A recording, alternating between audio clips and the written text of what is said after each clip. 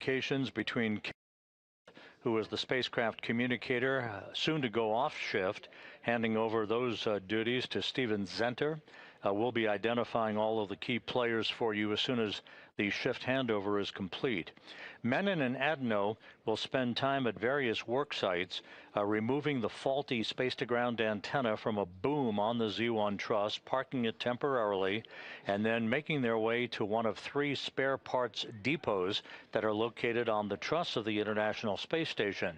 They will make their way to ESP number 3, that's on the Port 3 truss of the International Space Station, and they will remove a spare ESCANT, the only spare that is left on board the International Space Station, and maneuvering it to its installation on the Z1 truss to replace the faulty space-to-ground antenna. That, after a checkout by the ground control team here in Mission Control, will restore full redundancy to the space-to-ground communications capability for the International Space Station. Just as a bit of background, this is the 282nd spacewalk in support of ISS assembly, maintenance, and upgrades, the 5th to be conducted out of the International Space Station this year, the 2nd for Expedition 75. It was back on August 6th that Jessica Meir, that you see in the center of your screen, assisting Jack Hathaway in preparing Menon, who's on the right side of your screen, and Adenot, who's on the left side of your screen, in the equipment lock section of the 2-section Quest airlock. Helped to suit them up earlier this morning. The 2 astronauts who will be venturing outside conducted a pre-breathe of pure oxygen to remove any nitrogen from their bloodstreams and prevent any condition known as the bends from occurring when they would move out into the vacuum of space a short time from now. They also have conducted what is called in-suit light exercise periods, where they've moved their extremities back and forth, their arms and their legs, just to increase their metabolism and increase the ability to rid themselves of any impurities in their bloodstream. 05 for Anil's Medox swap out, looking for a go to start that at 11:05. And that's a good number, and we are ready. You have a go. We see 11:05, and we're go. The crew is running slightly ahead of schedule in their timeline of pre-spacewalk activities today. The countdown clock here in Mission Control is looking for a go for the depressurization of the crew lock section of the Quest airlock about 27 minutes from now. We'll keep tabs on that as the final preparations are underway. Just a few minutes from now, Menon, that you see on the right side of your screen, he will be EV number 1, extravehicular crew member number 1, wearing the suit bearing the red stripes. Adenot will be wearing the unmarked suit as EV2, or extravehicular crew member number 2. This is the 2nd spacewalk for Anil Menon. He joined Jessica Meir outside the station back on August 6th. For a spacewalk that was 6 hours and 27 minutes in duration. This will be the 1st spacewalk for Sophie Adenot. The International Space Station is currently flying 260 miles above the Earth in a trajectory from northwest to southeast across northern Africa in an orbit inclined 51.6 degrees to either side of the equator. Just to give you a little additional historic perspective on the space-to-ground antennas that we're dealing with today, the very first space-to-ground antenna that was installed on the International Space Station's Z1 truss was carried into orbit on the STS-92 mission in October of 2000 and installed by astronauts Leroy Chiao and Bill MacArthur. The spare ESCANT, or space-to-ground antenna, that is being installed today to replace the degraded antenna was delivered on the STS-127 mission and installed by astronauts Dave Wolf and Tom Marshburn on the 40th anniversary of Apollo 11's landing on the moon on July 20th, 2009. The antenna that is being replaced, that began to deteriorate in its swiveling or gimbling capability last November. The faulty antenna that's being replaced today was initially installed on the STS-132 mission in May of 2010 by astronauts Garrett Reisman and Steve Bowen.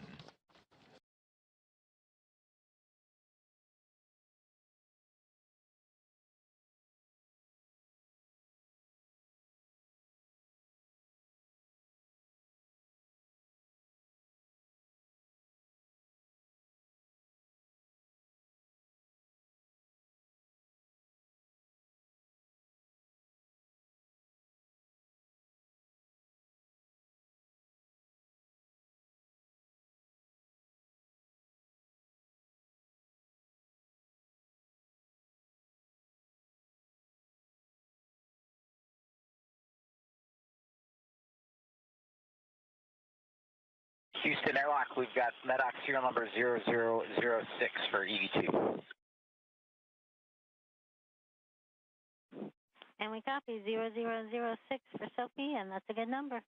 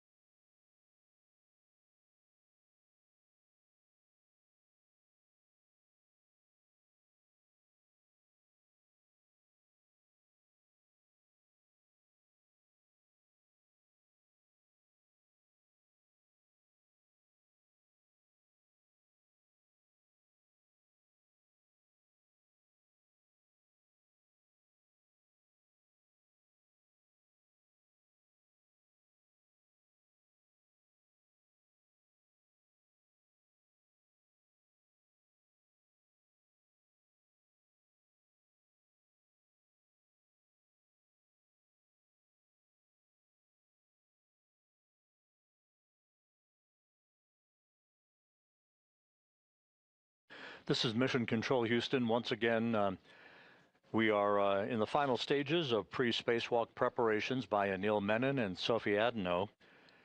They will be exiting the Quest airlock to begin the 282nd spacewalk in support of space station assembly, maintenance, and upgrades. We're running some minutes ahead of schedule. A little bit difficult to predict until we get to the point where they begin the depressurization of the Quest airlock. Houston Airlock, I'm going to hold up one of the O-rings of MEDOC canister 0006. We see some black smudges on it. We're just curious if you want us to wipe that, if that's nominal, or you want us to wipe that with a lint-free wipe, or how to handle it. And stand by. We are in a KU transition, so about 20 more seconds and we'll be able to see it.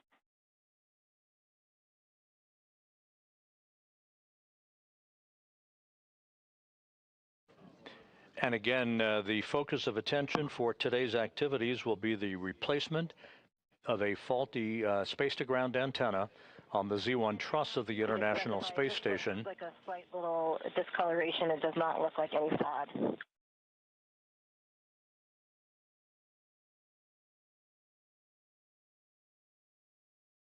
Okay, we copy. Stand by.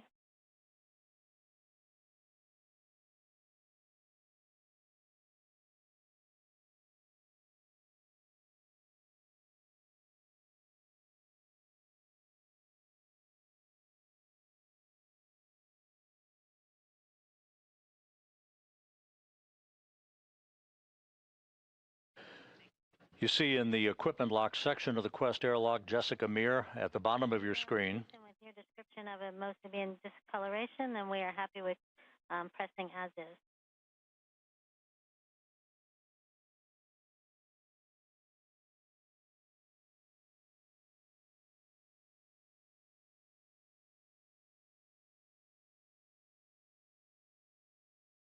Copy. Jessica Meir and Jack Hathaway are assisting Anil Menon and Sophie Adenot in their pre-spacewalk preparations. A short time from now, they will mount devices called SAFERs. Those are simplified aid for EVA rescue backpacks on each of the crew members.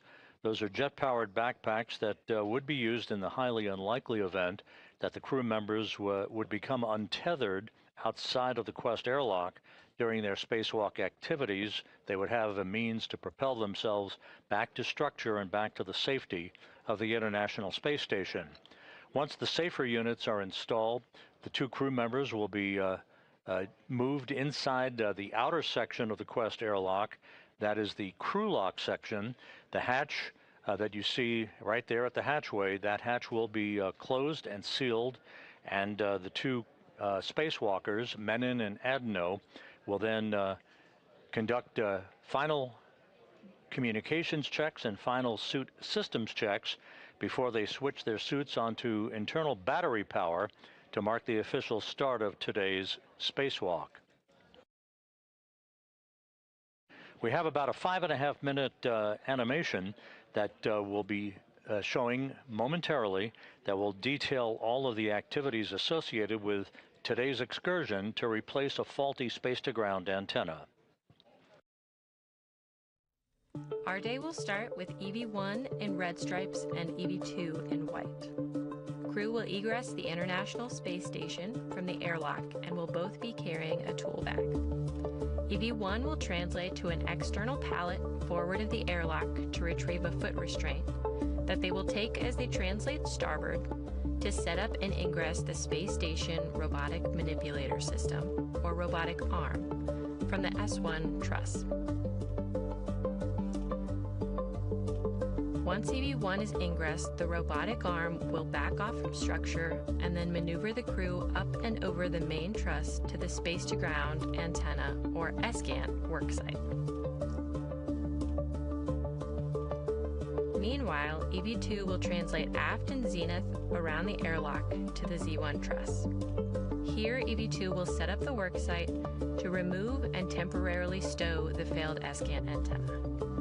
Next, they will translate up the antenna boom to prepare the SGAN for removal. Shortly after, EV1 will be arriving on the robotic arm. The two crew will work together to install locks over the antenna's gimbals to restrain it from motion during handling.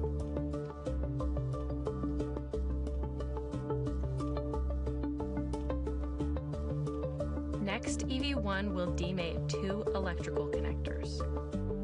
The crew will then work together to release 4 bolts holding the antenna to the boom. EV1 will remove the SGANT from the boom back away from the worksite. EV2 will translate down the boom to the temp stow location.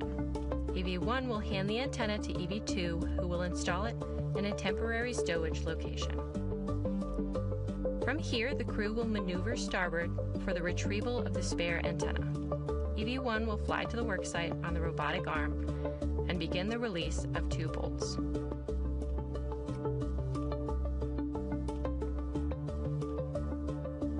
EV2 will translate along the truss to this worksite and assist EV1 with release.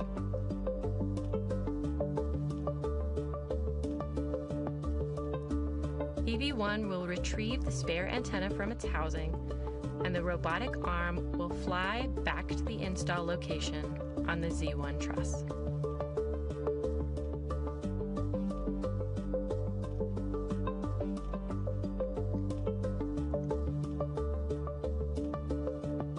EV2 will translate back along the truss the same way they came, passing by the airlock on the way. Both at the worksite, the crew will work together to get the antenna seated and installed on the boom.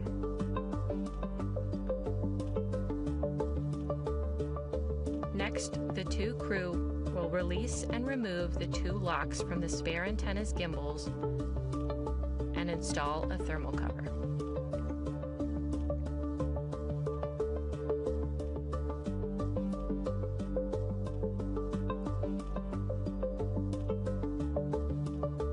EV2 will retrieve the failed antenna from its temporary stowage location and pass it off to EV1. EV1 will carry the failed antenna outboard to its long-term stowage location.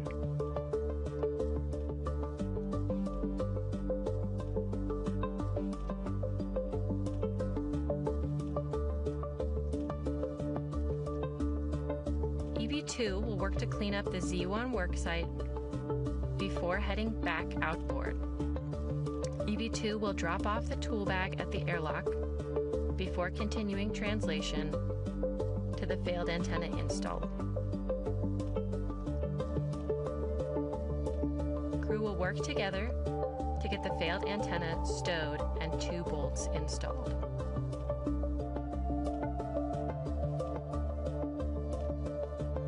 Once the failed antenna is stowed, EV1 will maneuver to the same location they ingress the robotic arm from. EV2 will begin translation back to the airlock and prepare for crew ingress. EV1 will egress the robotic arm and remove the foot restraint, which they will be stowing on an equipment platform nearby.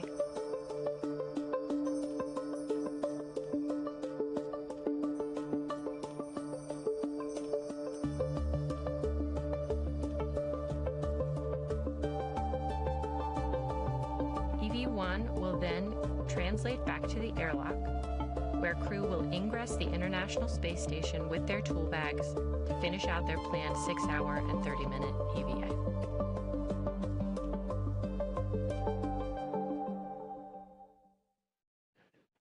And that was a look at today's activities for Anil Menon and Sophie Adenot, the NASA astronaut and the European Space Agency astronaut who will be venturing outside of the Quest airlock a short time from now to begin the 282nd spacewalk in support of space station assembly maintenance and upgrades. A shift handover has been completed here in the flight control room in Mission Control. At the bottom of your screen, you have Flight Director Chris Dobbins, who is the flight director for today's spacewalk. To his left is Chloe Mering, the flight director who will preside over the next spacewalk on August 25th that will see crew members go outside the Quest airlock for the 3rd time this month to conduct a variety of different tasks in reconfiguring systems and electronics on the outside of the station. But today's focus of attention is the replacement of this faulty space-to-ground antenna that was first delivered to the station on the STS-127 mission in 2009.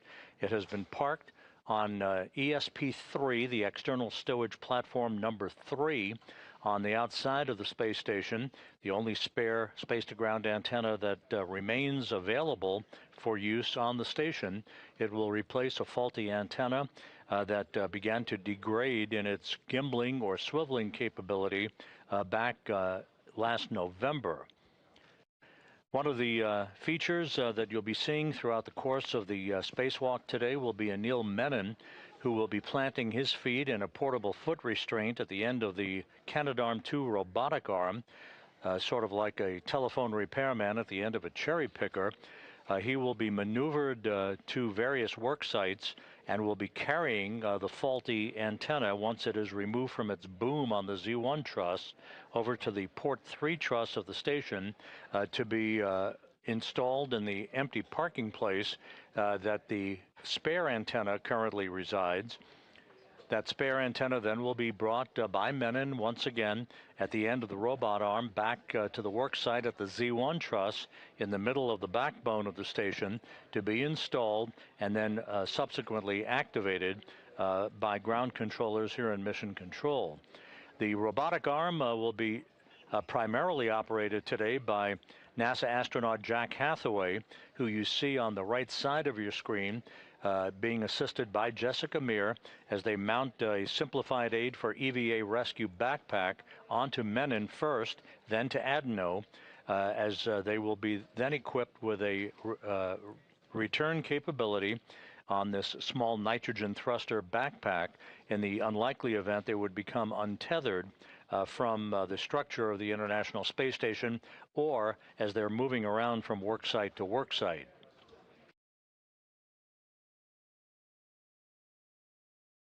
Earlier today, the crew was breathing pure oxygen to cleanse the nitrogen out of their bloodstreams, preventing any event of decompression sickness from occurring once they step out into the vacuum of space.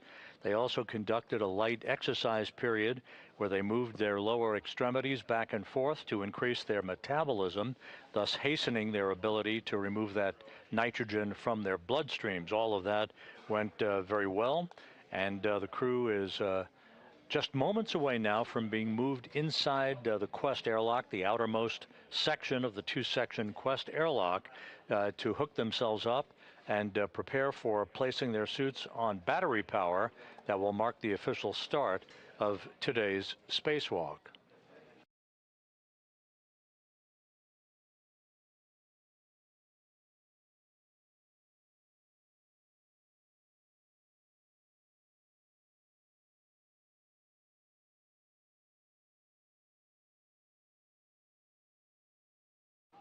Here in Mission Control, you'll be hearing the voice for a while of Steven Zenter. He is the spacecraft communicator who will be, he is seated to the right of Flight Director Chris Dobbins. Zenter will be talking to the crew up until the time that the final preparations will be undertaken prior to the suits being placed on battery power. The spacewalk choreographer, if you will, or the IV, the astronaut who will be on console talking directly to the crew during the EVA itself, is veteran astronaut Ann McClain. She is not in the field of view at the moment. She'll be on console momentarily. She is in the room, and she'll be the voice you'll be hearing as she runs through the step-by-step procedures with Menon and Adenot while they're conducting their work outside in the void of space.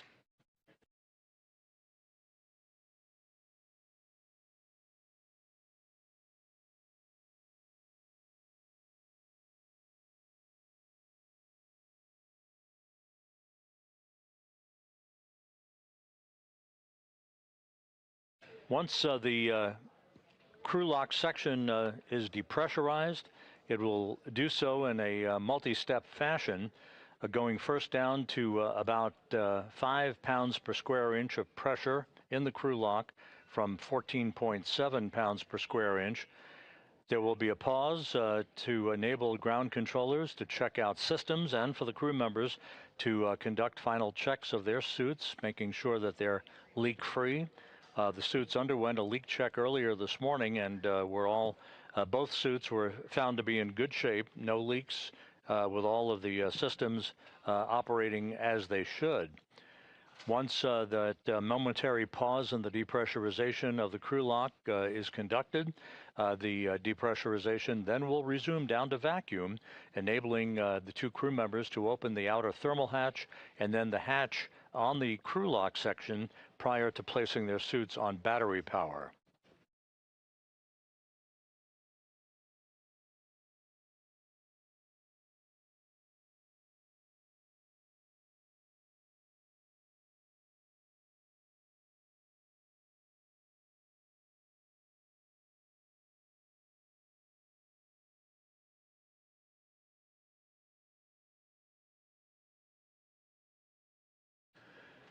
Here in Mission Control, the clock on the wall calling for a go for depressurization just under 10 minutes from now. We'll continue to track that time. Once the depressurization begins, which is implied to start at about 6:36 a.m. Central Time, it will be about 30 minutes or so before we actually begin the spacewalk that is marked officially by the suits being placed on battery power. That puts us about 25 or so minutes ahead of the timeline, but we'll continue to track the official start time for you as we get a bit closer.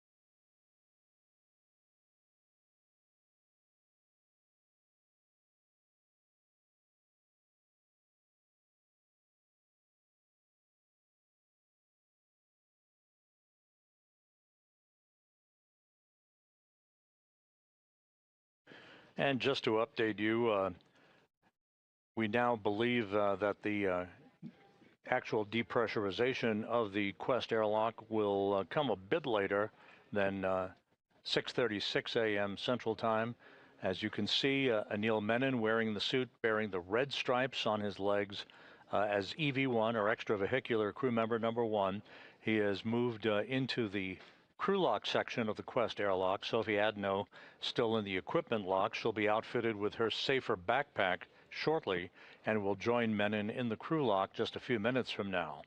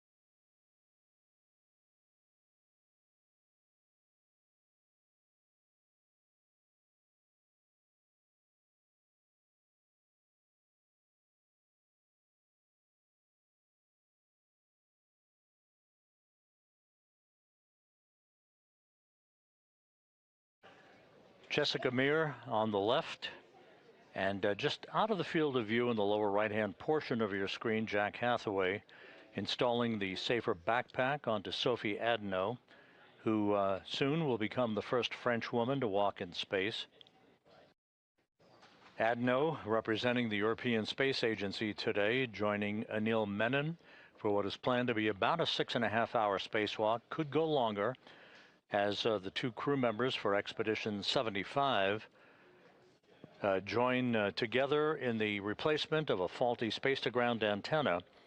There are two such antennas that reside side by side on the Z1 truss in the middle of the truss section of the International Space Station. SGANT number 2, or space-to-ground antenna number 2, is the antenna that developed a gimbling or auto-tracking problem last November. These dishes, if you will, track the NASA Tracking and Data Relay Satellite System, lock on, and provide high data rate telemetry, video, and voice capability to ground controllers throughout the world. Since the problem with SGANT number 2 cropped up last November, the ground control team switched over to the use of SGANT number 1, and that has been functioning just fine. But in order to restore full redundancy to the system, we are replacing SGANT number 2 with a spare that resides on external stowage platform number 3, one of 3 such spare parts platforms on the outside of the space station. ESP3 is located on the P3, or Port 3 truss of the International Outpost. Once the two crew members exit the Quest airlock, they will check their tools and tethers and make their way over to that work site to begin setting up for the removal of first at the Z1 truss. They'll set up for the removal of the faulty antenna that will be parked along a handrail, and then we'll move to the P3 truss to get the spare antenna and maneuver it back to the Z1 truss for its installation on the boom and the hookup of cables and connections. You'll be hearing a lot today about bolts. The pistol grip tool, the space-age power tool that is used to unbolt and bolt a variety of bolts and connectors on equipment outside of the International Space Station. You'll be hearing a lot about gimbal lock bolts, bolts to release the failed space-to-ground antenna from its boom, bolts to release the spare from ESP number 3, and to work the process in reverse with the installation of the new antenna and the parking of the faulty antenna on ESP3, where ultimately it may be returned to Earth for upgrades and repairs.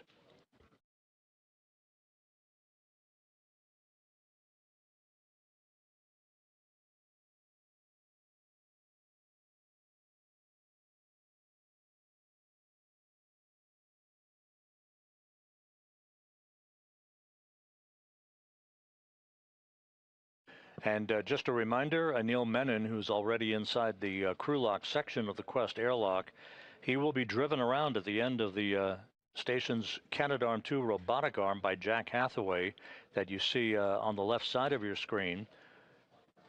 Hathaway will be the prime robotics operator once Menon has gone outside and planted his feet in a portable foot restraint that will be attached at the end of the Canadarm2. It will be Menon who will haul the failed antenna over to a temporary parking place and eventually over to ESP3, and he will take the spare antenna and move it to its installation point on the Z1 truss.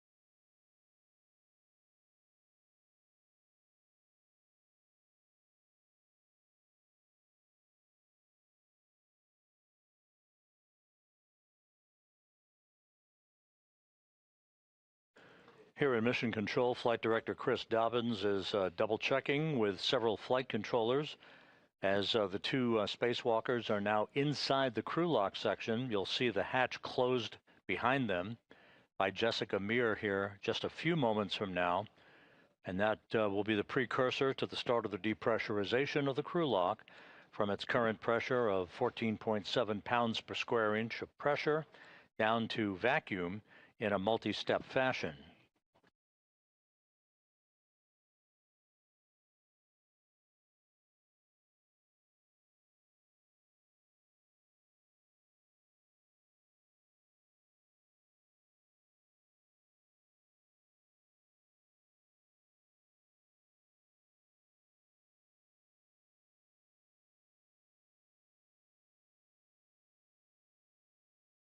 The flight control team are reporting back to Chris Dobbins that everything is in order. No issues being worked whatsoever, either with suits or systems. And so we're just standing by for the final few procedures to make sure that the two spacewalkers are comfortable inside the crew lock section and in the right orientation for when the hatch is closed behind them.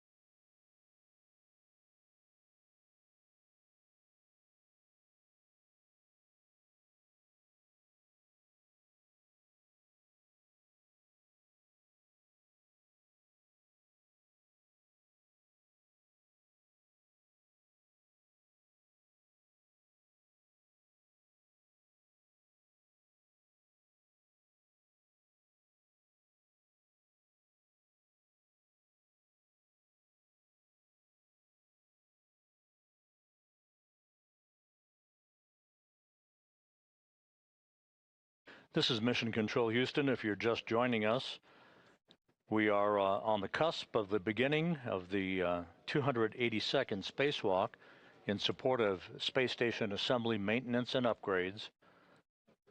You can see in this view in the Quest airlock, in the foreground is Jessica Meir. Jack Hathaway is right at the hatchway, the dividing line between the equipment lock section and the crew lock section.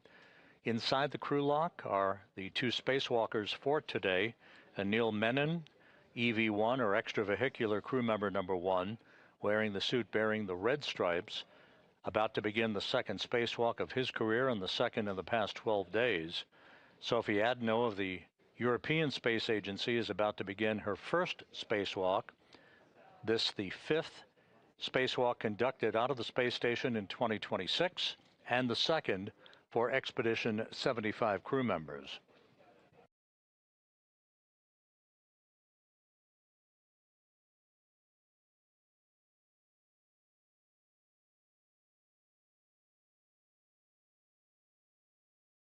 And for those of you who are just joining us, we mentioned this earlier, but it bears repeating.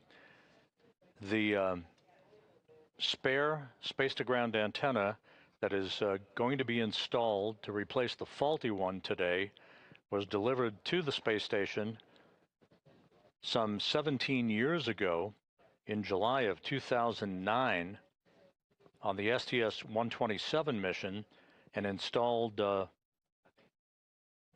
on a spare parts platform called ESP number 3, external stowage platform number 3, by Dave Wolf and Tom Marshburn.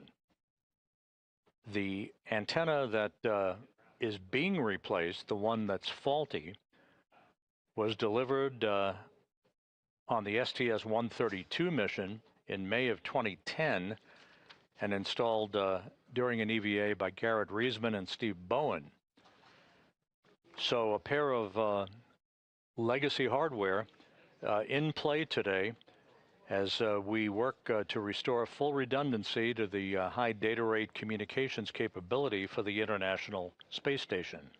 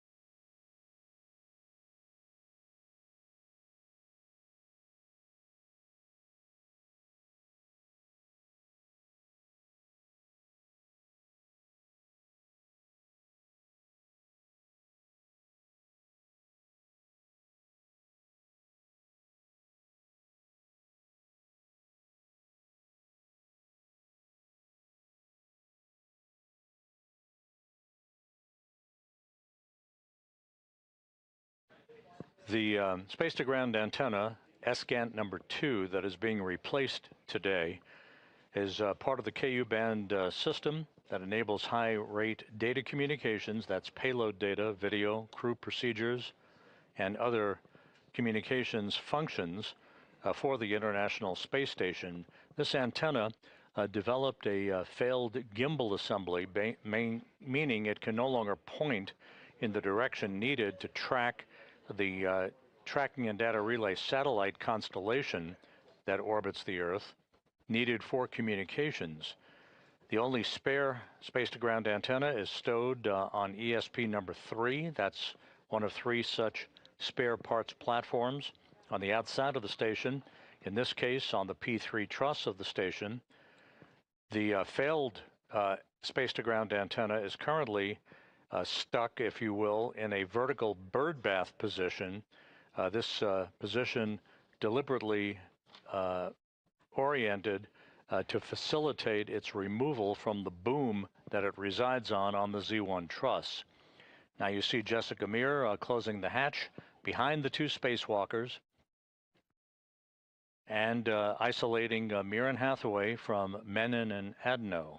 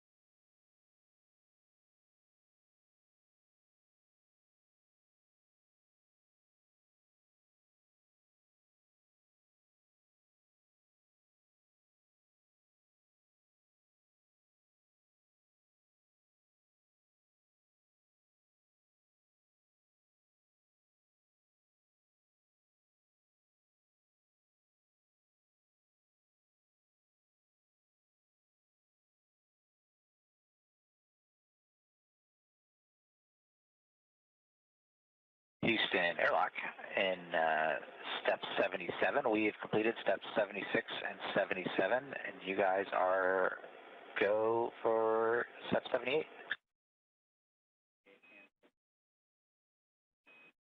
We copy, Jack. Step 78 and 79 are in work.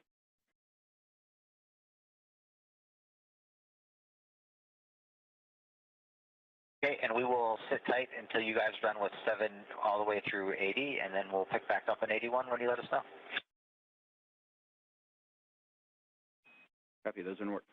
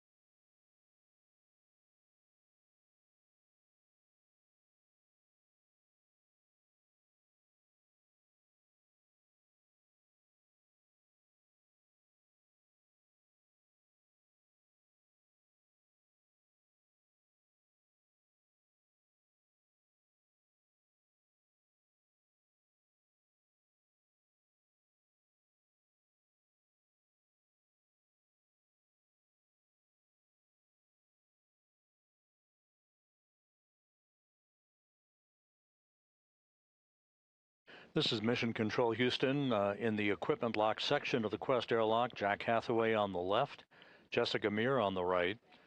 They have moved the two spacewalkers for today, Anil Menon and Sophie Adenot, into the crew lock section that's behind the hatchway that you see there, as we stand by for the start of the depressurization of the crew lock that will lead to the opening of the hatch and the two spacewalkers placing their suits on battery power to mark the official start of today's excursion, the 282nd in support of space station assembly, maintenance, and upgrades. Airlock Houston, Space to Ground 1 for EV crew. You are now hot mic on Space to Ground 1. And Jack, you are go to proceed, picking up with step 81. One copy. Two copies.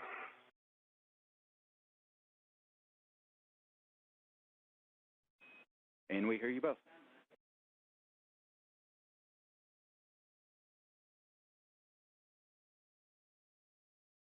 And airlock, we copy that we are proceeding in step 81. All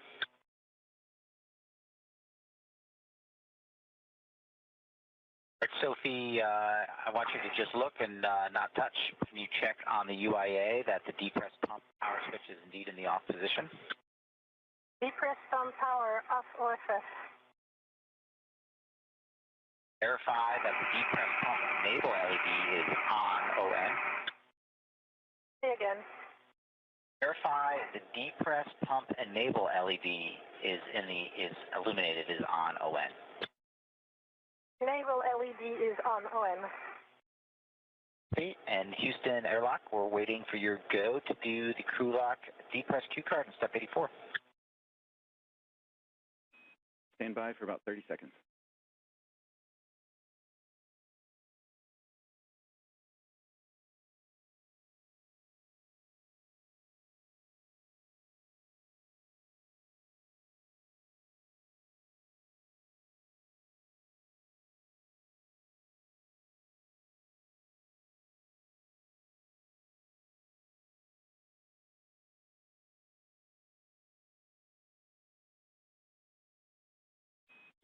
Thanks for your patience, Jack. With that, we are go to step into the crew lock, depress, repress crew card. Copy, we're go in step 84 to start the Q card.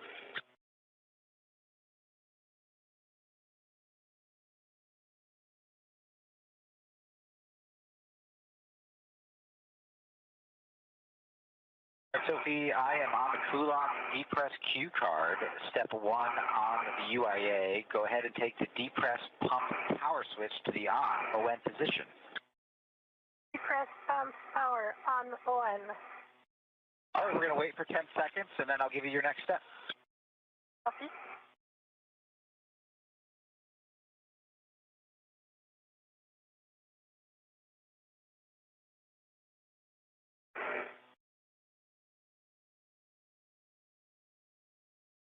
It's been 10 seconds. You can take the depress pump manual isolation valve to open, and you can expect an alert tone. Copy.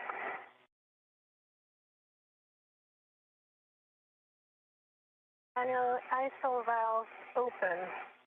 Copy, it's open. You guys can monitor your suit P gauge and make sure it stays below 5.5.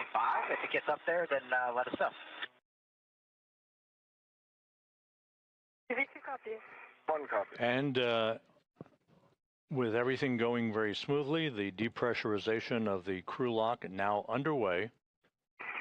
This will be done in a two-step fashion, first down to 5 pounds per square inch of pressure, and then finally down to vacuum. That will enable the two crew members to open the outer thermal cover and the hatch to the crew lock before placing their suits on battery power. So if I turned on my lights just for... Yeah, I'm doing the same. This is my box. Thanks.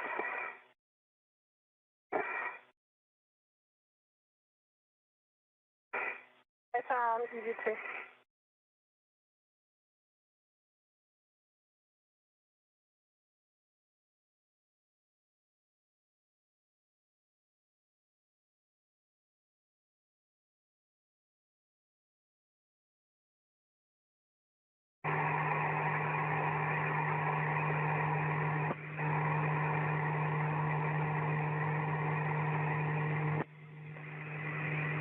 With the start of the depressurization of the crew lock underway, we are estimating a start time almost right on the pre-published time of about 7:35 a.m. Central Time, 8:35 a.m. Eastern Time. We'll continue to track that start time for you as we get a bit closer.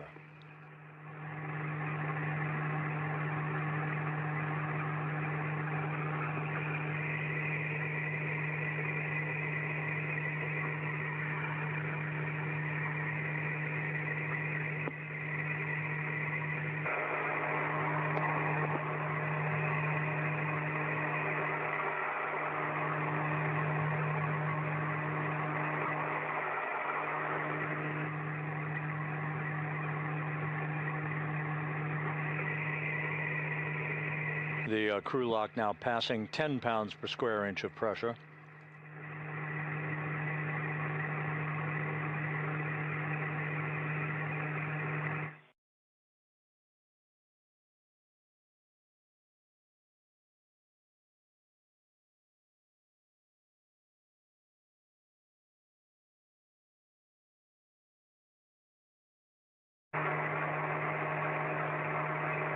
We're passing 10 psi on our way down to 5. 1 copy. 2 copies.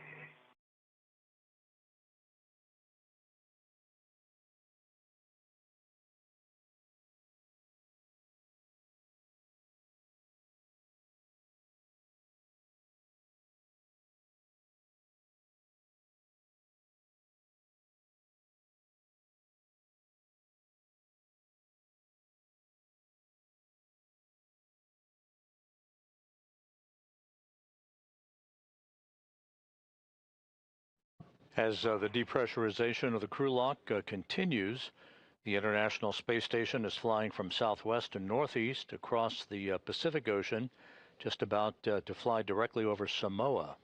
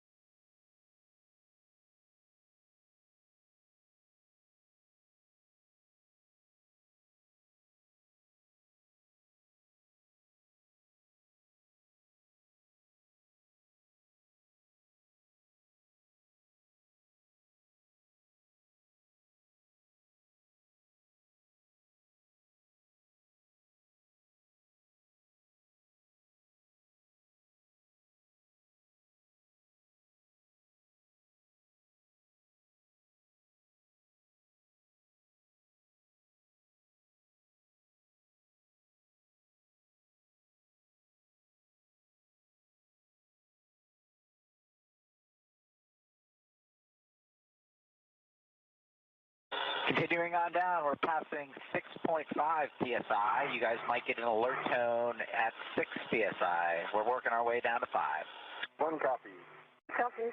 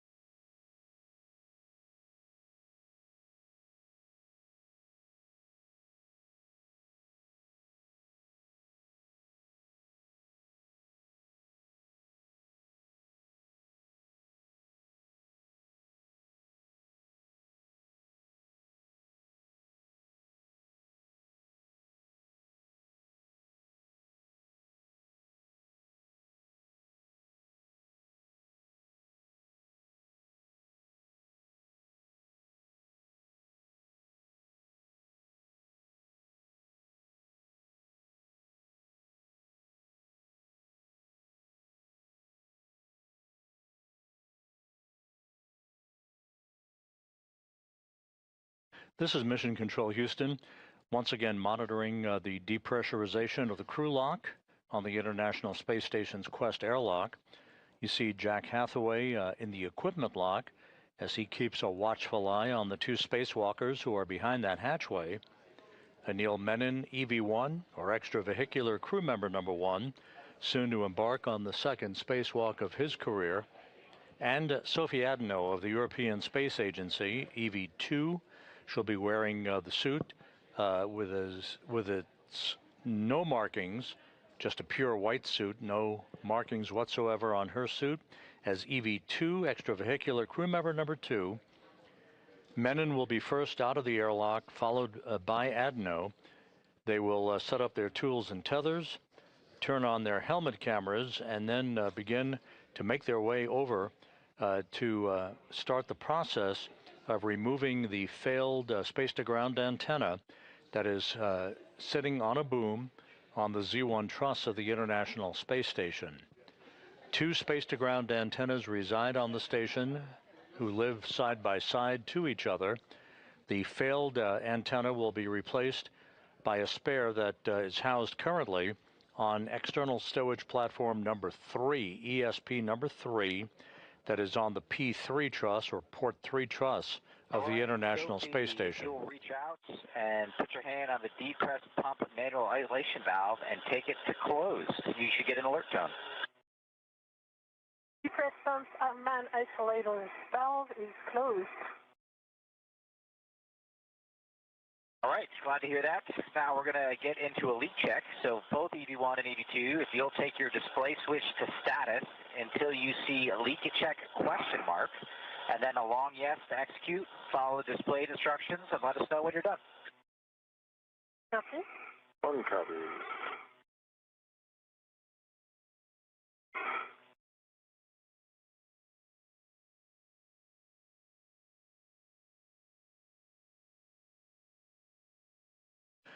And with the depressurization of the crew lock paused momentarily at 5 pounds per square inch per the procedures, a look at the key players for today's spacewalk.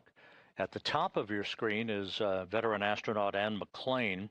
She will be the intravehicular crew member, or IV crew member, who will be talking to the 2 spacewalkers, guiding them through their procedures as they replace the failed space-to-ground antenna outside of the station today. Seated to her left is spacecraft communicator Steven Zenter. He'll be talking directly to the other crew members inside the space station. Flight Director Chris Dobbins is in the light-colored shirt on console. He is presiding over today's spacewalk, joined to his left by Flight Director Chloe Mering, who will be the flight director on August 25th, in charge of what is known as the triple jump spacewalk, which will see a variety of tasks to reconfigure systems on the outside of the station. Action alert. Happy good leak check for 2. And let me know when you're both in O2 actuator EVA. Copy. 1's an EVA. Copy EV1 and EVA.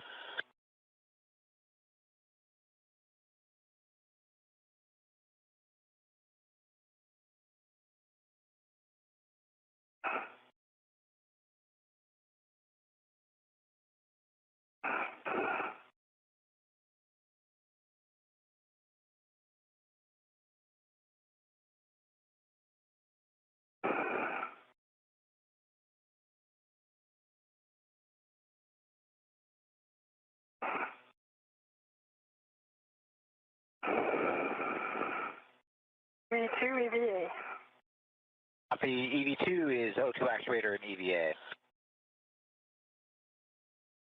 All right, next step, we're going to continue the depress. EV2, take the depress pump manual isolation valve to open. You can expect an alert tone. Depress pump man ISO valve open. Copy. The man isolation valve is open. I'm taking the emergency MPEP out here to the open position as well. And if both EV1 and EV2, monitor your suit P gauge. Make sure it stays below 5.5, and if it gets up there, let us know. 1 copy. 2 copies.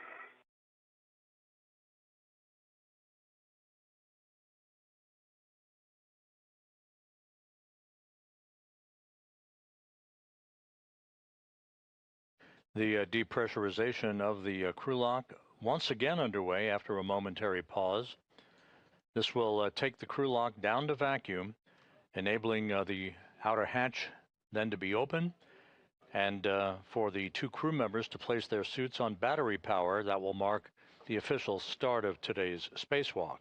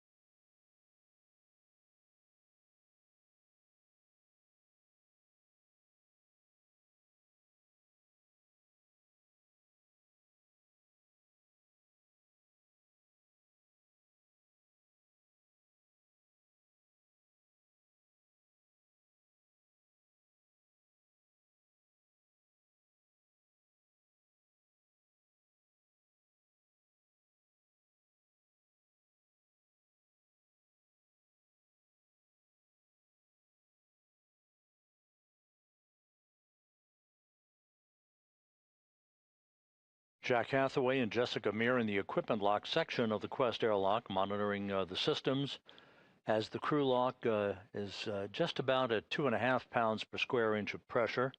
Once again, moving steadily towards vacuum.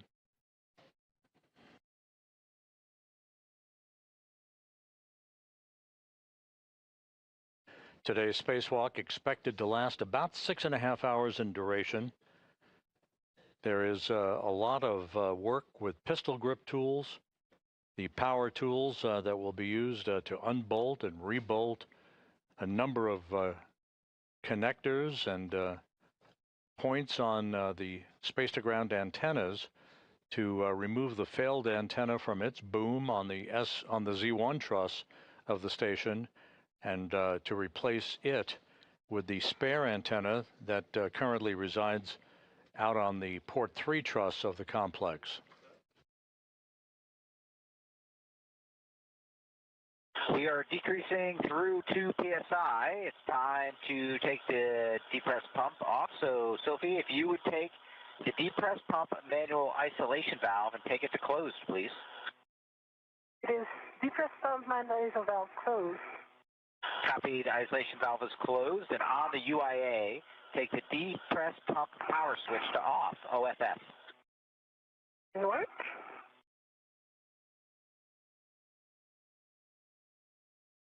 Depress power off OFF. Copy off OFF. You guys are awesome. You're going to crush it out there, and we will be here waiting for you in a couple hours to bring you back inside. And with that, Houston, and you got them. Jack and Jessica, nice job getting the crew ready. Anil and Sophie, it's game day. We are on step 11, and we're ready for your initial tether config. Good to hear your voice and ready to do some work. Thanks, Jack and Jessica, and here goes the tether config. I'll start with mine, but on the left side, I have a D-ring extender that's connected to a waist tether. The small hook is closed lock, black on black, and the large hook is connected to that D-ring extender, so it forms a loop, and that large hook is unlocked. On my right side, I've also got a D-ring extender. The small hook is closed lock, black on black, and the large hook is on my NWF unlocked. And then on the right side, the red hook goes direct. My D-ring, closed lock, black on black, and that goes to the red reel unlocked. And on the red reel is the green hook, closed lock, black on black, and the yellow hook goes to the green reel. It is closed lock, black on black. Green reel is unlocked, and the anchor hook is on my MWF. I've also got Sophie's anchor hook on my red reel, closed lock, black on black, and I'm going to hand it over to Sophie to start her tethers and connect them up where I left off. Copy, Anil. Thank you very much. So I'll start with my left. I have a D-rig extender on which there is a small hook of the waist tether, gate closed, locked, hooked black on black. The big hook of this waist tether is gate closed, locked, black on black, and goes to the airlock waist tether. Big hook, which is gate closed, locked, black on black. The small hook of this airlock waist tether is gate closed, locked, black on black on the airlock D-ring extender. So for me, that's a good load pass to the airlock. Then I'm going to switch to my right side. On my right D-rig extender, I have a waist tether. Small hook is gate closed, locked, black on black. And the large hook is on my mini workstation. On this right D-rig extender, I also have a red hook from my red reel. This one is gate closed, locked, black on black. My red reel is unlocked, on which there is a green hook, also gate closed, locked, black on black. The yellow hook goes to the green reel. Yellow hook is gate closed, locked, black on black. The green reel is unlocked, and I think Anil verbalized already that Anchor hook. the anchor hook is gate closed, locked, black on black, which I double check here on his tethers. So for me, that's a good config. Okay, Houston is tracking a good initial tether configuration. So when the crew lock DPDT is at 0, you will expect an alert tone. Okay. That long list of procedural checks by Anil Menon and Sophie Adenot. And Anil and Sophie, it's going to be about 10 minutes to get down to that number.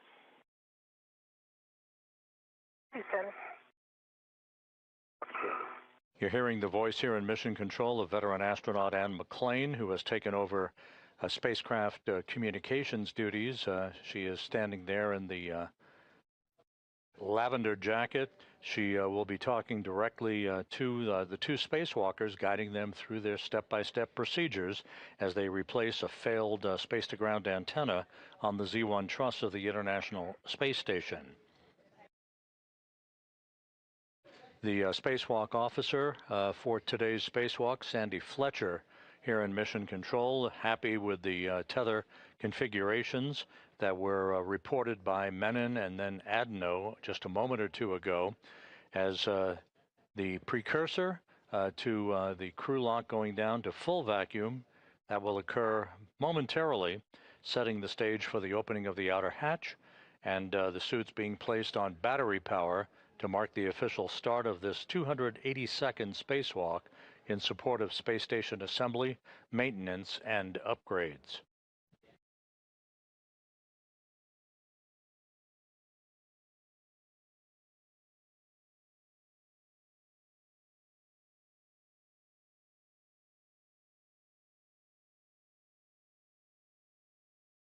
The International Space Station is flying 260 miles over Nevada, moving from southwest to northeast in an orbit inclined 51.6 degrees to either side of the equator.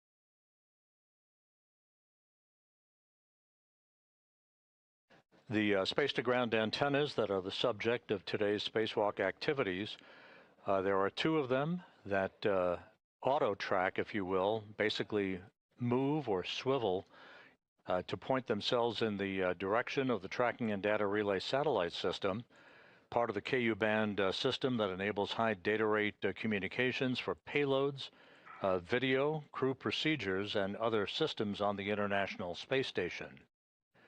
The failed antenna, first identified with degraded performance last November. Sophie, the depress is looking good. We're just under 1 psi, and reports from the EVA group is that was one of the clearest tether configs that they have ever heard. Off to a good start, Ann. Thank you. Thank you. And McLean reporting a good report card for the two spacewalkers on their tether configurations before they venture outside of the crew lock into the void of space. The failed space-to-ground antenna, which first exhibited degradation in its performance back in November, has a failed gimbal assembly, meaning it can no longer point in the direction of the TDRS constellation that's needed for proper communications. So the spare space-to-ground antenna, which is on external stowage platform number 3, out on the port 3 truss of the station, will be brought into play today, first delivered to the station on the STS-127 mission back in 2009.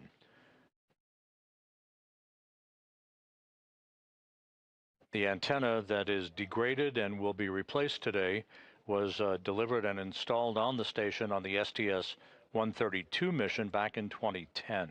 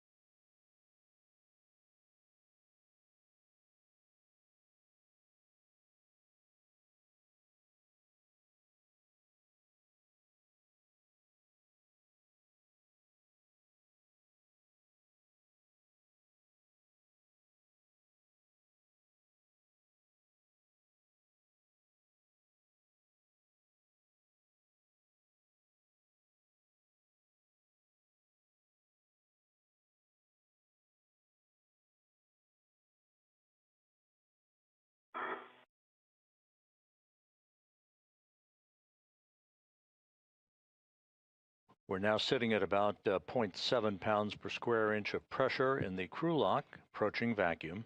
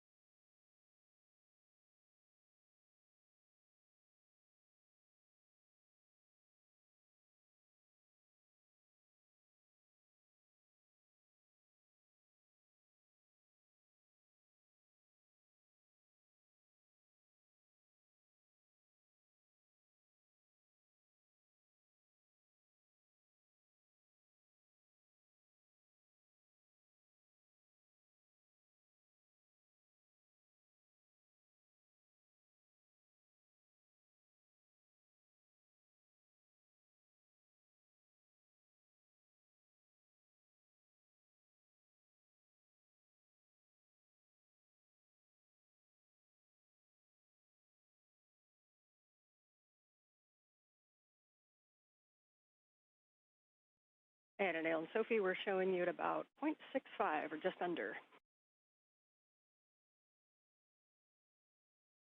You copy. You copy.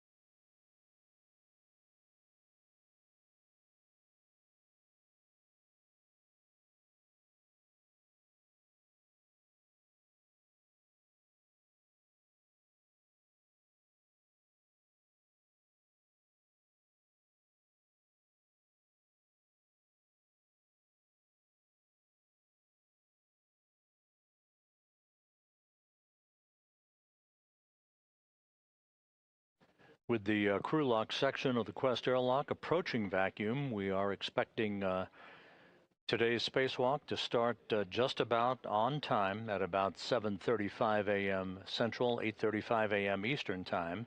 And again, we'll keep you posted. The official start time to be marked when Menon and Adenot place their suits on battery power. Menon soon to begin the second spacewalk of his career, Adenot her first.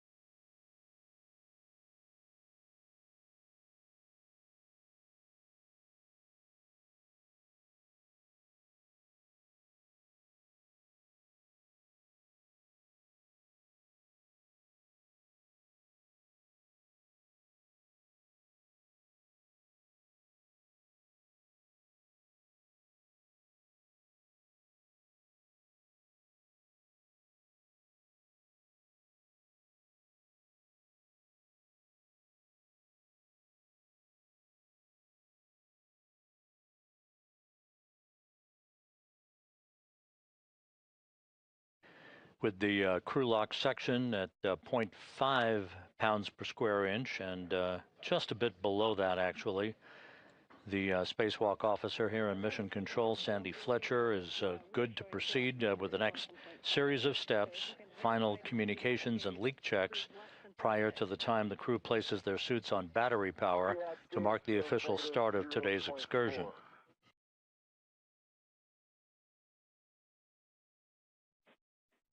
Well, that will work for us. You are go to open the hatch and stow it and ensure the emergency MPEV is closed. Happy go, EV1.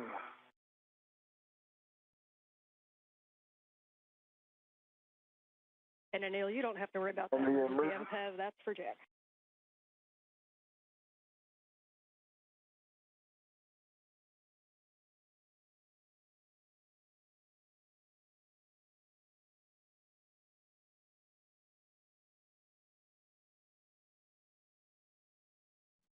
The hatch to the crew lock is now open.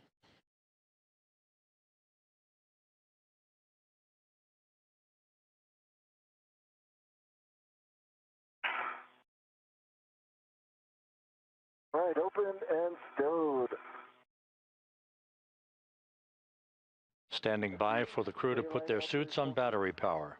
I put down my visor. Copy, visor down, EV2.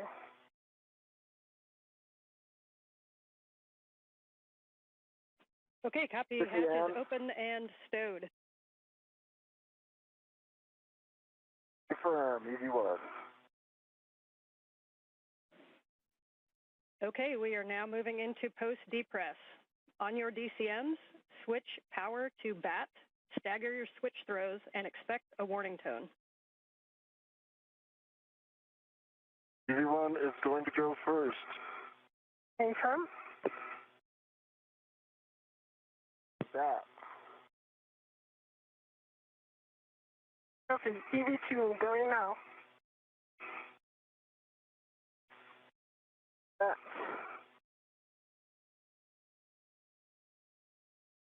Expected CPI.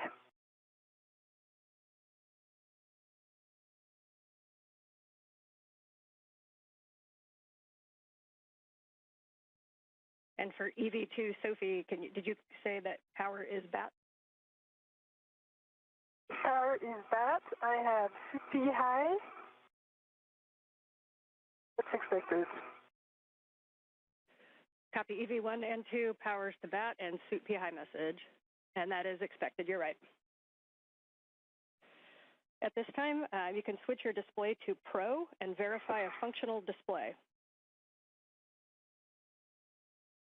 EV1 sees functional display. EV2 functional display. Copy, step 3. On the UIA, EV2, Sophie, switch power EV1 and 2 to off, OFF. And check that the LEDs all 4 go off. Copy. In work. EV1 power off, OFF. And 2 LEDs off. EV2 power OFF and 2 LED off. Copy. Step 4, for both crew, you can remove your SCU from your DCM. You'll install your DCM cover and stow the SCU in the pouch with your pouch Velcro closed.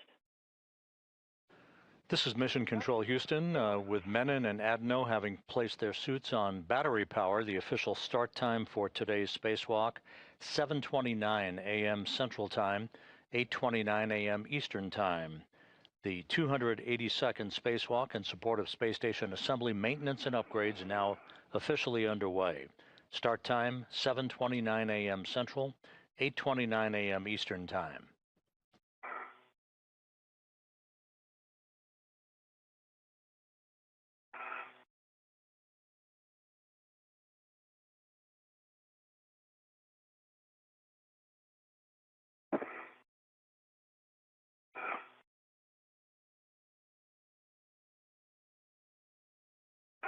And 1 is stowed.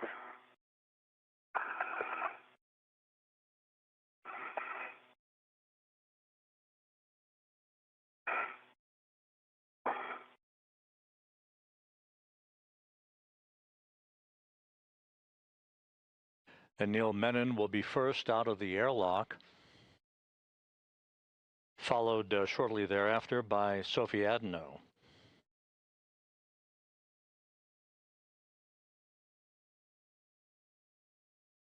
Crew is towed.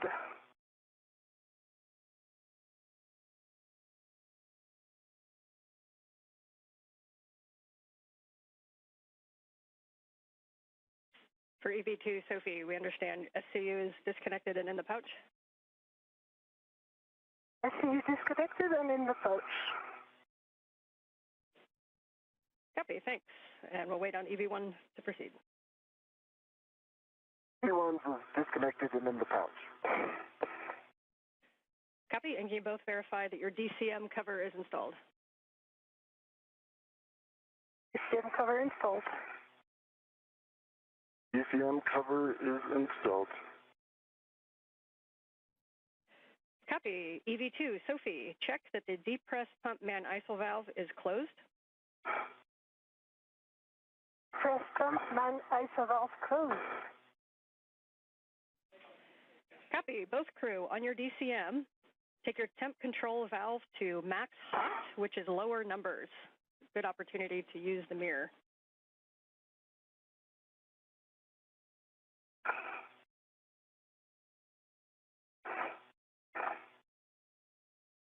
What is max hot?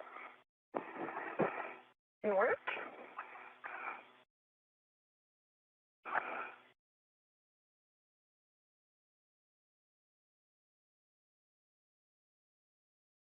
Do max hot.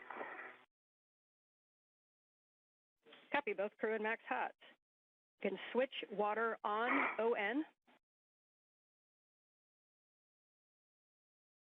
On, water on. Water on, ON. Copy. Both crew, water on. Check your DCM is blank and your bite is off. EV1, DCM blank, bite off. EV2, DCM blank, bite off. Copy. This time you can set your temperature control valve as desired. Please report those settings, and a reminder throughout the EVA to let us know if you make TCV changes, and best practice is not to do large changes over 2. 2 copies. 2 copies, TCV 5. TCV 6 on 1.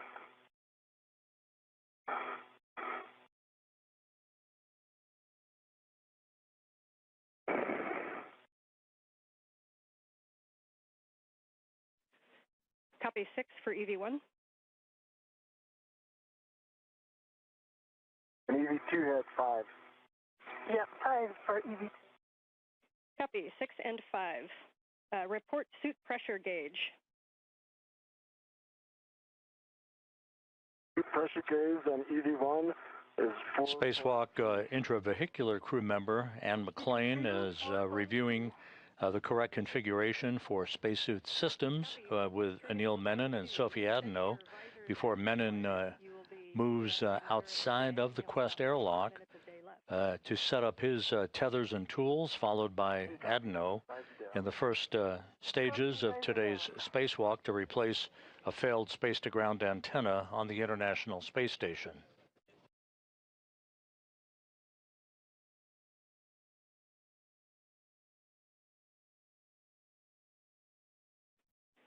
And standby 1 while we check suit data.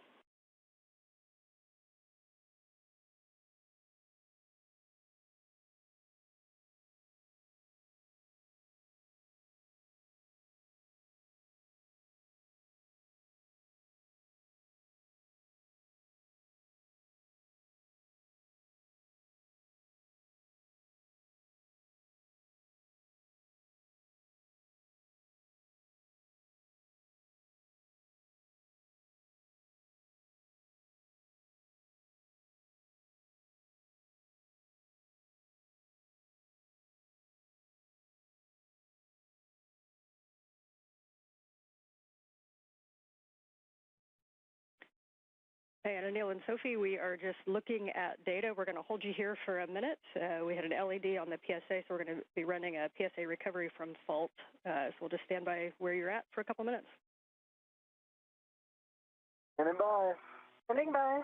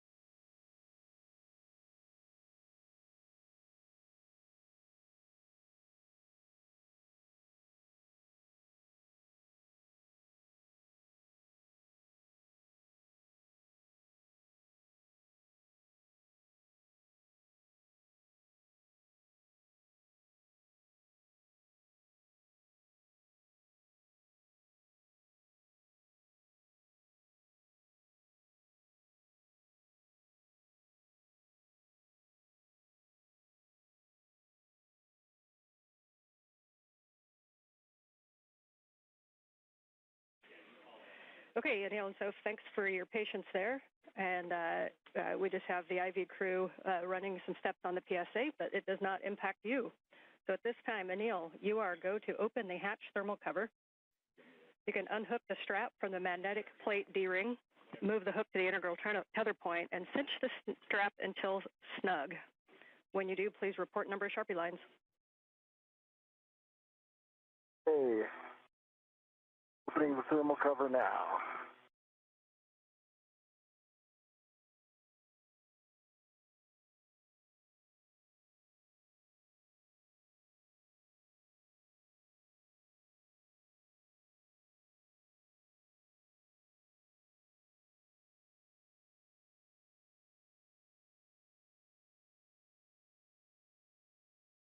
One's got thermal cover open, 6 Sharpie lines. Copy. It is open, and you got 6 Sharpie lines. You are go to egress the airlock, and your first step is to attach your anchor hook, EV1 anchor hook, to the forward airlock D-ring.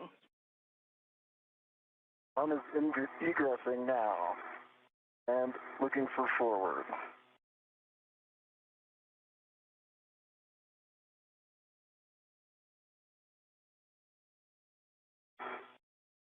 Okay, your tethers are looking good from here and all good.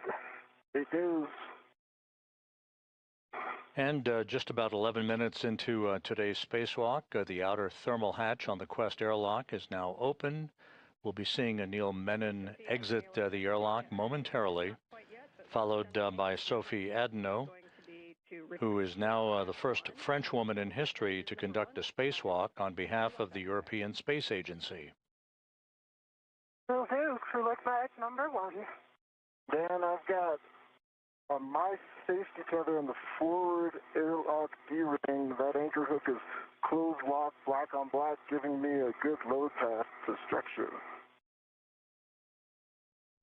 Copy and concur. You can now attach the EV2 anchor hook to the aft airlock D-ring. The space station is currently flying over northwest Africa, moving from northwest to southeast.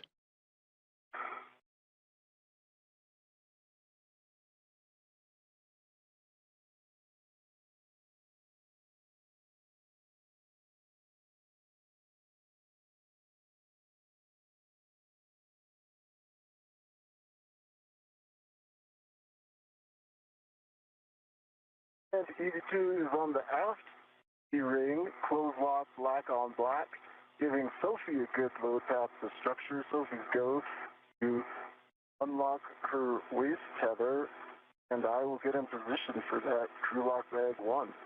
Okay, I am ready to pass the crew lock bag 1. I double check it's number 1. I will wait a minute before, I'll pass the bag first before and I exit before I release my airlock, since I have to. Sounds great, Sophie. I'm going to get my BOT ready. I'll tell you when I'm in a good position. Copy all. And we concur with all your words. Great teamwork. And Anil, eventually you'll go on the forward side. And then, Sophie, as you release the crew lock bag to him, please just let us know if you are leaving the large small in the airlock or if you're taking the large small with the crew lock bag. So the plan is to leave the large small in the airlock, and the small that is currently attached, once Anil will be ready to the bag, then I will put it back on the UIA tether point. Hey, Sophie, I'm reaching for the bag. I see you. I see you have control of the bag.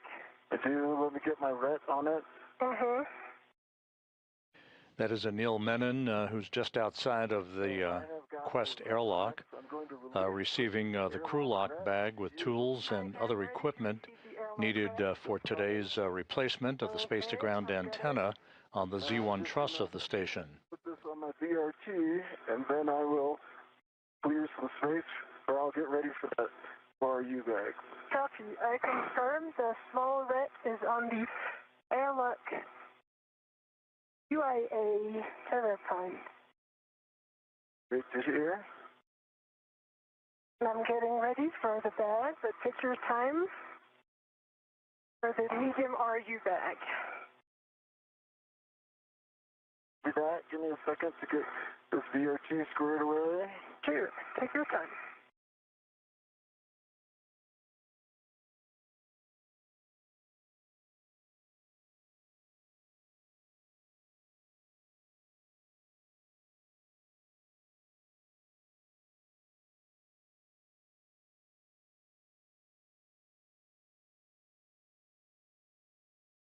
Okay, my BRT is back and away, and I have a ret ready for the medium RU bag. Copy. I'm ready to pass the medium RU bag. Sure, it's clear on my tether. See it? You see it? I have control. Copy.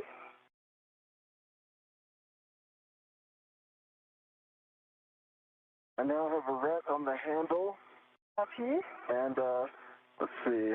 Let's see the airlock ret. I'm going to shake it. It's right here, right? Yes, I confirm. Okay. It's coming off. I'll tell you when it's released. I am ready.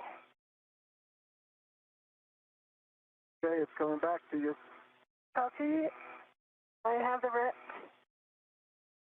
You have the ret. Okay, I'm clearing some space.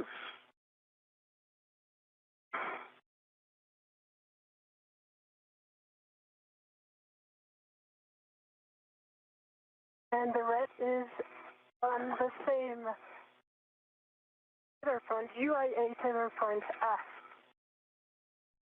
Okay. Copy and good config.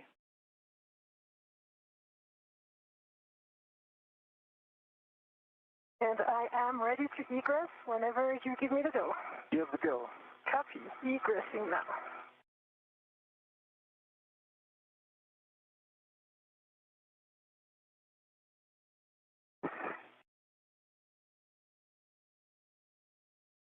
I see you coming out.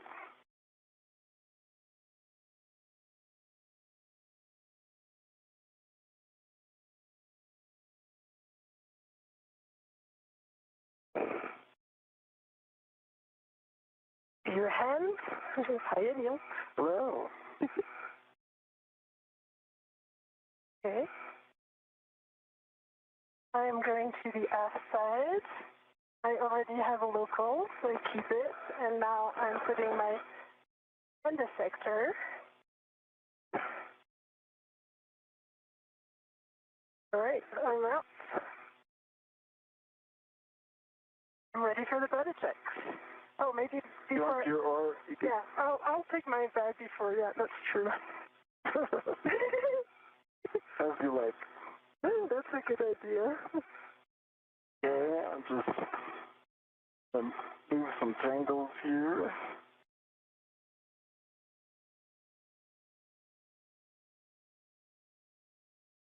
Okay. There's an ORU bag when you're ready. Yep, and work for on my VRT. Good time. Nice egress. We can see both of you on the camera, and you guys are looking great.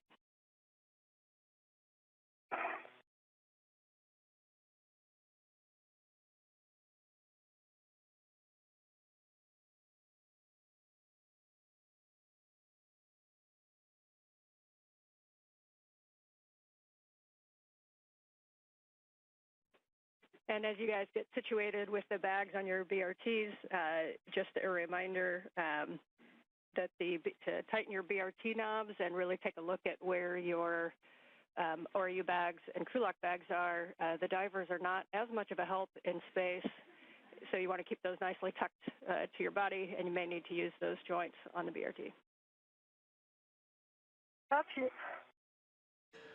Ann McLean, the spacecraft communicator here in Mission Control, jokingly indicating the word divers, a reference to those engineers who assist astronauts in their training in the neutral buoyancy laboratory here at the Johnson Space Center in spacewalk practices.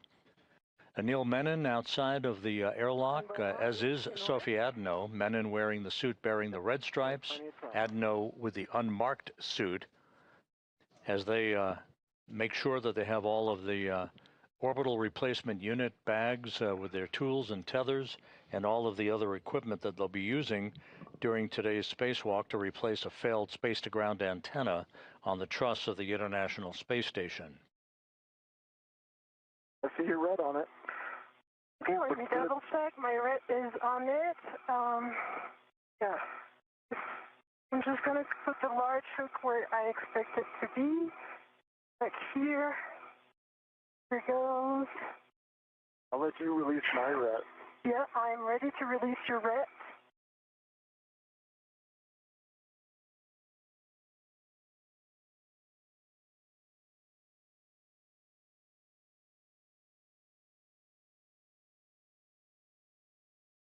The red is released. I see it. Let me just put it on my NWS and I'll be ready for the buddy checks. Okay. And I think I'll readjust my ERT a little bit too.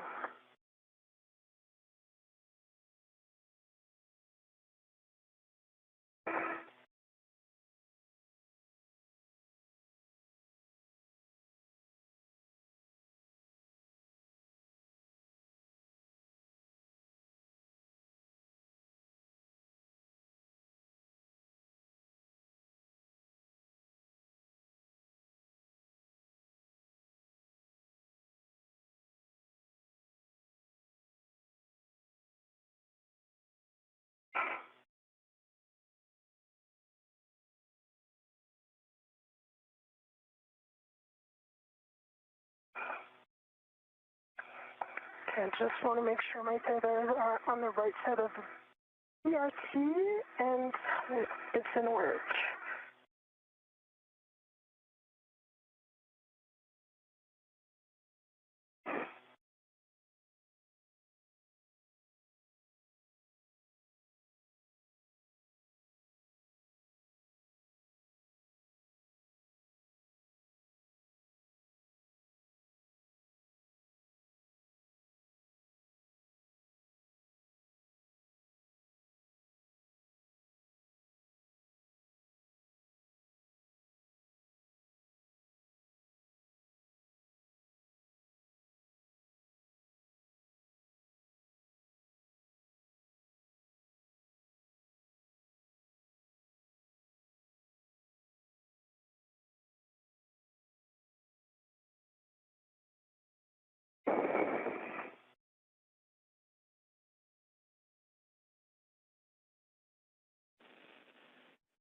And as you complete the medium ORU bag stowage, Anil, your step after this is going to be to close the thermal cover. No rush on that, but if you'd like to start getting into position. And after that, we'll be doing buddy checks.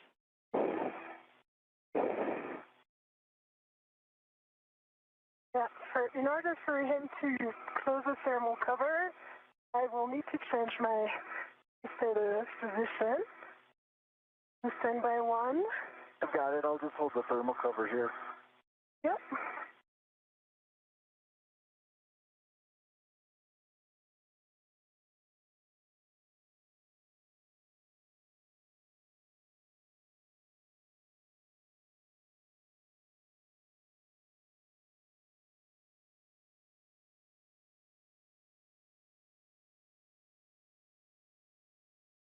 I see your waist tether up. I see the airlock waist tether. Yep, you are go for that. My VRT is rigidized. In position. Okay, thermal cover closed. Copy. Thermal cover closed. Your next step will be buddy checks if you'd like to get into position where you can see one another. And I'll just remind you of the list as you get into position. We're going to be turning on our HECAs. Then we'll be checking for green LEDs, MWS and BRT tabs, safer handlers, and tethers and tools. All right. I'll start off, Sophie, okay? Yeah. I see one green light. I see your 4 lights, headlamps are on, just confirming that for you. I see your 2 safer handles are down, and I see your 3 tabs are up. Taking a look at your tools and tethers now, and while I'm doing that, think about your hat and gloves. Okay, my hat is dry and gloves are baseline nominal. Tool and tethers look good. The only thing I have for you is your left waist tether. It goes off of your D-ring extender on the outside of your BRT to that circular handrail. Yeah, so I see that. Just be aware when you take it down on the outside. Yep, I see that, and for now I will leave it like this. It decouples from the tethers. Let me check for you. I see one good green HECA leg. I see your 2 helmet mics, nominal. I see your 3 tabs up. I see 1 and, oh, right. Your left safer handle is up. 25 minutes into today's spacewalk, Anil, Menon, and Sophie Adenot performing what are called buddy checks, basically examining each other's suits and tethers to make sure everything is in order before they move away from the Quest airlock. They're also reporting that their HAPs, or helmet absorption pads, are dry. That's the way they should be in their helmets, and that their gloves are looking good as they set out to the work site that will enable them to begin the first part of today's spacewalk, the procedures to remove a failed space-to-ground antenna from the Z1 truss of the station. All right. Let me check your tools and config. I see the tether config is good and all the sliders are as expected. Tools and tethers look good to me. And I see your bag resis on your BRT. And yeah, that's awesome, Anil. Okay. And Sophie, can you just confirm that you checked both safer handles, please? Yeah, both safer handles are down. The one that was up was ISO valve on the left side. Now it is down. The 2 are down, I can confirm. I've got a dry hat, Dan. Copy, thanks, and copy HAP. So at this time, Anil, you can begin your translation to ESP2 forward. Reminder as you go around that the whiff 6 is where you're headed, and that is the portmost whiff on the front of ESP2. Sophie, at this time, you can perform some translation adaptation to get used to your new environment. Welcome to space. Thank you. Copy all. Adaptation. I will do minimal adaptation. I feel very good now and ready to go. I'll just wait for Anil's tethers to be clear before I leave. Okay, good plan. And just a reminder for both of you as you translate to take a look at those handrails and don't slide the gloves on the back of the handrails. If you see any strikes or anything, let us know.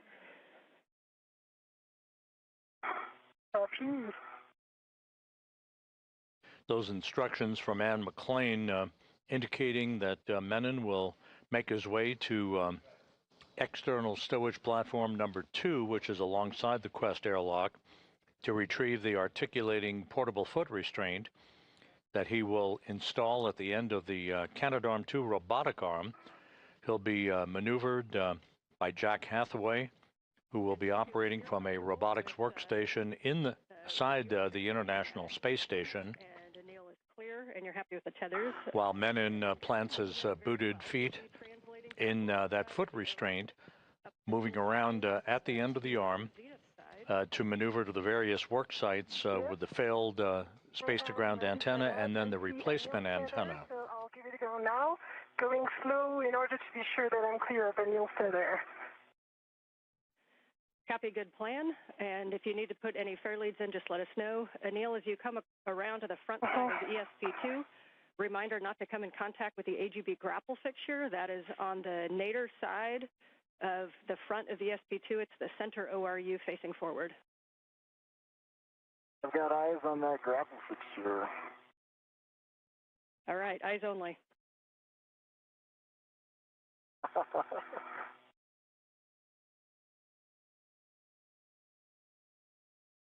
Anil, I see your tether. I leave it on my left, and I double check that it's not in my bag. Yep, and you'll find as you come around the corners is when that bag's going to want to swing. So you're going to be coming around to the forward side of the airlock, and as you come up, we're going to recommend that you stay starboard of the CETA rail to keep your tether routed that way.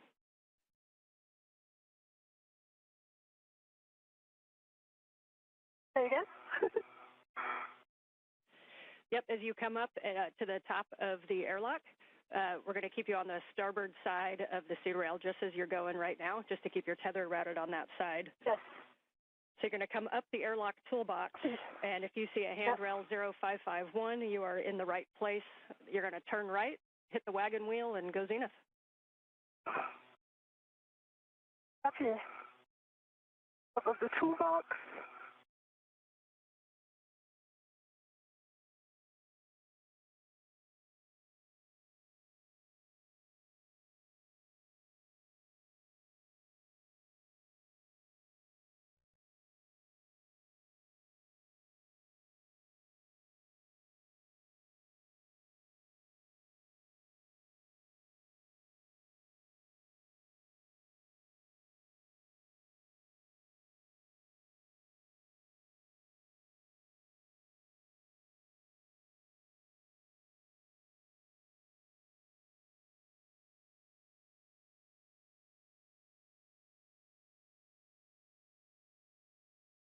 I'm going to take the forward pass, the V1. Okay, we understand you're going to go on the forward path. So reminder, it's probably easiest to translate on the high-pressure gas tanks. They've got those handrails that will put you right at the base of the forward path to Z1.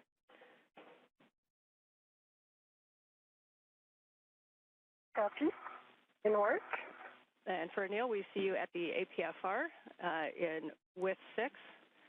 You're going to be bundling the crew lock bag, and as we talked about, you're just going to remove your crew lock bag from the VRT and attach the other crew lock bag ret to the APFR, and then retrieve the APFR. Crew lock bag is on the APFR, so I'm going to move the APFR now.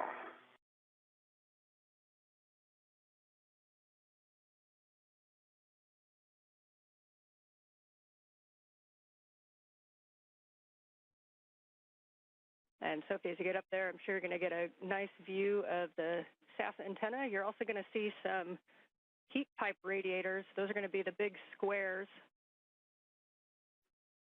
that are shiny, and those are a no-touch. Yep. Copy.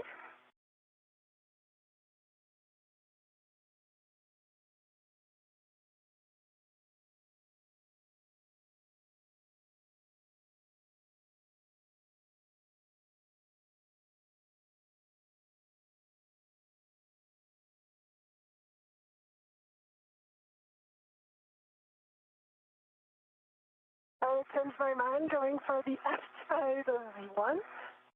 Yeah, it was a change of plane, slightly challenging. So I'm now on the outside, and everything goes nominal. Okay, we are happy with that. So we see you coming to the starboard side, or port side rather, of those high-pressure gas tanks, and you'll be reaching across to Z1. You should see handrails pointing zenith that look like 6001, 6002, 6003 to take you right up to Z1. Yep.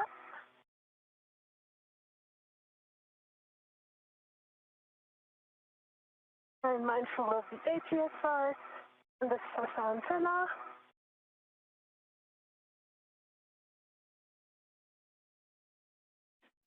Bill's got the APSR, and he's headed back to S1. Okay, we concur. Reminders, you come back around toward those airlock toolboxes just to keep an eye on tethers. Sophie's going to be tracking up from the airlock to the starboard side of the cedar rail. Sophie, we see you arriving up at the Z1 work site. Welcome. Your first step is going to be to attempt stow the ORU bag on the S-cant boom handrail. Reminder to be slow translating on that Z1 boom and avoid sudden stops or cyclic loading.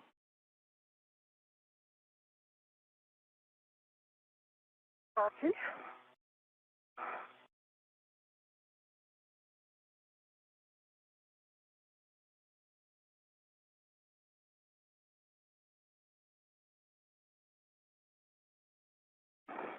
Sophie Adenot is making her way to the Z1 truss. This is the center section of the backbone of the station on which both space-to-ground antennas, the healthy one and the failed one, are located side by side. We think a good config would be to put the large hook onto handrail number 2.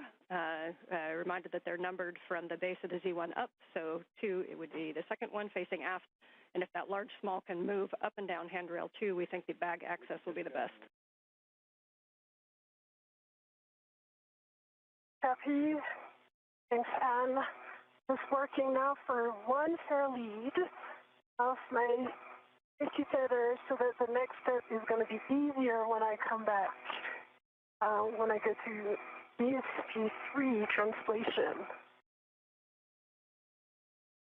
We copy, a good plan. And this one fair lead is going to be a four-man fair lead around 605.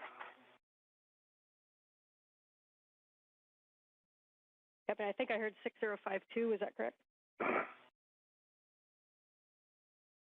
Yes, affirm. Okay, yeah, we like that plan. And a reminder, that's going to be where you put an AET later when you stow the S-cant there. So good recon. Like a good helicopter pilot, you like your recons? Yep. All right.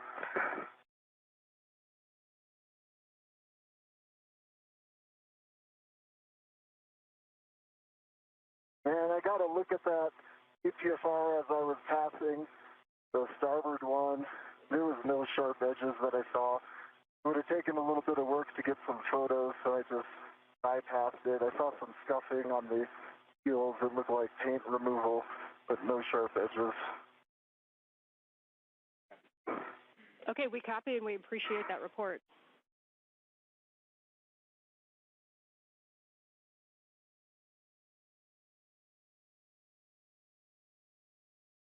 Okay, Sophie is in position for the bag stowage with local on 6051 and end effector on number 2. Copy, we like that plan. Once you do have that down, then you can pause there for a glove and HEP check after your translation.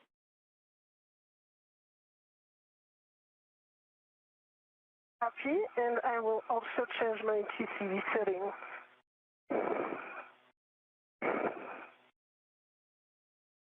We copy change of TCV settings. 38 minutes into today's spacewalk, Sophie Adenot is at the Z1 truss of the International Space Station. She'll be removing a heat shield from part of the mechanism on the boom of The apparatus upon which the failed ESCANT is mounted, it's called an AGIT, which is an acronym for the Antenna Group Interface Tube. This is essentially the mechanism on the boom upon which all the electronics are interwoven. She'll be removing a heat shield from that boom as one of the first steps in the removal of the failed antenna. Meanwhile, Anil Menon, you're looking at the helmet camera view from Menon. He is retrieving a portable foot restraint from a stowage platform alongside the Quest airlock that he will mount at the end of the Canadarm2 robotic arm that will be operated later by NASA astronaut Jack Hathaway from a robotics workstation in the station to maneuver Menon back and forth to position the failed space-to-ground antenna. Once it is removed from its boom on the Z1 truss, and then ultimately to maneuver the spare antenna to that location on the Z1 truss for its installation. Good view of the thermal radiator flap and the MMOD strikes.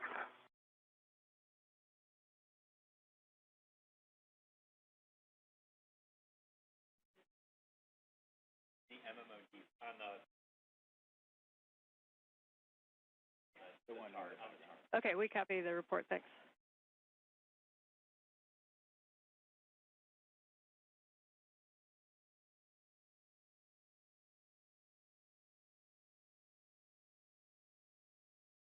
And I'm up to see the spur. Copy. You're going to head left, starboard. You're to the F1 NTA, which is mile marker 6900, 6900.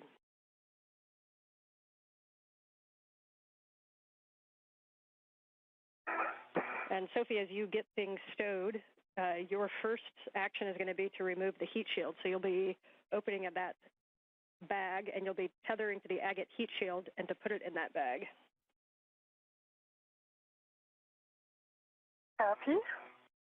Right now, I can confirm I have 2 AET, 1 on the handrail 2 and 1 on the handrail 1, and I'm currently removing my VRT. The bag is good config. I'm going to sit it down so that it doesn't fly away. And Sophie, I am in place now, so if you have some comms, Sophie, now's the time. Otherwise, I would start chatting with Jessica. Yeah, got plenty of them. I know my next step is the heat shield, and that's coming right after the VRT stowage. Yep, and for Sophie, just a couple cautions to avoid contact with the ESCANT dish and the gimbals. And the max loads on the ESCANT is 45 pounds, which is 20 kilograms. Your steps that you can go ahead and take is to go up and retrieve the heat shield. You're going to tether to it and release the quarter turn fasteners. And then reminder that over on the starboard side underneath, there is an elastic strip that you need to remove. And then you can stow that agate heat shield into the ORU bag. For Anil, I can give you a go to speak with M1. Love that. Hello, Jessica. I am in place. I see the arm and I see good clearance. Your go for APFR install. Okay, we copy that your go for the GCA to the published position. This is going to bring the arm toward you, station aft. Copy.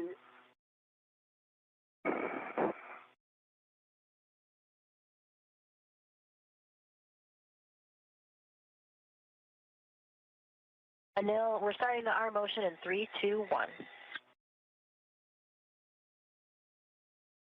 Jessica Meir is accompanying Jack Hathaway at a robotics workstation inside the station. As you can see, Hathaway is the prime robotics operator for today's spacewalk. maneuvering the Canadarm2 into the right position so that Menon can install the portable foot restraint at the end of the arm. He'll be riding at the end of the arm to move the space-to-ground antennas, the failed one and the replacement antenna, back and forth for the replacement work that is yet to be accomplished during today's spacewalk, which is now 43 minutes in duration.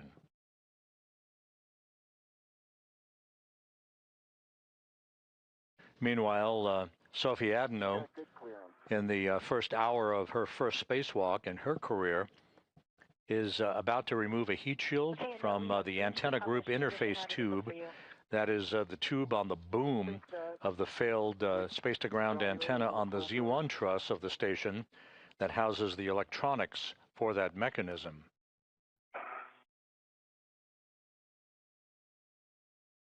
Let's call GCA complete here. Okay, copy GCA complete. Stand by while we get brakes.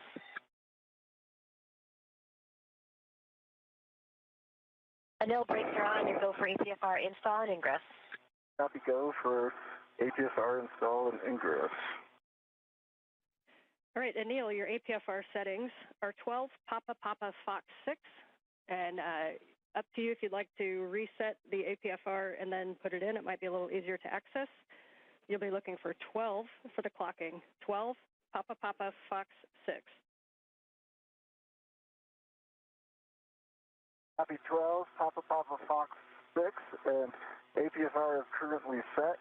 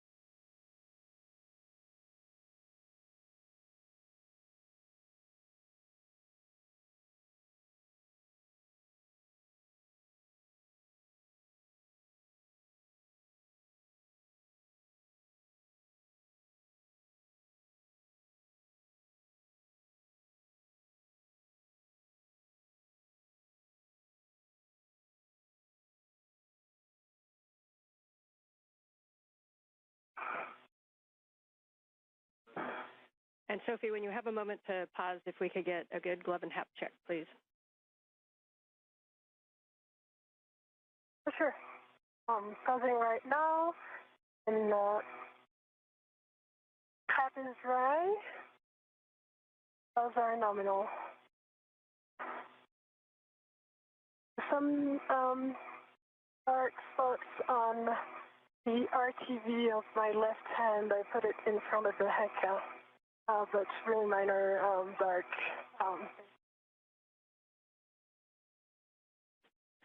Okay, we copy the markings. If you have any other information like color or size, that's great. Right now, we'll take that as a nominal glove and hap check.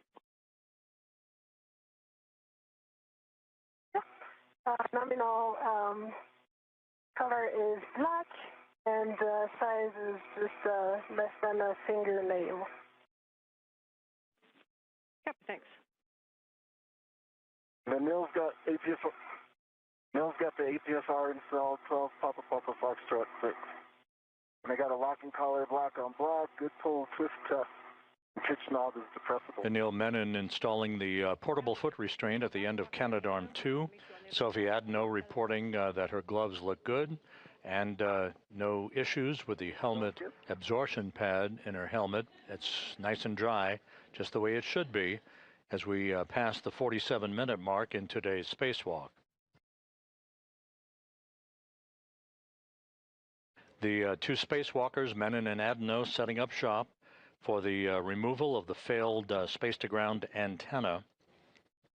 This will involve installing 12 gimbal lock bolts to prevent any inadvertent motion of the dish on the space-to-ground antenna during its transport over to its temporary parking place on the truss of the station, and ultimately for its installation on ESP3, which currently houses the spare space-to-ground antenna that will replace the failed antenna later in today's spacewalk.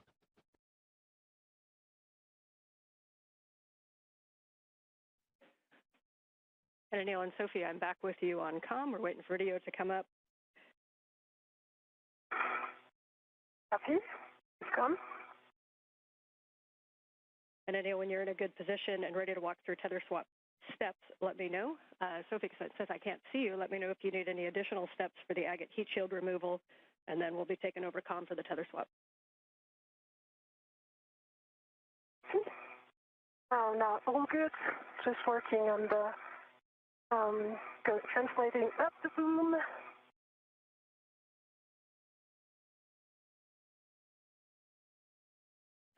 Okay, copy. And since we are in our first night pass, as you can tell, reminder that your helmet lights have 3 settings: off, spot, and flood. And each time you push the button, you get a different setting if you need it.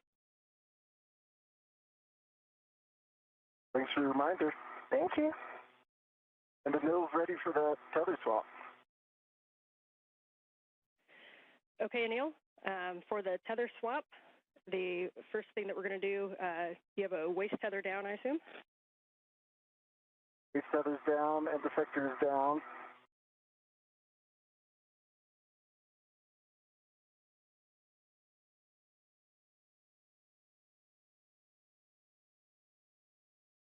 Waist tether is down and defector's down.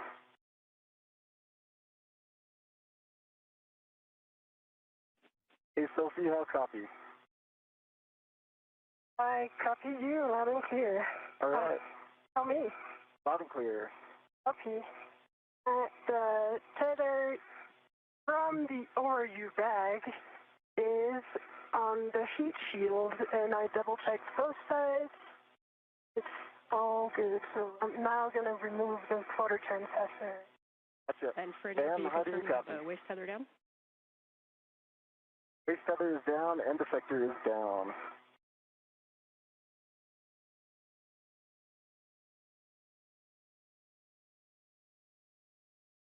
I'll copy, Ann. We hear you, Neil. Ann is troubleshooting a headset issue. I hear you loud and clear. I can relay some information if needed. Anil, I hear both Ann and you. Okay, Yeah, I Anil, hear Sophie, Ann comm and check. you. Loud and clear, Ann. Loud and clear. Great, let's keep going. So Anil, you've got your waist tether down. Your first step is going to be to lock your green hook on your red reel. Green hook is locked on red reel. You can now retrieve your yellow hook from the green reel, and you're going to stow that on the SSRMS Lee tether point. Yellow hook to the SSRMS Lee tether point, and that will be locked. Okay. Yellow hook is on the SSRMS, right?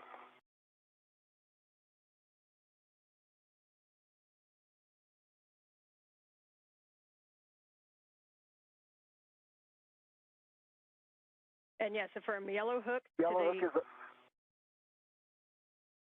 it's on and it's locked. copy, understand, gate closed and hook locked on the Lee tether point. You can now, It's closed, locked. all right, and then check that your red reel is unlocked. Red reel's unlocked. Copy, you can now lock your green reel, and then you're going to retrieve your green hook, and you're going to stow it on the S1 NTA handrail. So lock the green reel. Okay, I'm going to transfer to truss, then I'll do that and report back. Copy, and if you need it, the S1 NTA handrail is directly above mile marker 6870. And McLean working with Anil Menon to make sure that all of his tethers are in the right configuration. He is at the end of the Canadarm2 robotic arm. Alongside him, Sophie Adenot, as they set up shop for the beginning of the process to remove the failed space-to-ground antenna on the Z1 truss of the International Space Station that began to exhibit degraded performance last November. It is far down. And all the other sides are 100% covered with aluminum shield. There's no risk of fraud because everything is attached, and I'm in the process of removing it. Okay, we copy the report. We do not see it in the camera view. The camera view, just so you know, ends right where the agate handrails start, so just below the heat shield, and we're talking about the report.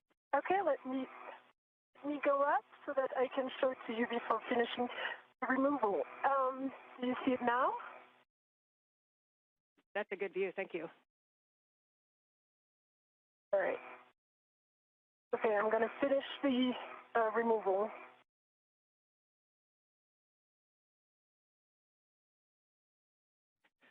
And Sophie, when you get a chance, can you tell us there's something that may be on the agate that caused that damage? I think my suspicion is that sunlight is intense on this side, on the forward side, and the sun, like the thread that is the cross that has like the pattern of the thread here is I would say it's too much sun rays on it. That said, I see that the app side also has the beginning of this right where the thread is in a pattern of cross. And I can point it with my finger. It's right here. There's no risk of fraud, but it's of course that's sufficient, I guess. Okay, copy. We have a decent view of it. If you wouldn't mind pulling it down and right, and just then we'll get a little bit better view of that. We really appreciate the report. Okay, down and right like this. That is beautiful, and then just slowly move it to the right, and we'll be able to see the whole thing. Okay. Every side of it has a little bit of aluminum torn.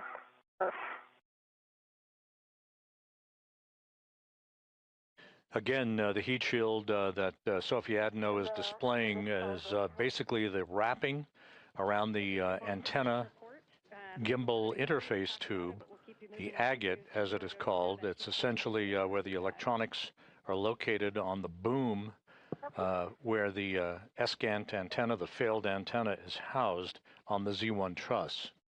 And for Anil, back with you for your green hook on the S1 NTA handrail. Yeah, I am just unwinding tethers here. I think with the crew lock bag, got them looped, but I have a solution, so I'll be unwound soon. Okay, copy. Just let us know when you're ready to proceed. Will do. For Sophie, as you get the heat shield into the ORU bag, your next step is going to be to retrieve the gimbal locks, and for installation, you can either BRT in position and then grab them from the ORU bag, or if you need to grab them and then translate up and get in position, that's fine too. Yeah, so I'm going to wet myself to the gimbals, and I just folded the heat shield inside out so that it doesn't get more damage. And I'm going to tuck it under the integral adjustable here so that it's really well protected. We like that config. Thank you. Of course.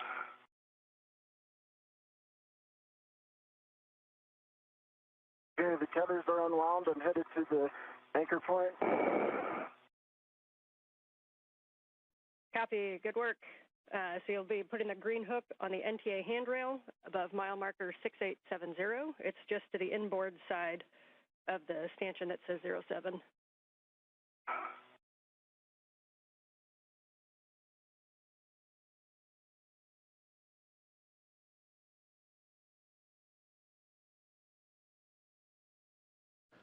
This is Mission Control Houston. As we approach the 1 hour mark in today's spacewalk, the reports are very, very good. The crew is right on the timeline. as they work their way to remove the heat shield along the boom of the space-to-ground antenna location on the Z1 truss. Also, their suits are operating as advertised. No issues reported so far in today's spacewalk, the 282nd in support of space station assembly maintenance and upgrades. In this view, you see Anil Menon wearing the suit bearing the red stripes as he prepares to accompany Adenot in the removal and installation of a series of gimbal lock bolts. There are two sets of these bolts. The first set is 4 bolts. The second set consists of 8 bolts. They will restrain the antenna from inadvertent movement during the time that it is not only removed but transported to its temporary stowage location on the truss of the station and eventually on external stowage platform number 3.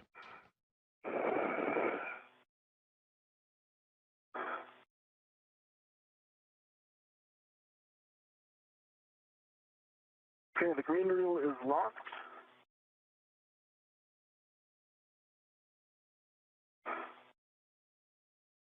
Copy, green reel locked, and you'll be retrieving the hook to the handrail and then unlocking it.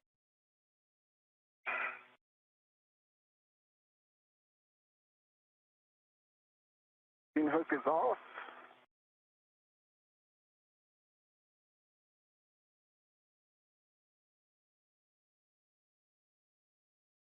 And the green hook is on the handrail.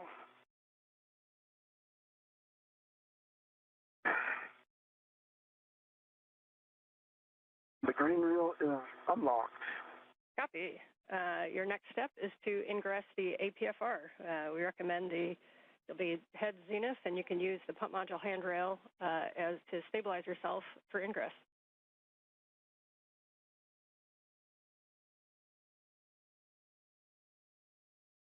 Menon finishing up the preparatory work for his planting of his feet in the articulating portable foot restraint at the end of Canadarm2, upon which he will be maneuvered back and forth in the transport of the failed space-to-ground antenna and its replacement over the next several hours.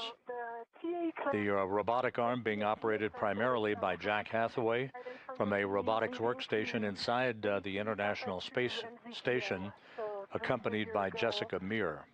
I would like to reinstall it. It's right in front of my heck of you, if you see it. We see it, checking. Copy. And for your information as well, the heat shield didn't want to stay tucked in, although I thought I have done a very good job of it. No worries. You are go to reinstall that TA clamp, and just a reminder that about potential sharp edges on those, so just take a look closely and you're go to reinstall.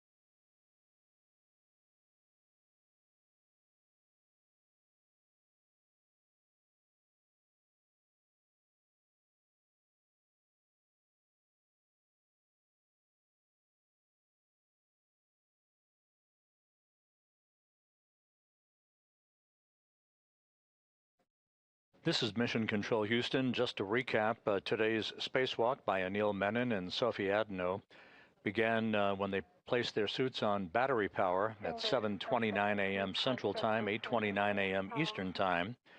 They moved out of the Quest airlock, set up their tools and tethers. Menon is completing the installation of a portable foot restraint at the end of Canadarm2. He'll be transported around the vicinity of the work sites at the end of the robotic arm to maneuver the failed space-to-ground antenna to a stowage location, and then maneuvering the replacement antenna that is currently housed on ESP3, the external stowage platform number 3, on the P3 truss or port 3 truss of the station. It will be installed in a boom on the Z1 truss. That's the middle portion right in the center of the uprights of the truss of the International Space Station. There are 2 such space-to-ground antennas. The one being replaced today was installed on the STS-132 mission. Back in 2010, the replacement antenna was delivered to the station in 2009 on the STS-127 mission. And Anil, as you get into the APFR, we see about there, reminder, give yourself a good tug test. Make sure you're really comfortable with your heels. Once we get moving, we won't have too much opportunity to redo those. So once you're happy, just let us know. I feel pretty happy. They feel solid. Copy. We've got a camera-looking big brother right over your shoulder, and you look good there. So at this time, we'll take a glove and a half check, please.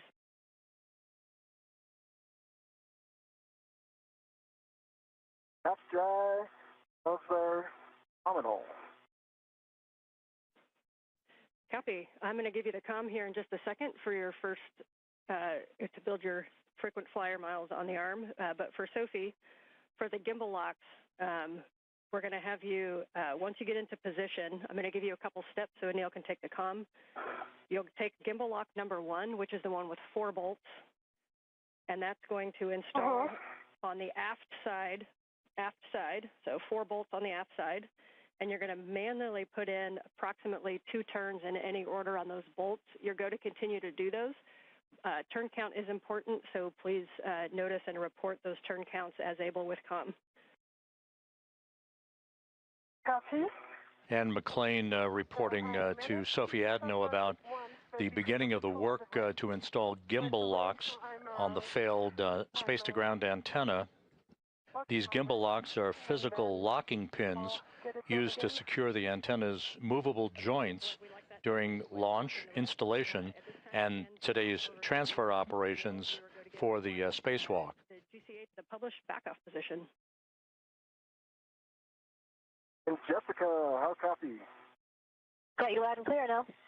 All right, let's do it like we practiced. I'm ready to go to the back-off position. Okay, we copy. You're ready for the backoff. We'll get set up. And Jessica Meir, working with Jack Hathaway at the robotics workstation inside, ready to move the Canadarm2 away from the truss of the station, now that Menon has planted his feet in the portable foot restraint that he installed just a few moments ago. Anil, we're going to bring you station forward, starting motion in 3, 2, 1. I see motion, good motion. I've got good clearances, as I know you do.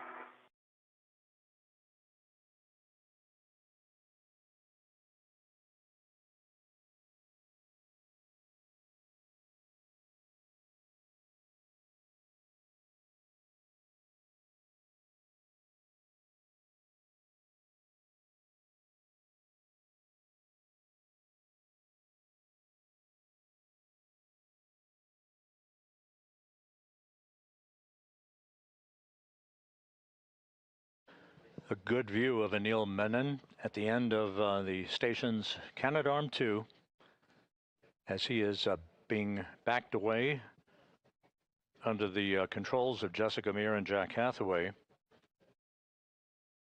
He'll be maneuvered to the Z1 truss to join Sophie Adenot for the procedures to install gimbal locks, these locking pins on the failed space-to-ground antenna before it is basically disassembled from the boom upon which it has resided for the past 16 years.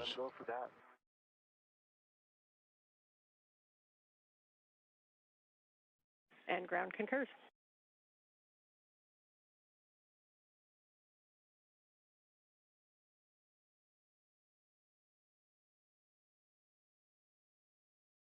And Sophie, as you get set up, if you need to redo RETs, you can. And BRT to 003 is our recommendation. It looks like you're just about to get that in place. Nice work. I'm already BRT to 003 and working on the install of the number 1 gimbal lock. Copy.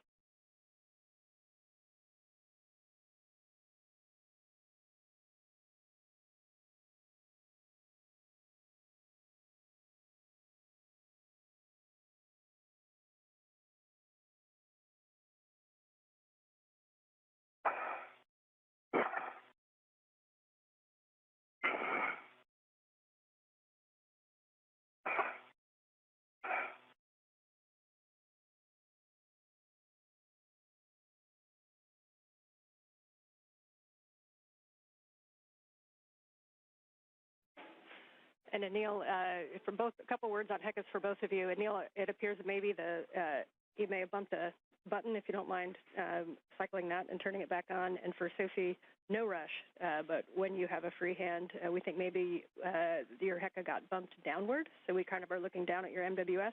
Still a great view. Don't stop what you're doing, but when you have a chance, move that back up. And then my green light was on, but I'm power cycling it. Copy. Thank you. Good info. Copy.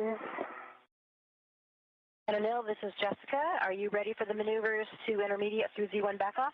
Anil is ready. Okay, that'll be about 3.5 minutes. Starting motion in 3, 2, 1. I see motion. Good motion.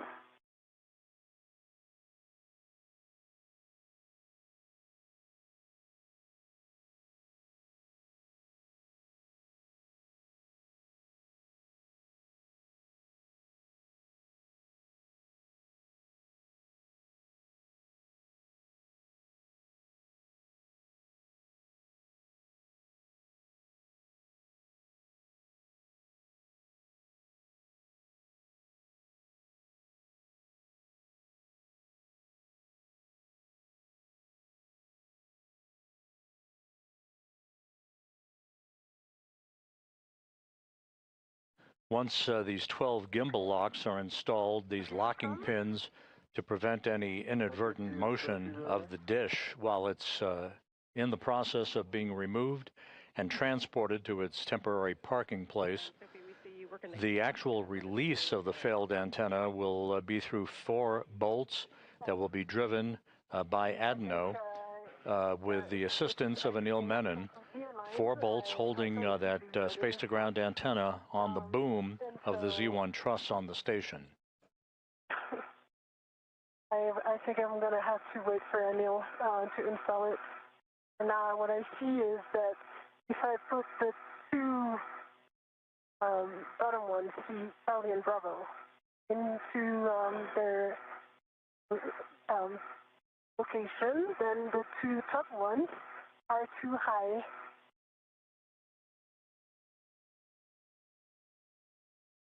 Okay, we are tracking. And if we wait for Anil, that's okay. If you'd like to continue to troubleshooting it, just make sure that there's no side loads pulling on it. Maybe one of the AETs, or if gimbal lock number 2, it looks like it might be kind of stuck behind one of those NZGL cables. And if you free that, it might give you a little bit more of a push. Uh-huh. I think, from what I observed, I mean, I'll try this, but from what I observe, it's distance between the top and the bottom bolts, which is not good right now.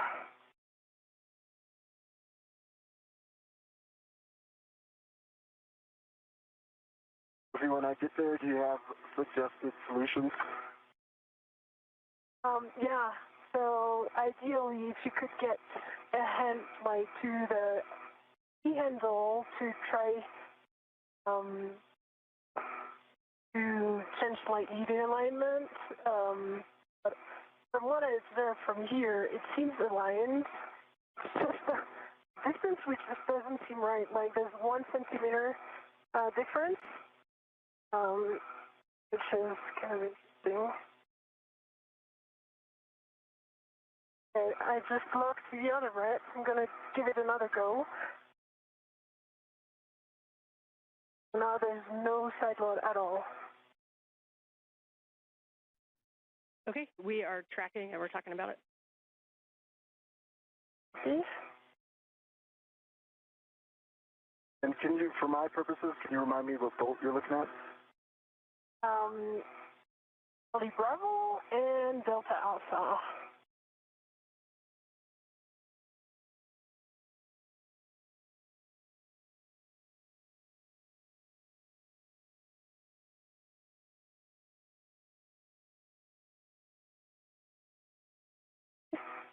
Yeah.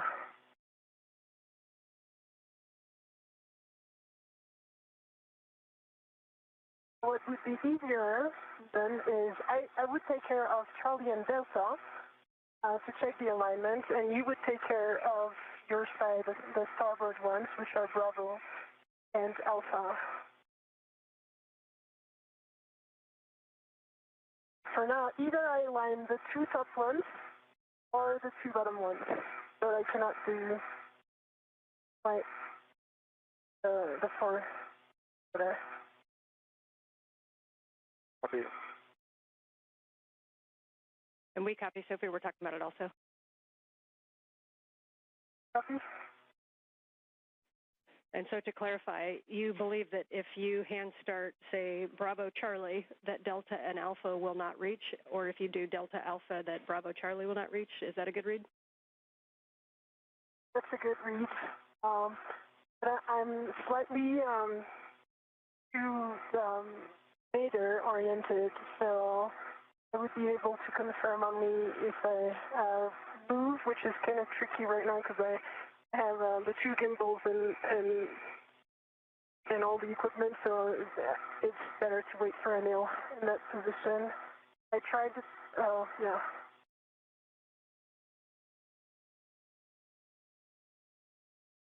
Okay, we copy. Right now, I just hand tried to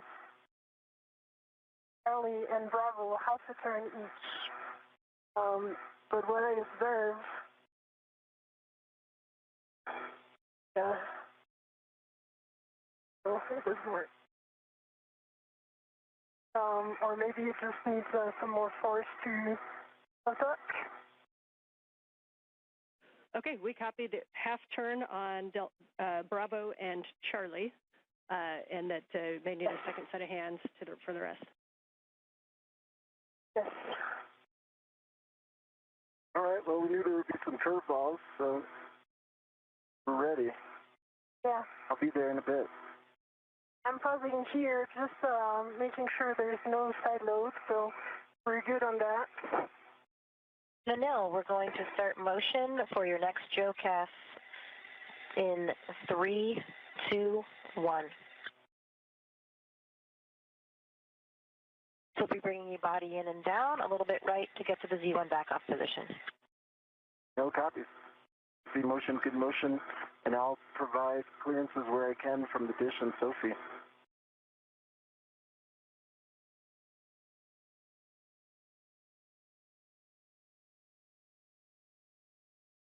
I see the day is coming, so I'm going to turn my visor.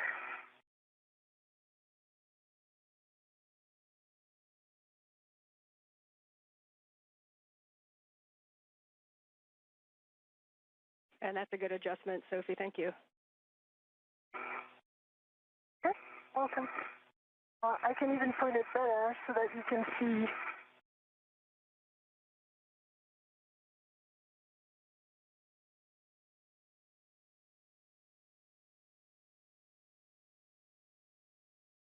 I have a very good view of Anil, of the arm, of the SESA antenna. We see the same thing. We've got a great view from your HECA of, we can kind of see Bravo Charlie Alpha, and we see Anil off to the right. Copy.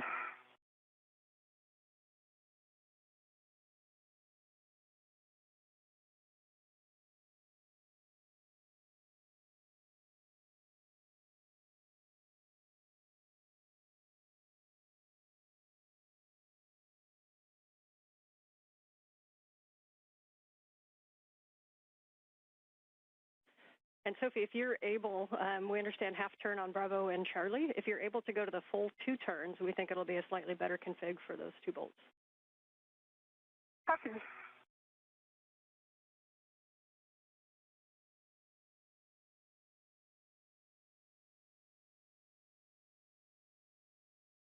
It's a full 2 turn on Charlie and Bravo. Copy 2 on Charlie and Bravo. Thank you.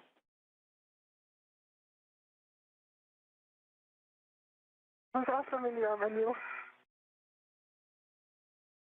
Thank you.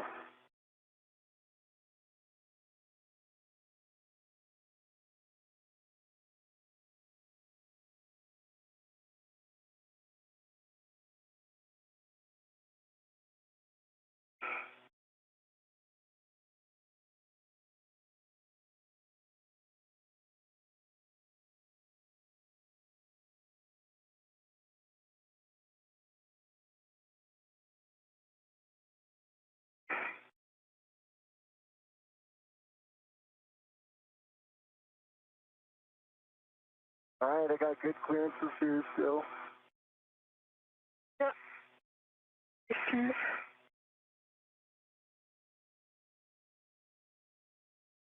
Yeah, I mean, I see the issue here from this angle. I don't know if you guys can see that in the head. Basically, it's way too low. Can you guys see the HECA? As you said, Ann, a picture's worth 1,000 words, but I can describe it. We have both of your HECAs. We're not quite close enough with your HECA, Neil, to make out the detail. We can see Sophie's pretty well.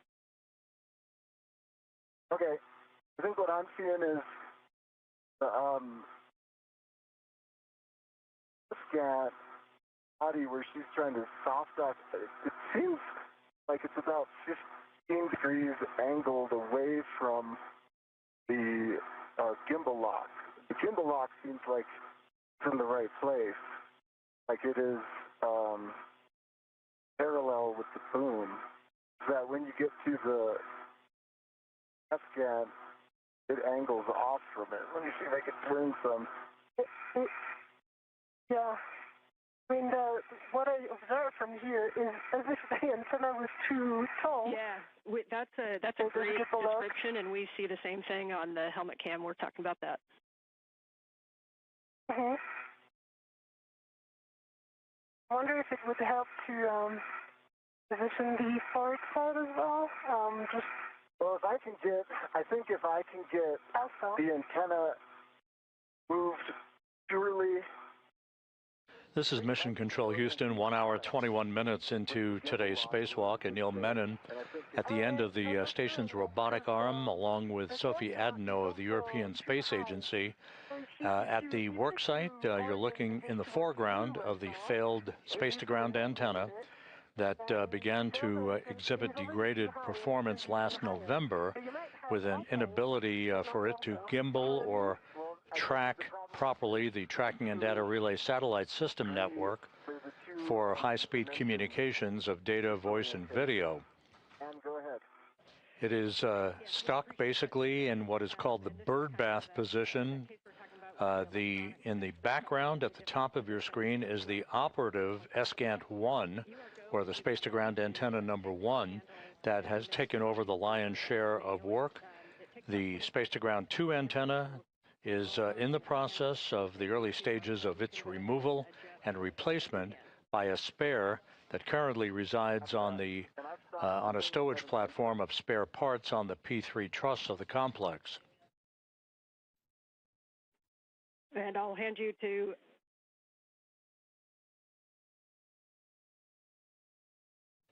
The two spacewalkers are in the process of attempting to install two sets of gimbal locks. These are physical locking pins used to secure the antenna's movable joints during its installation and spacewalk transfer operations, such as we are seeing today. Yeah, I'm trying to not reposition myself. That's it. And Sophie, it was a good call to just wait. I don't think this would have been something you could have resolved. Yeah, there's a big delta. It's not a small alignment issue.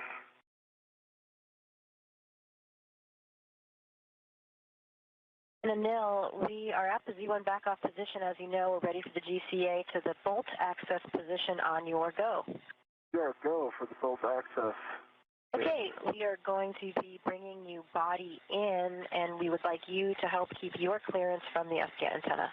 Okay, ready for body in, and I'll keep clearances primary. Starting motion in 3, 2, 1.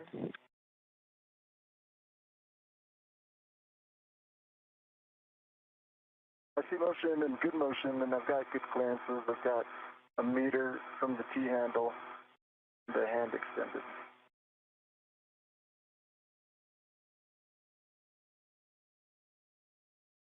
Good clearances.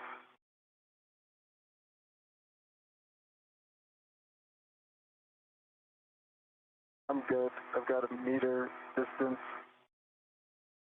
I'm personally moving my body in 8 air, so I've got good clearance.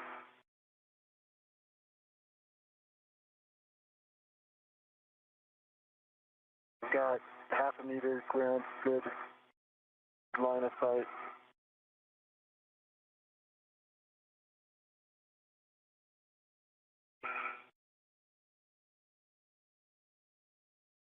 We got good clearance. And I cannot see anymore the SATA antenna, so I cannot check anymore. We have clearance on the SATA. Copy. And I've got good clearance from the SCAT. Got it. Good foot. And I can move my body even more. I've got good clearance from the boom.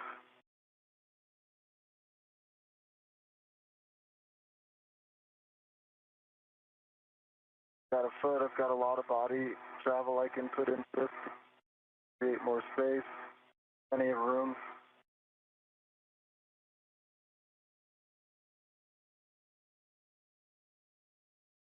Got plenty of room. Yeah. All right, we're coming up on another handover, but you guys can continue to work this, and we'll take a report on the other side, but you are go to manually manipulate those gimbals to see what you can get. Watch for pinch points. Oh, great. I think we can get this, Ann. I've got high confidence. We see it. Okay, I'm working on Delta. And there is much joy in MCC. Okay, 2 turns on Delta. 2 turns on Delta.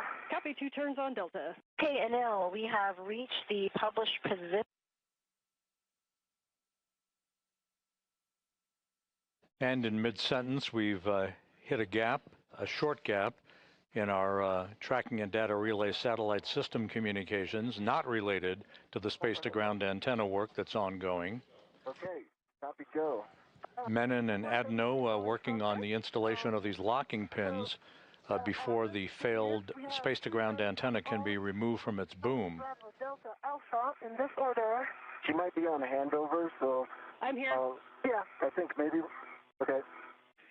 So, hey guys, hey, nice job. We copied 2 turns on all bolts. You're going to now retrieve the PGT.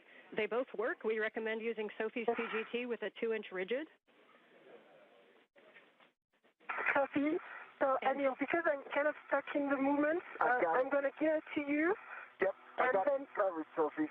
So what I suggest, I align the bolts and the PGT, and you brace and and put the motion in. So that I'm going to stabilize this on the bolt. Okay, I've got your PGT. Is it CAL'd? Yes. Okay. And just as a reminder, Bravo 1, clockwise 2, I think it's already set. Bravo 1. Clockwise 2 is set. I can see it. Yep. Okay, tell me which bolt. You start with Charlie, and I'm going to get you towards Charlie. Okay. All right, we like it. Bravo 1, clockwise 2. Understand Cal is complete. Bolt Charlie first.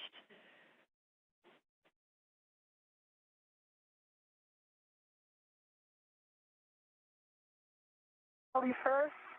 Okay.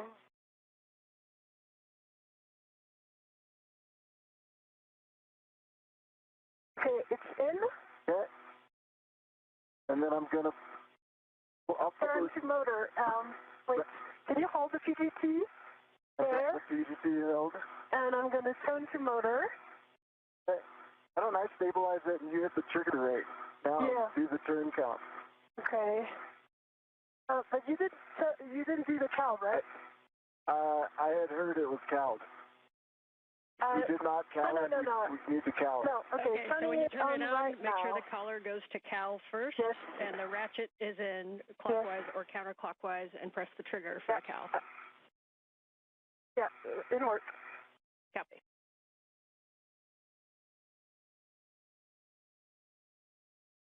We'll CAL it and give it to you, Sophie. Copy. Okay. Good CAL, 41 volts. Copy. Copy. Verify settings. Bravo 1, clockwise 2. It worked.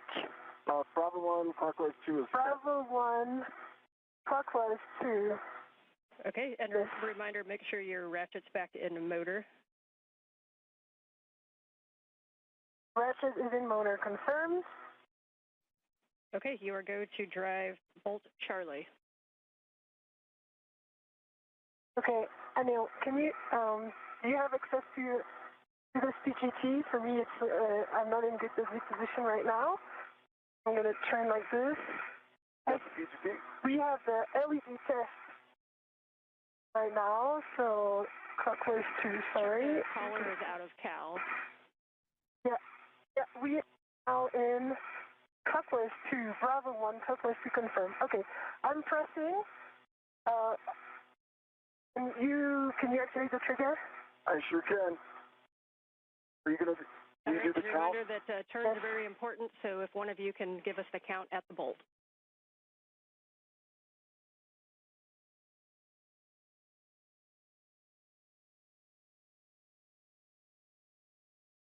Okay, that's it, Sophie. There was 4 more turns, and we have a low torque. Actual torque is 1, and there's false and torque red LEDs that are on right now. Copy, checking. And you can go ahead and try with the same setting. Make sure that there's no side loads. The 2 inch is not as forgivable as the 6 inch, so make sure there's no side loading at the bolt. You can also kind of wiggle the gimbal lock, and then you can hit it again with a Bravo 1, clockwise 2. Okay. Hold it right there. I've got a good grip. Okay, what's it say? Stand by 1, repositioning. The torque again, fault.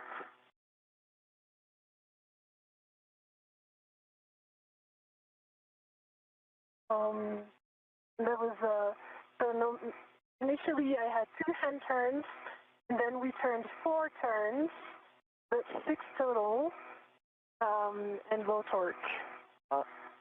We copy low torque, and we copy that you did get no additional turns on that second one.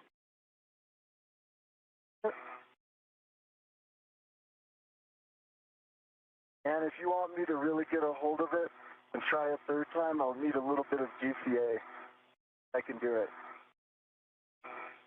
Yeah, we do think you guys can decide if it's GCA or if Sophie needs to reposition. We do think that that the PGT needs to be braced a little bit harder, so maybe clocking it down so that the PGT handle is directed nadir more towards Sophie or in a place where you can have 2 hands on it with your BRT, If you don't think that's going to work, then we'll look at GCA. Okay, Sophie, you can help stabilize it, but it's just barely out of my reach to give it like really strong hold. Okay. So then I need to reposition. Oh, and it's going to take a while. Would it be easier for me to just GCA in? What do you think? Yeah, it's up to you. Do you think moving the handle to point down towards Sophie would do anything? Okay, just evaluate this. Okay, let me try. Right there. Get you set up. No, it's where your hand is, Sophie, again. should help. It should kick to the handle should kick to the right. So the side that you have your hand on, if you could get a strong hand there and manage that kick, that might help. I can help stabilize it. Yeah, it's also low torque. So more turns. I tried it 3 times. Could it be a cal problem? That do you want us to recal just in case something went wrong? We do not think it's a cal problem. Stand by 1. Okay.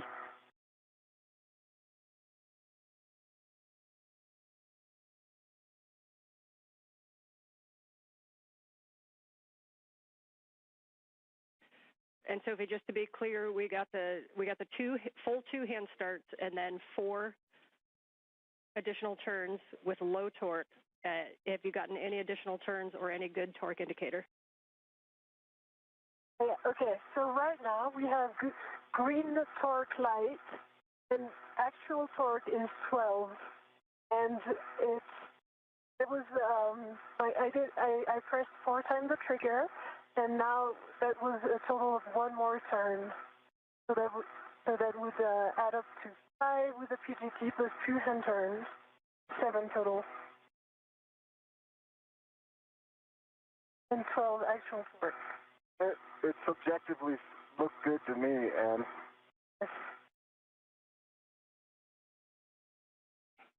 we're double checking that. We think that's a good bolt, but stand by 1. Your next one after this is going to be Bravo if you want to start thinking through that. And with that, we have a good Bravo, bolt on Charlie. I can do. We're calling Charlie good bolt. You're going to Bravo, which is starboard aft. It works. I can do this one. Okay, I'll let you work on that one. Okay, you count, okay? Yeah. Ready, starting it in 3, 2, 1.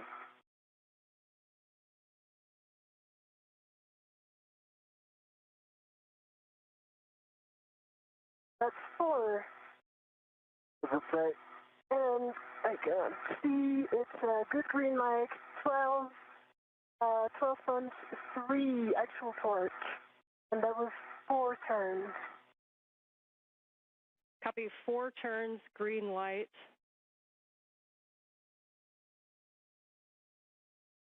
We're checking. Copy. And while they're checking, I definitely can't get D. So you want to assess D with this? In work? All right, we're going to call that a good bolt. Yes, I heard you guys talking about Delta. You are go to drive Delta, Bravo 1 clockwise 2.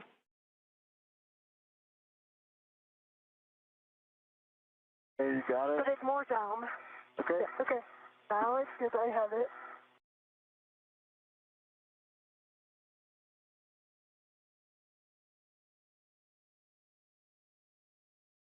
Okay. I can help you stabilize it right there. Okay, ready? I'm starting in 3, 2, 1, go.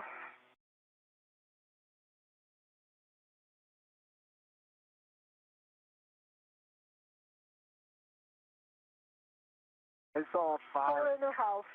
Okay. 4.5 probably. 4.5. With green light, 12.1 torque. Copy, 4.5 turns, green light on bolt Delta. Yeah, and from what we observed, it's fully seated inside the location. That's what I can do if you want me to do it. Okay, please do it, and I'm going to hold it. Okay. All right, you count. Tell me when you're ready. I am ready. Okay, 3, 2, 1, driving.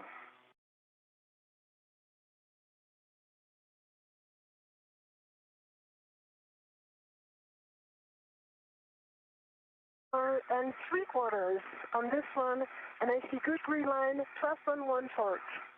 Okay, 4 3/4, 12.1 torque green light, and we'll hold there for a second. Just a reminder between bolts, do me a favor and wait for a go. We've got to do math down here. Copy. So let's, Anil, for us, while they are doing their math, let's stow the PGT and see what we can do for the rets on this one. I also see a loose ret coming right in front of you. Is that intentional? That's intentional because I didn't want to have some side loading. Okay. I have 2 loose rets. Okay.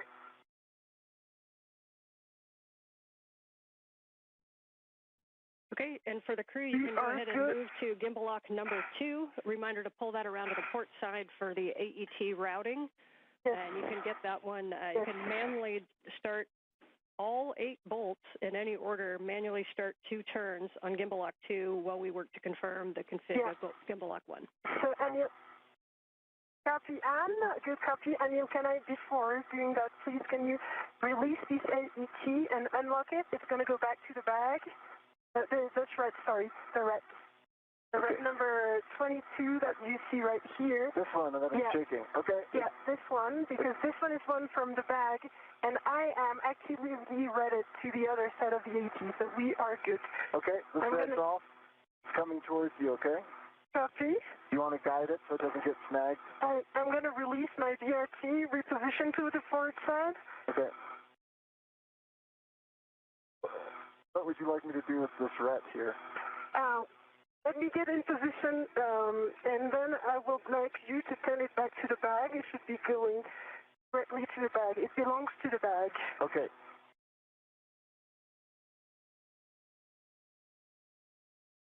Good job on those bolts. What? Good job on those bolts. It didn't start well, but yeah. If I could speak French, I'd say très bien. All right.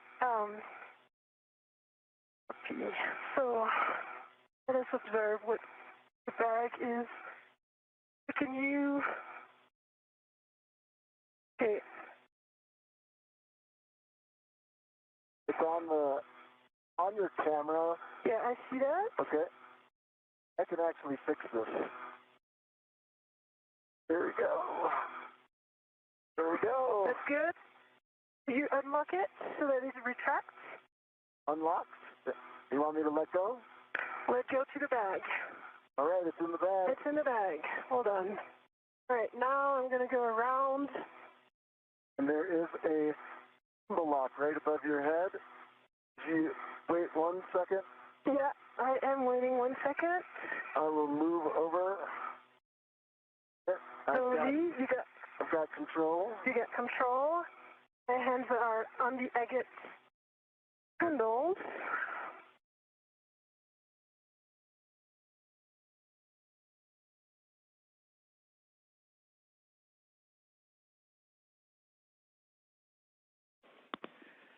All right, nice work on that, you guys. Much rejoicing after the move of the gimbals and getting that lock number 1 on. We see you working number 2, and again, just a hand start on each one of those bolts in any order. Copy. I'm working on my VRT for now on the forward one. This is Mission Control Houston. And just do me a favor. 1 hour, 42 minutes into today's spacewalk. Into them. That'll help us. As you watch the work of Anil Menon and Sophie Adenot outside of the International Space Station, Menon, his feet planted at the end of the station's robotic arm, wearing the suit bearing the red stripes. Adenot is in the unmarked suit. They have completed the installation of the first quartet of gimbal lock bolts. These are physical locking pins to make sure that the space-to-ground antenna, the failed antenna, does not inadvertently rotate out of their maneuverability capability during the transfer to a temporary parking place and then to a stowage platform on the P3 truss of the International Space Station. The same will be the case for the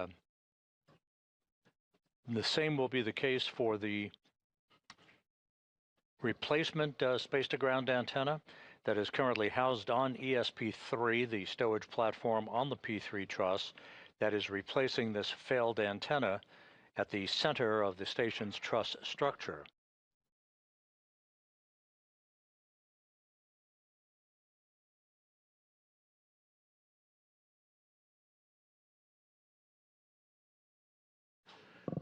The crew is continuing to work just about on the timeline.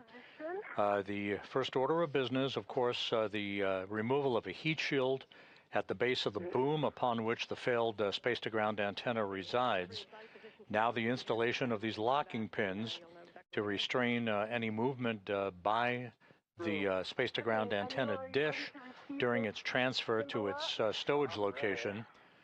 This will be followed by the removal of the antenna itself and Anil Menon carrying the antenna at the end of the robotic arm to to the external stowage platform number 3 on the port side of the International Space Station.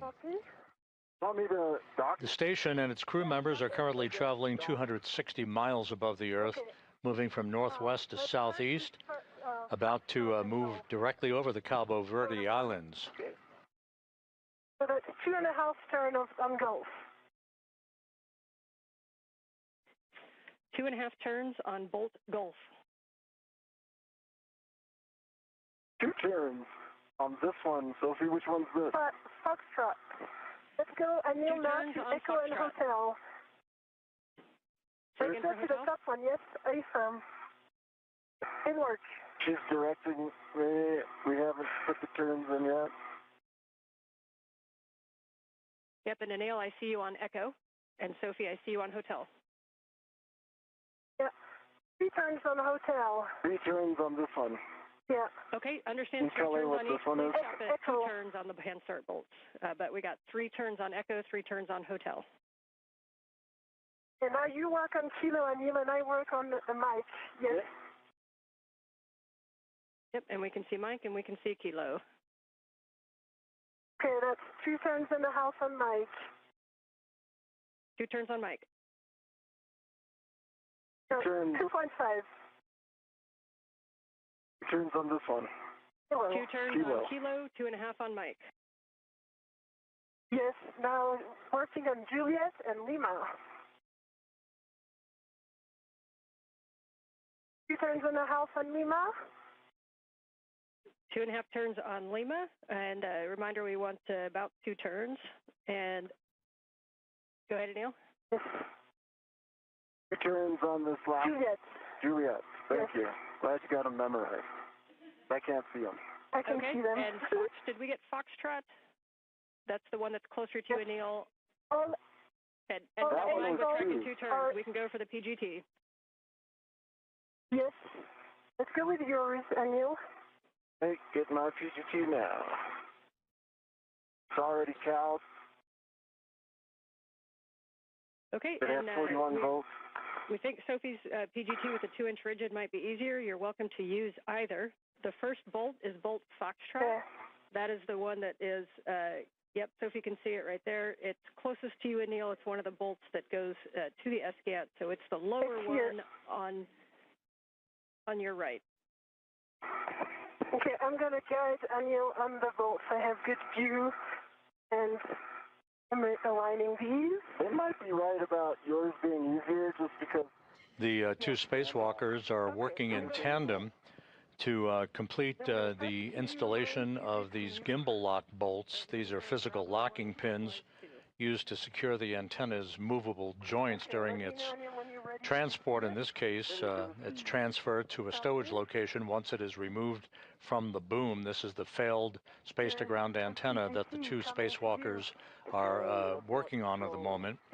We are 1 hour, 47 minutes into the spacewalk. Everything is proceeding on schedule. And we got Bravo 1 clockwise 2. Yeah, Bravo 1 clockwise 2. We are happy with that. Bolt Foxtrot. Okay, I'm on Foxtrot, right, Sophie? Yes, you're on Foxtrot. Let's go. 1, 2, 3, you count turns, okay? Yes.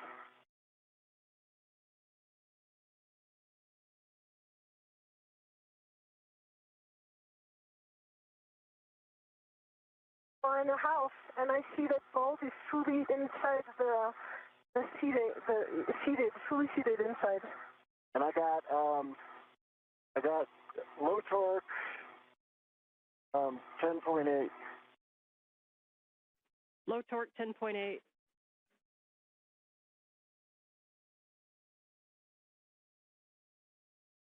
Okay, let's hit that bolt one more time. Just a reminder, try to be in a real good bracing position, no side loads. If you need to wiggle the gimbal lock at all, this first bolt might have a tendency to side load more. And bolt Foxtrot. All right, I hit it again, and I got good torque, green light. Only turned maybe an eighth of a, I don't know, it could have been 0, but it's at 11.9. A really small turn, basically, almost nothing. Okay, we will move to bolt Gulf. Bolt Gulf, that's the one closer to Sophie on the other side, while we let MER determine what 4.5 plus an eighth is. All right, I could do this one too, Sophie, if you want. Okay. Okay, you ready to count? The space-to-ground antenna that the crew is currently working to install these locking pins on, this is the one that exhibited restricted motion beginning last November and a degraded performance in its inability to auto-track or gimbal, if you will, swivel to point itself toward the tracking and data relay satellite system satellites that orbit the Earth in geosynchronous orbit in a constellation as the hub of NASA's communications system. 5 turns. Your next bolt will be bolt Echo. Echo. This particular antenna was launched and installed during the STS-132 mission back in 2010. So after 16 years of yeoman's work, it is being removed and is being replaced by a spare that has been housed out on a stowage platform on the port side of the truss of the International Space Station since 2009. Right, green light, 12.1. Copy, and say again, turn count for bolt Echo. 5.5.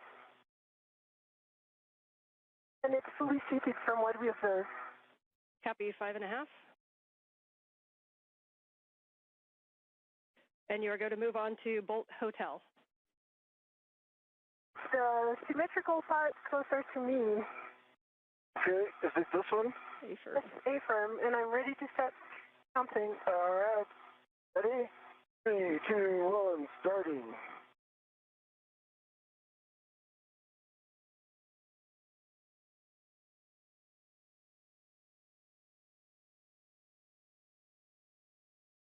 Five and 3/4. Green light, 12.2. 5 3/4, 12.2 green light. Copy for bolt Hotel. Can move on to bolt Kilo. Well, is the one closest to you down? Yep. That's it. And I'm ready to count. Hey, 3, 2, 1, turning.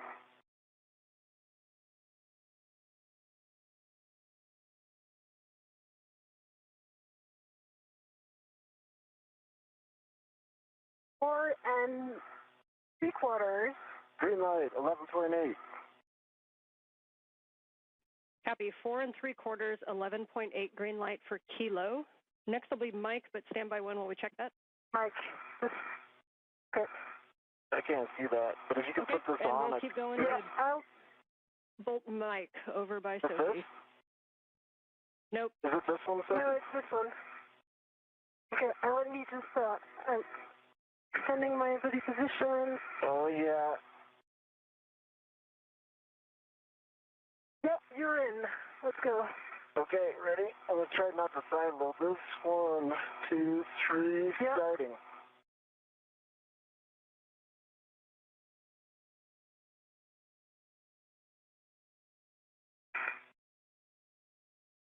4 3/4. Woohoo! Green light. 12.1. Well done. All right, next one is the top one closest to you. 12.1 for Bolt Mike. You can move on to Bolt Juliet, which is over by Anil. Yeah, no, not this one. Yeah, the one closest to you, that sense. Okay. Ready, Sophie? Ready? 3, 2, 1.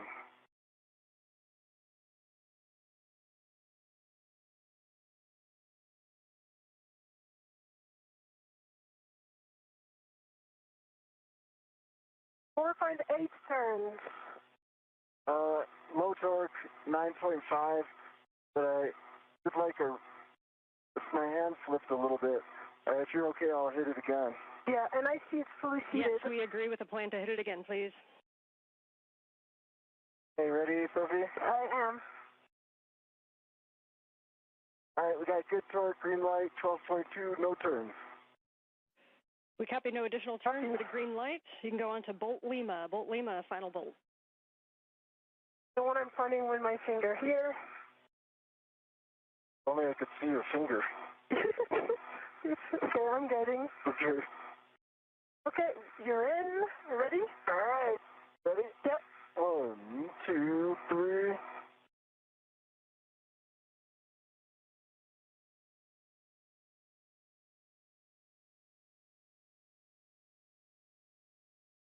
It's 5 turns. Light, 11.4. Copy, 5 turns and 11.4 green light. Nicely done. Folks are going to discuss that down here for a little bit, but at this time,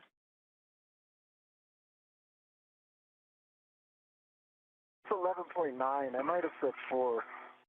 Old age.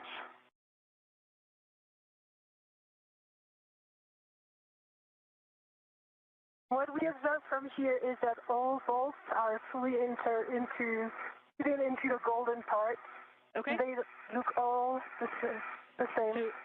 So Sophie, at this time, first you guys can stow the PGT, and then we're going to, I have a task for each of you. Anil, we'd like you to do a wiggle test and take a look at the gimbals, and you kind of got to move it before. Let us know if it moves at all.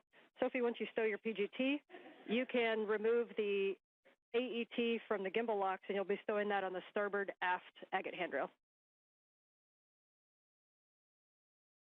Copy.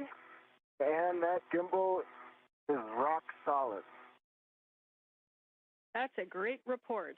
There was much joy.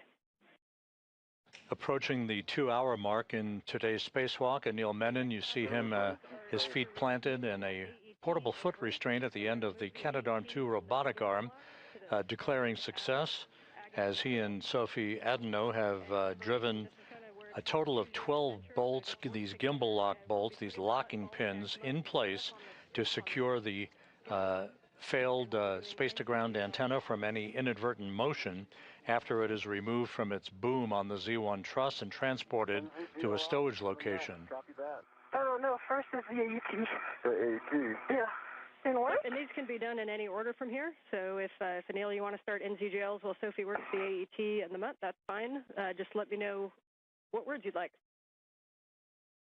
I think that's a great idea. Why don't I start on the forward NVGL? Okay, great. NZGL does not matter. In order doesn't matter. Just a reminder to avoid pulling and tugging on the SCANT cables, but you might want to wiggle the back shell a little bit to remove side loads. So you can remove the cap from the dummy connector. Let me know if you're at J6 or J1. I'm at I'm working on J1.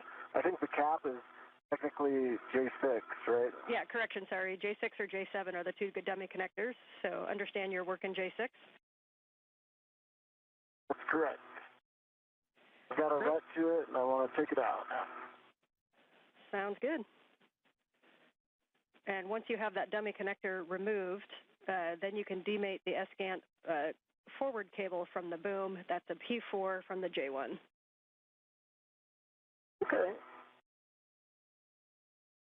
I've demated the dummy connector, and I'm working on the forward cable.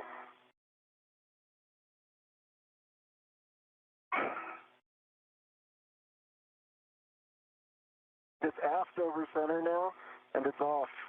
The O-ring, there's a pink O-ring in the plug that looks to be wedged in by friction. I'm trying to get a heck of view on it. Otherwise, okay, I understand you're looking at the dummy connector O-ring? No, the dummy connector's off.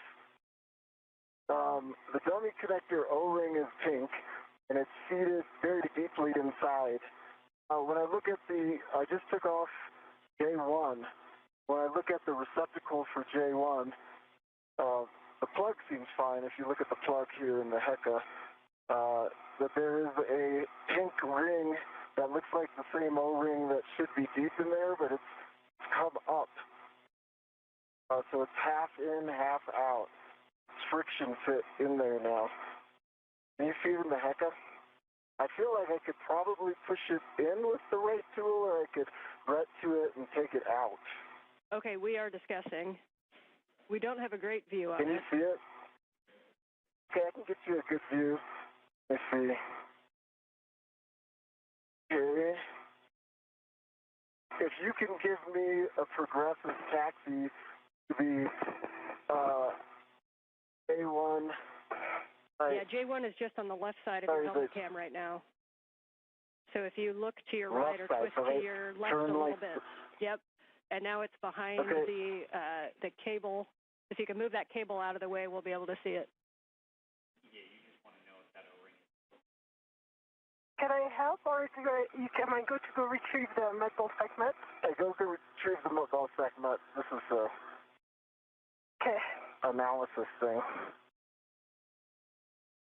And I know we can't quite see it because of the shadowing. Can you confirm, is the whole thing offset but symmetrical, or is it angled inside of that connector? It's angled inside. Gosh, I wish I could get you a good view. It's like my helmet's right there. All right, I will just describe it. Oh, I'll be quiet. Let me know if you need more words. We like that. Thank you. We like your voice too, but we appreciate the time to think.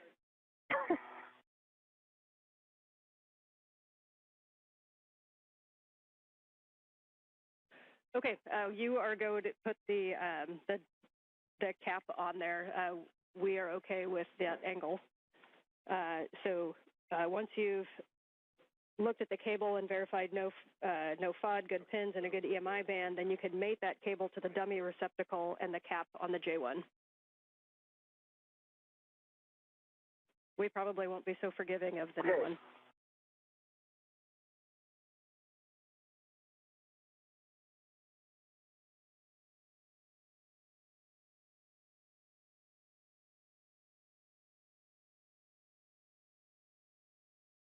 And I think there may have been a miscommunication.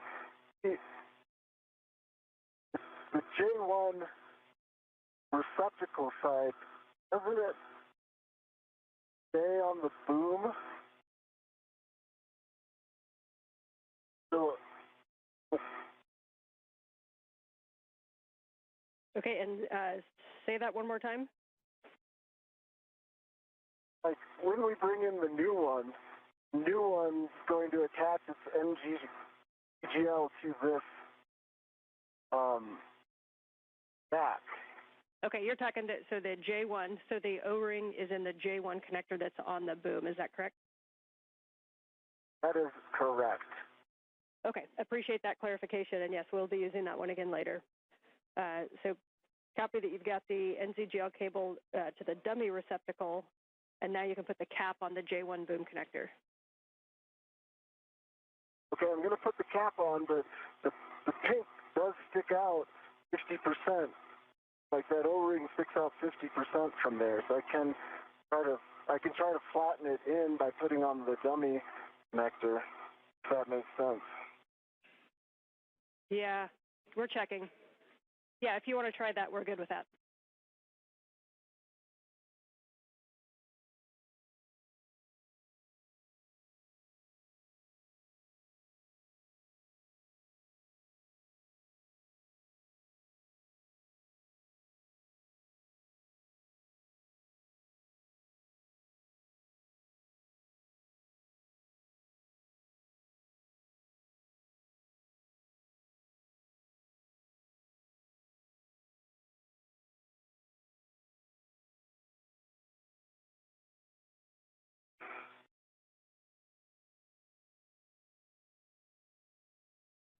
This is Mission Control Houston, 2 hours, 3 minutes into today's spacewalk by Anil, Menon, and Sophie Adenot, the 282nd spacewalk in support of space station assembly, maintenance, and upgrades. The crew well into the work to remove a failed space-to-ground antenna from its location at the middle of the backbone or the truss of the International Space Station on the Z1 truss. They have installed a series of locking pins, or gimbal locks as they are called. The next order of business will be the actual releasing of 4 bolts holding the failed space-to-ground antenna in place on a boom on the Z1 truss.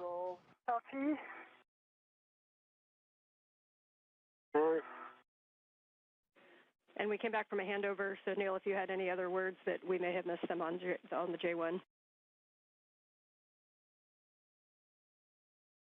I said I don't know if you caught it, but if we put in the plug, it's gonna be hard to get the.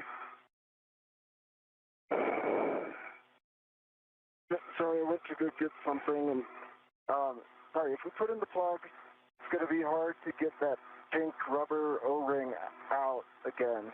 But if the decision is to take it out now, it's partially out, and I think I could get it out. So I'm just verifying that you want the plug in and attempting to flatten it in there. Okay, we understand. We're talking it.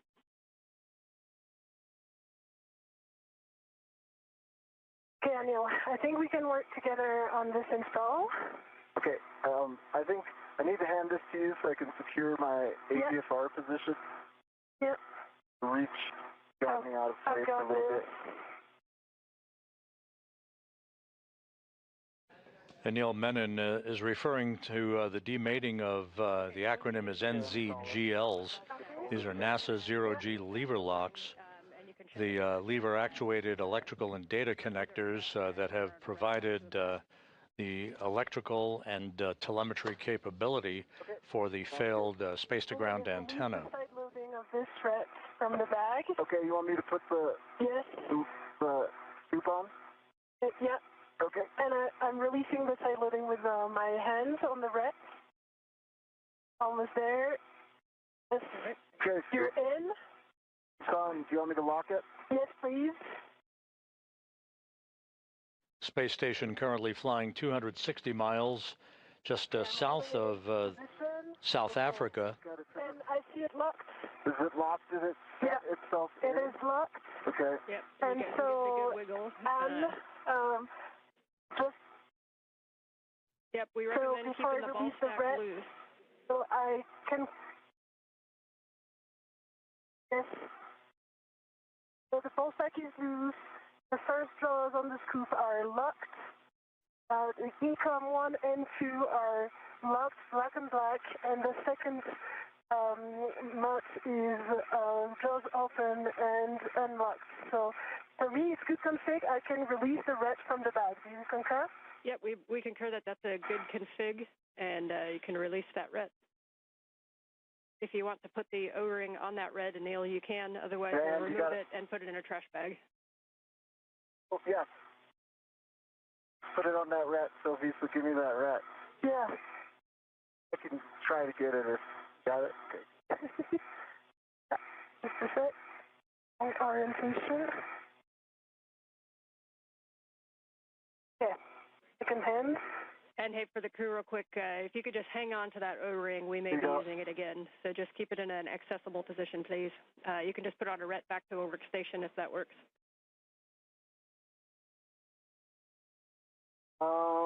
I should keep it on my person then. Okay. Okay, we like that plan. Good config. Nice work on the scoop and mutt ball stack. That looked pretty simple in the scheme of things. And we'll be going for the second connector.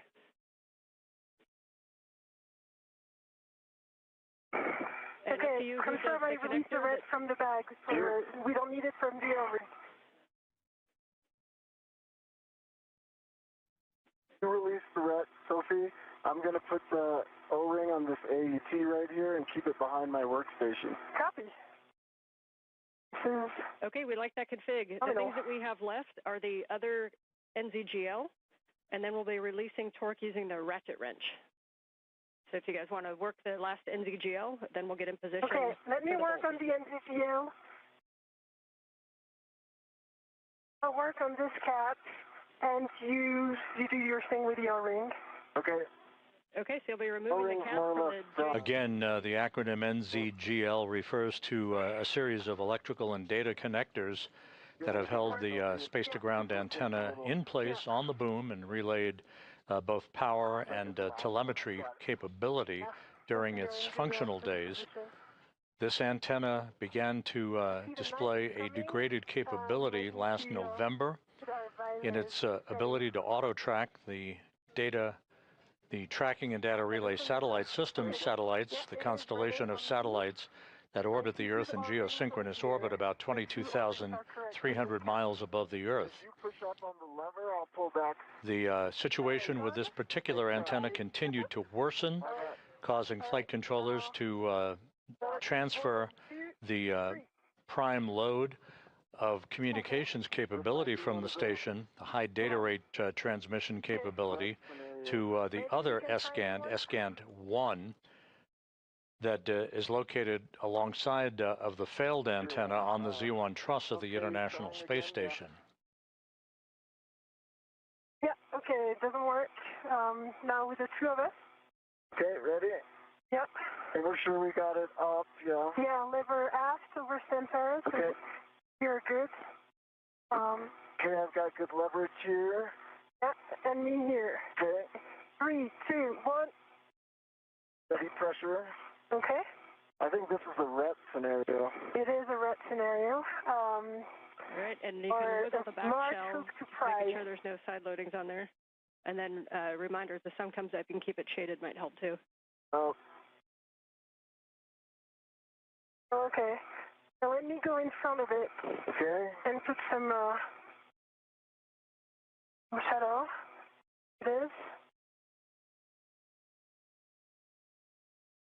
Okay, if I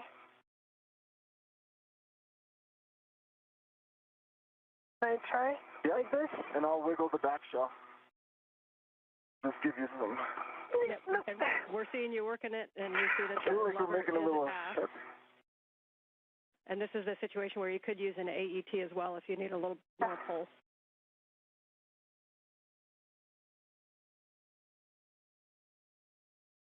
I think we, why don't you put the large trick on the backside and see if you can... Try? Yeah, see if you can push out.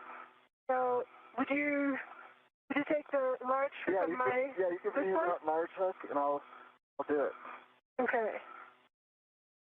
It is? Okay. Got it. I have it. You got it? And then it'll go like this. Yeah, and still some shadow.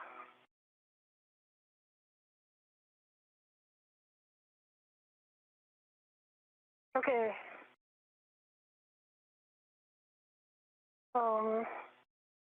Maybe we can also put an AET around.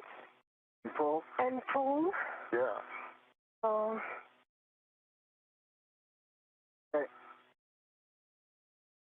All right. Yeah, so our ideas down Try here is one you more could put time. an AET yeah, down. and I'm going to help you push like this. Oh, 1, 2, 3. Stand by 1. Okay. Stop doing that. Yeah. Just want to be sure I'm not doing something stupid with my gloves. We're good. Gloves nominal. I see it moved from 1 millimeter on this side. Okay. Did you see it move as well on your side? Not significantly, no. Oh, okay. So? Like, the blue line doesn't match perfectly, so I think yeah, that's normal. The blue line never matches when it's mated. Okay. As you guys are working this, our thoughts down here is there's some keying in there that it could be caught on. So a couple options are to tap it with the hook, just kind of dislodge that. You can also use an AET to wrap around and pull it.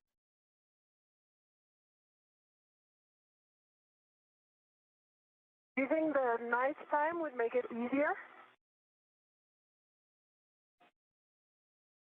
Well, if we haven't gotten in 2 minutes, we will find out. Okay. Okay. So I don't have a red. Yeah, I do have this red. Okay.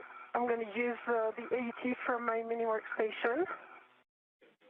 Yeah, we do think the AET is going to be maybe a good option to try, wrap around and pull it. Copy.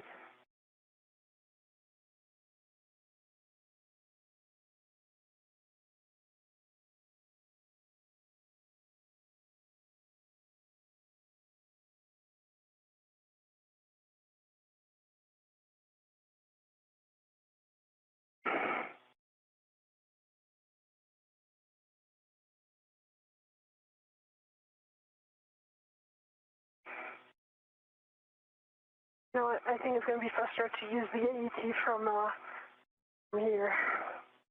And one note, Sophie, when you're pushing, there's kind of two parts in that shell, and if you're right against the kind of the bottom of where the connector, that's the jack that kind of stays there. So make sure you go up a little bit to push on the actual connector.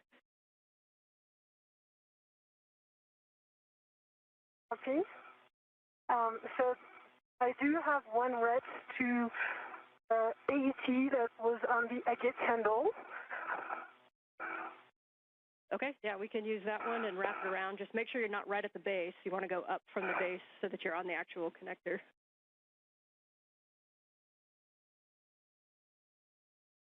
This is Mission Control Houston. Once again, the conversation between spacecraft communicator Ann McClain and Sophie Adenot, as well as Anil Menon, referring to the current tasks of demating a series of electrical connectors that have held the space-to-ground antenna in place on its boom on the Z1 truss of the International Space Station. This in preparation for the unbolting of a series of 4 bolts holding the antenna on the boom. That will be the final task in removing the failed space-to-ground antenna.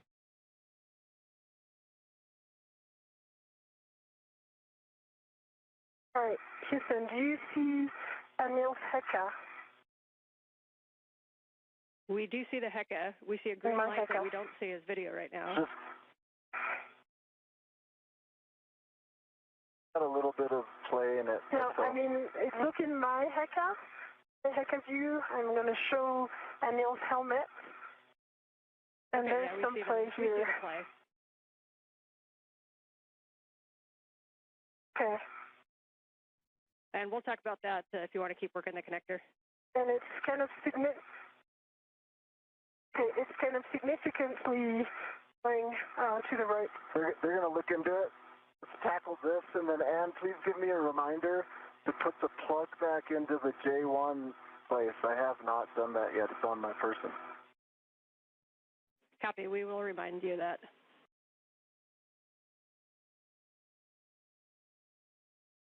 All right, let's see if we can tackle this one. Yeah, I'm just removing the AET from the agate handle, but I don't know why it's so stuck right now. All right, while you do that, I'll put this plug in. All right, the plug's in.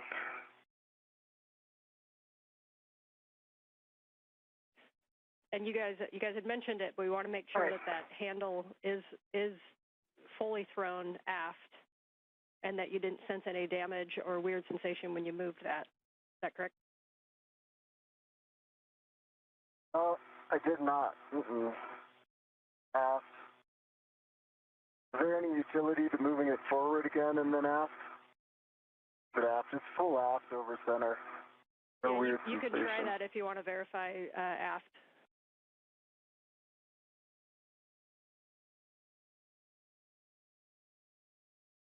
Okay, you have one AT, and this,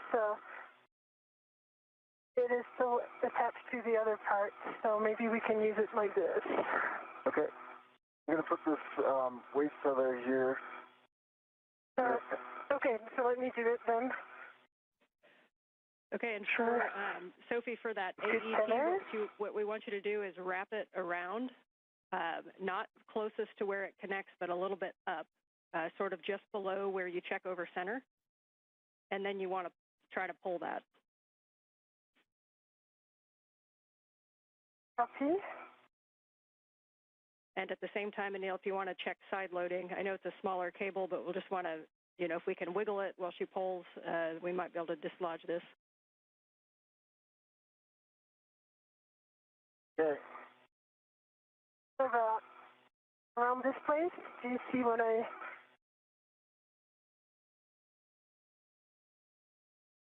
Okay. I'm in good position. 3, 2, 1. 3, 2, 1.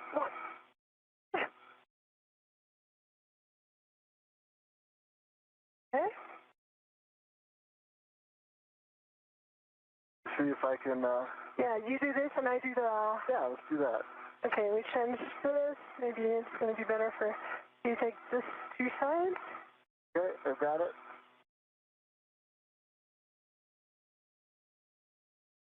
Take this. You wanted me to get both sides, I see. Happy medium, but yeah, you take if you both want to go sides back down and just a little bit.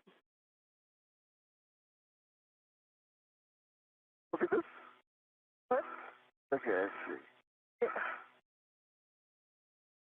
think we need to unlock it from the agate handle there. Yes, it makes it easier for you. Yeah. It is read it to me, so we are good.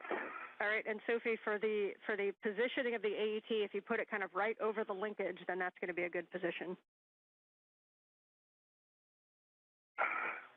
Right over the linkage. Okay.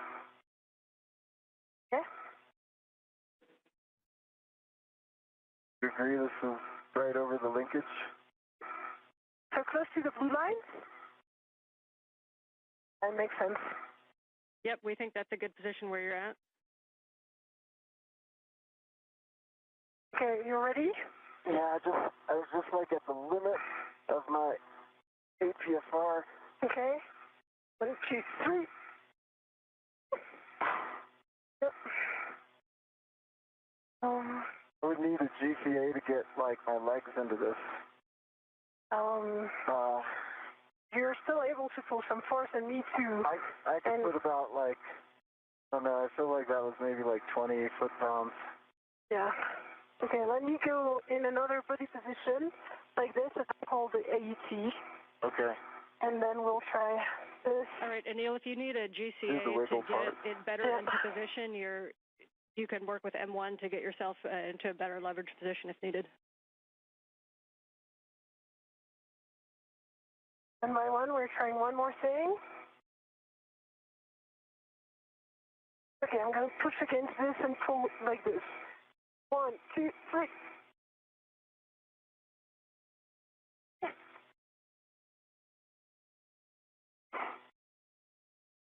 All right, I feel like we tried to... I'm going to talk to M1 while you continue to work on that. We're good with that plan. Jessica, how copy? We are with you on one now. Okay. Basically what I'm trying to go is head up about 30 centimeters. That should give me a better leverage position where I can use my legs to put some force into this. I've got very good clearance, body right, and from the agate handle I can lean back a little bit as you do that.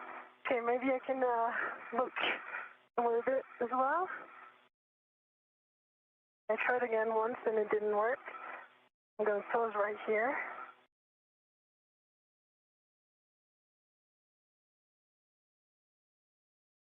We copy, Anil. Head up 30 centimeters. We're evaluating. And Sophie, if you want to cycle the handle, and again, give us any feedback on if you think there's any motion that you wouldn't expect, grinding, or if you just think it's moving smoothly.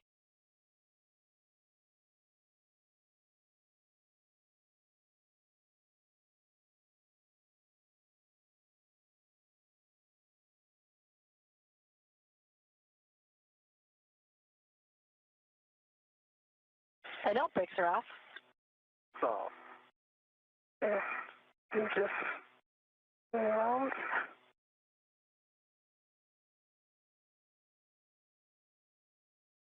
This is Mission Control Houston, 2 hours, 23 minutes into today's spacewalk. Anil, Menon, and Sophie Adenot continue to work with efficiency in the process of removing a failed space-to-ground antenna from its boom on the Z1 truss of the International Space Station. This particular antenna began to exhibit crankiness in its ability to gimbal or auto-track NASA's tracking and data relay satellites.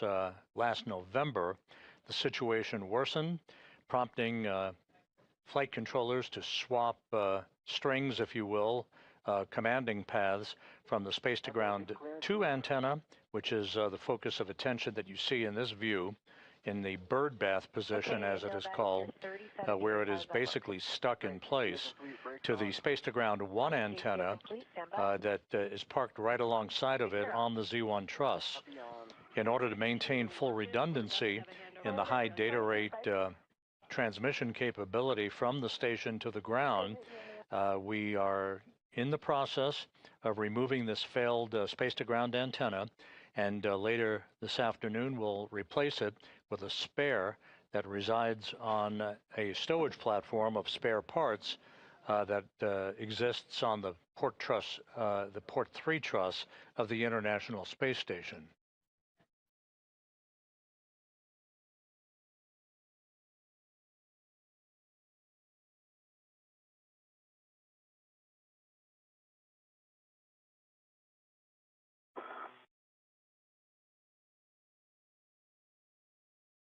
Okay, I'm going to do the pry technique as well as you pull. Okay.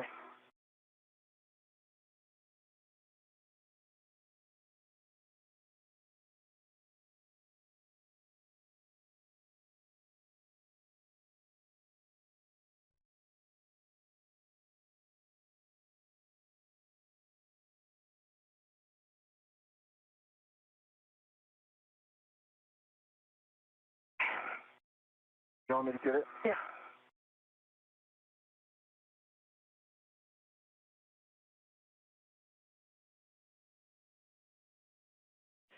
One thought for the AET, if you hook it back to itself on the D-ring so that instead of two free ends, you form a loop, and then you can put your hand inside of that loop and you may be able to get more leverage on it. Great idea. I think I put, by the way, I think I put maybe like 40, 50 foot-pounds into it with no joy, and we were also trying to do the remate at some point without trying really hard, but it was difficult to remate, in case that helps. Okay, we understand difficulty to remate. You can also tap like you would a sticky jar on your counter. You can kind of tap with a ret around the circumference of it. We're obviously still talking some options, but you guys are going to just continue working it. Okay. Okay, 1, 2, 3. Oh, we did it! Yes! Yay! You just got a whole round of applause. Nice job, you guys. All right, then let's move on. You can now make that table to the dummy receptacle. Copy. I'm just going to reinstall the AET because it's the one from the Agate handle. Copy, thanks. That was probably 100 foot-pounds. FYI, that was probably like 100 foot-pounds. You heard applause here in Mission Control and the response by spacecraft communicator Ann McClain, with all of the electrical cables having now been demated from the failed space-to-ground antenna. No FOD, good EMI. Okay, and we're mostly concerned with the boom side where we'll be putting the cables on. So you're looking at J2. Yeah, that one's J2's good, you know, holes, pins, no FOD. There is no rubber O-ring in there like there was the other one.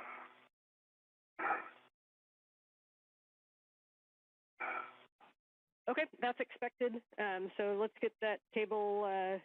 Once you got a good inspection, you can connect P5 to J7, the dummy connector, and then the caps on the boom, both boom connectors, please. Okay, it's in the dummy connector. No, not yet. We're missing inside here. Yeah, we're missing, what, 5 millimeters? And is it okay if we leave it on the dummy connector with like maybe 5mm gap? Once these caps are placed on the dummy connectors for these electrical cables, Menon and Adenot will begin the work to release the torque on the 4 bolts that are actually holding the space-to-ground antenna onto its boom. They'll go in slow, deliberate fashion to release the bolts, approximately 8 turns per bolt. And that will fully release the space-to-ground antenna. Menon will haul that antenna over to a temporary parking place and ultimately onto external stowage platform number 3, where the replacement antenna, the spare, currently resides. Not for the Astros? What's that? How many curveballs was that today? Enough. Okay, the cap is installed, and I release my wrench. And so, here's another one. I've got a free piece of sod right here. It is the, it's the, quarter turn fastener. It's in my hand. Okay, understand the quarter turn fastener is in your hand. Here. I have my truss bag right here. Okay. Let's take it and put it in. All right, going in. Gonna do this one carefully. Yep. Okay. Okay, and yes, we can put that in a trash bag, and whenever you want to, you can also put that O-ring that you had before into a trash bag, and just beware of any sharp edges around where that broke off from. Okay. I think the O-ring is enjoying some mice on the AET of Anil. Yeah. I'm not sure it's worth putting into the trash bag. Yeah, I'll leave it on my AET. Yeah. Okay, 4 quarter turn fasteners. 4 quarter turn fasteners are on. Okay, 4 quarter turn fasteners, and then we just need verification that the cap is on the J1 boom connector. Cap is on J1 boom. Yes. Okay, I understand that's a good config for the cables. The next thing we're going to do is to release the torque on the S-gant bolt using the ratchet wrench. Okay, I'll get in position with my DRT on handrail 4. Ratchet wrench is in my hand. Excellent. Reminder on the ratchet wrench and these bolts, you can go in any order to release the torque. We'll go in order to fully release, but you can release the torque less than 1 turn in any order, and this is where we want a slow ramp up of the torque. We don't want any impulses into it, so we need you to be like a nice human PGT and just slowly ramp up your torque to what you need to release the the bolt. We're going 1 turn? Less than 1 turn, so as soon as the bolt moves, you'll be good. Okay. And just call out, you can either give me forward, aft, port, starboard, or 1, 2, 3, 4 as you do each one. Any order. I'm starting on the aft. Sophie, watch your hand. Yep, on my 1.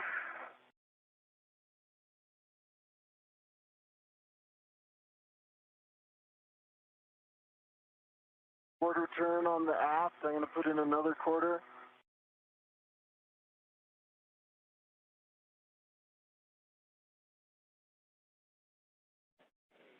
Copy.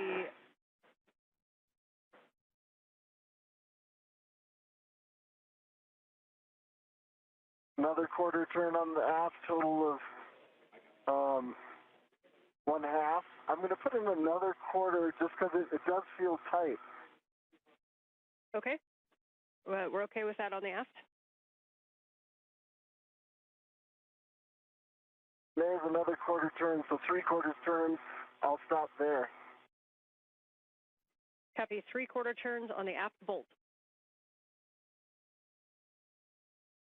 I'm going to go the starboard bolt. Sophie, then I'll hand off to you, okay? Copy. I have good DRT stability.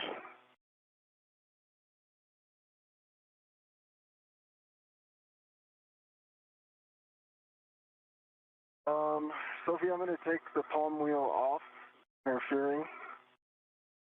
Okay. Need help? I think I can do that. I've read it to it. Coming off.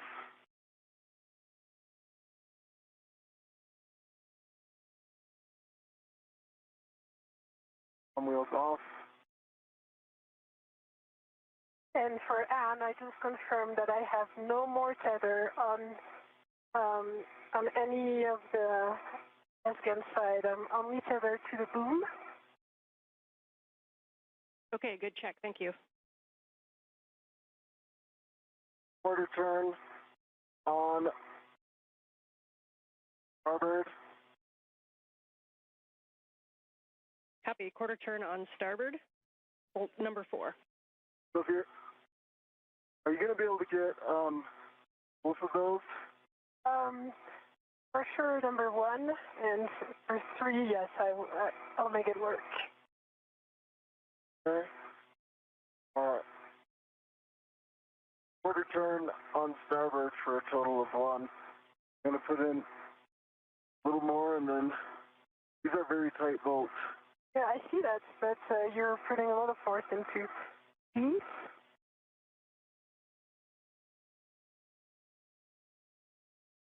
Okay, I'm going to hand this off to you.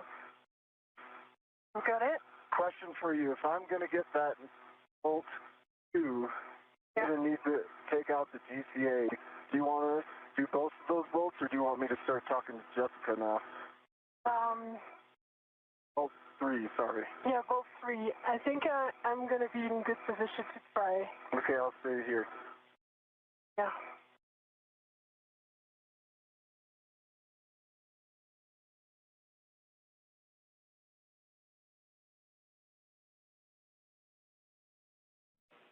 And I can see that you guys are using great technique. Just wanted to really make sure on all these bolts that the socket is fully engaged on the bolt head. You guys are doing it right, but just asking you guys to do an extra check because these are the only bolts we have. I love the extra advice, Anne. Keep it coming. It's unexpectedly easy to do. It could have switched its rotation on the head, perhaps. Like it might be in ratchet lock. You might want to just double check that you're ratcheting. Yeah.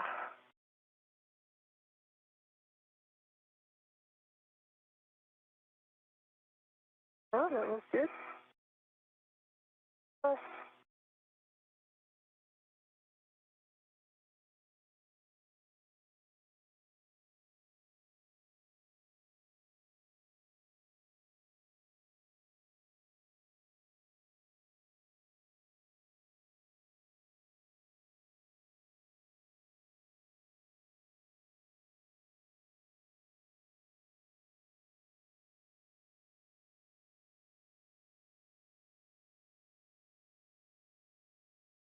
And just pull it towards me for lefty-loosey. Yep. Uh-huh. Yeah. Actually, I can probably reach it. Okay. Need extra. Yep. All right. I've got it. Because my DRT is not enough. Yeah, I for that. understand. I got it. Yeah. So that's quarter turn. Okay. Move into my hand. Good night. Another quarter turn. Good strength, Sophie.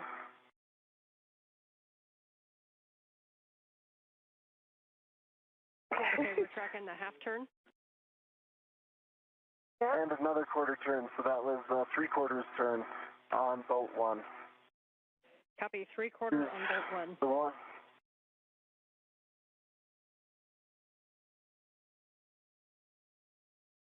If there's anything I can do to stabilize you, let me know. I can kind of reach around here. Okay. I can hold your suit.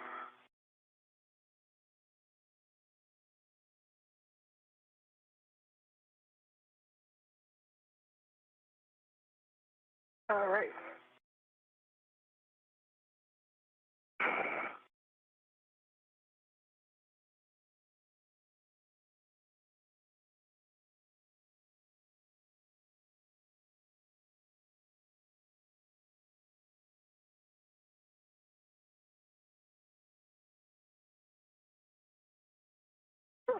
I can push.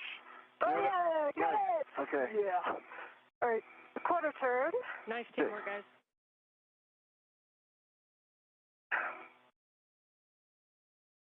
Second quarter turn. Third. And one more.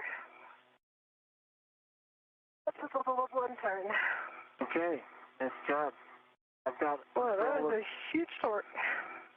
the control of the ratchet wrench. I'm putting it back. Copy. Okay, you guys can stow that ratchet wrench in the crew lock bag.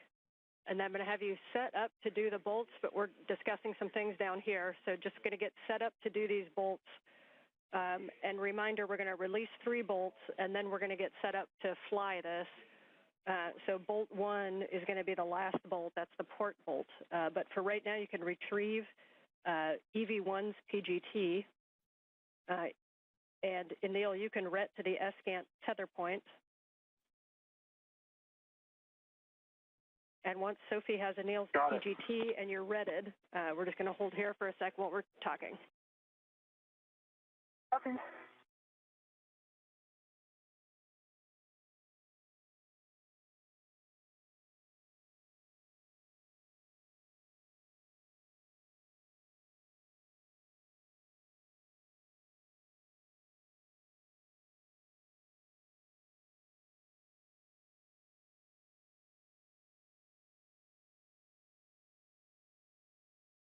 Okay, ratchet wrench is away.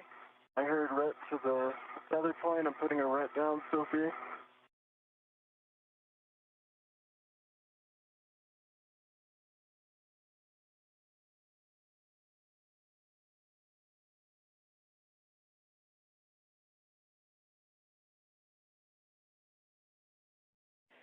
As we continue to talk that, we're going to, the recommended bolt order is going to be 3-4-2, so the forward bolt first, forward bolt. So that would be Sophie driving the forward bolt with Anil's PGT, and Anil will be retted to the tether point on the SCANT handle.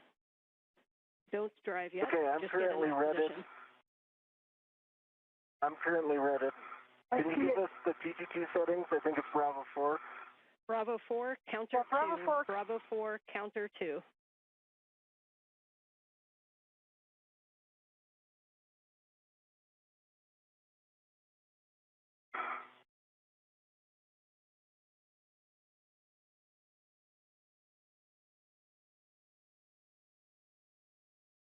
I've got a good body position for bolt number 3. I would like you to send it to me from the forward side. And we have a go to drive bolts for removal. So when you get into position on bolt number 3 with Bravo 4 counter 2, then we'll be releasing that bolt. I have control. You have control. You prepare the settings. Yes, Bravo 4, counterclockwise 2 set. Copy.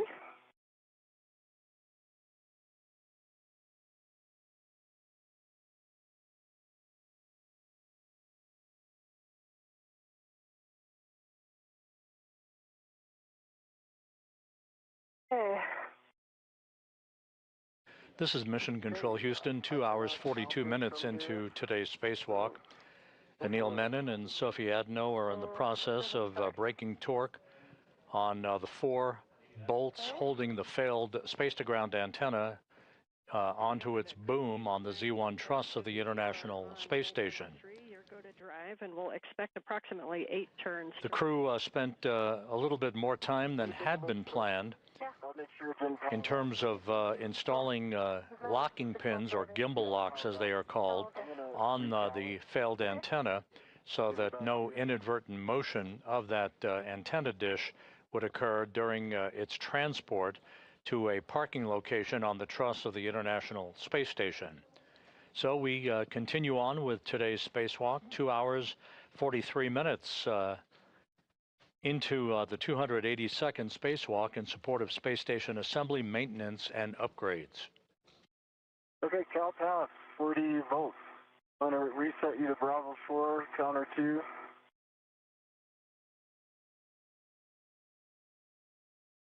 You're on Bravo 4, counterclockwise 2, and I'm passing it back to you. Yep. And my one, I'm just regenerating again my BRT. That's all of it. Enjoy, I see you on the boat. Yeah. I'll help stabilize it here. I'm trying to move with it. Okay, I'll help you. Okay, there was 2 turns. Oh, and it's over torque. Oh, okay. Do you see? Wait, that's my own. Okay, my left foot was on the map. Do you see that? Okay.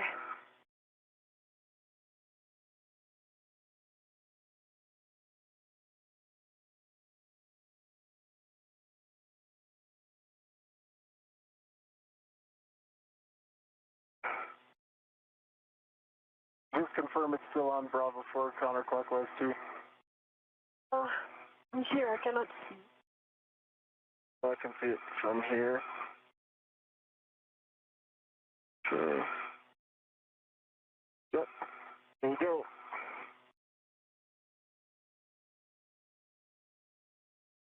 Great. Okay. I'll help you stabilize. Yep.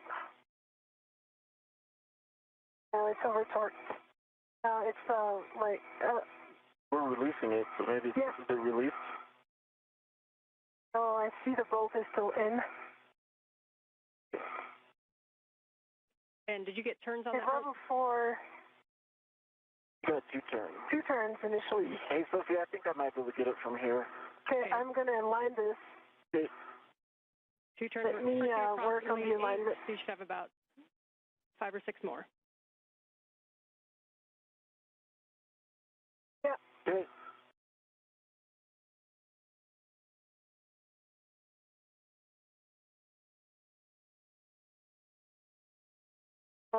Dan, it's not overcoming the torque. Copy that the PGT is not overcoming the torque. Yeah. And we are definitely on counterclockwise 2. Okay, we are going to need to grab the ratchet wrench again and try to release that torque. Copy. Copy.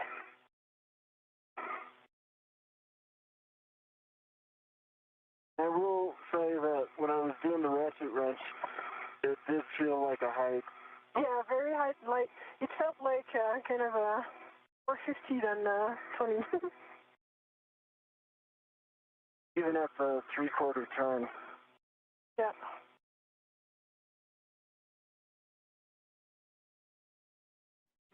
Yeah, we copy that it was a little bit of a higher running torque than inspected when you were doing the ratchet wrench. Sounds like a little bit of a sticky bolt. We can hit it with the ratchet wrench again. And it may not work with the other bolts still connected, but you might need to do a little bit of a wiggle on the S-scan as we release the bolts if there's any side loading. Okay. I'm getting in position for the ratchet wrench. The other option is to go to a different bolt to release and then come back to this one. All right, we are on this one, so let's do this one. Let's see how it goes, and then let's move on. Okay, we like that plan.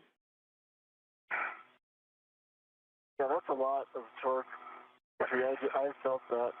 I'm going to pull towards me, and then I'll push it towards you, and you finish that. And you're going to use the ratchet wrench until you feel the bolt kind of loosen up, and then we can go back to the PGT.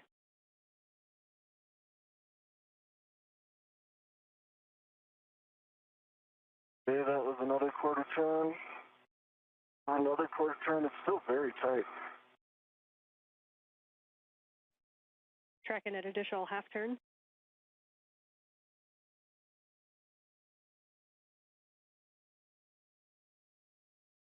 Another 1/4 turn, still same level of running torque. Yeah, do you want me to? Yeah, you can pull it. Yeah, I'm going to pull it so that we're kind of efficient from there.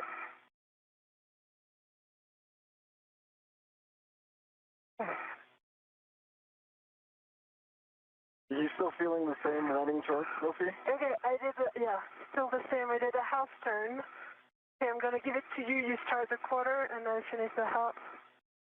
Okay. Still the same running torque at a quarter turn? We copy. Do you want us to move on to another bolt, and or do you want us to keep working this one out? We're checking. You can continue to work while we're checking. Okay. Okay. Why don't you just do quarter turns if you have good leverage there? And, we can also go on to a different bolt if this isn't going anywhere. Oh, it's easier now. Ratchet wrench is not the easiest to use. If you want to move to a different bolt and try the PGT, you can. That may free this one up a little. Sophie says it's easier now. It's easier now. We probably put another turn into it. Okay, I did one more turn, and now it's very easy to do. All right, let's go to PGT. Okay. Sophie. Okay, I hold the ratchet. I think you can take this and then just let go of the ratchet, and I'll okay. I let go of the ratchet, and I align your PGT in the bolt. We're good.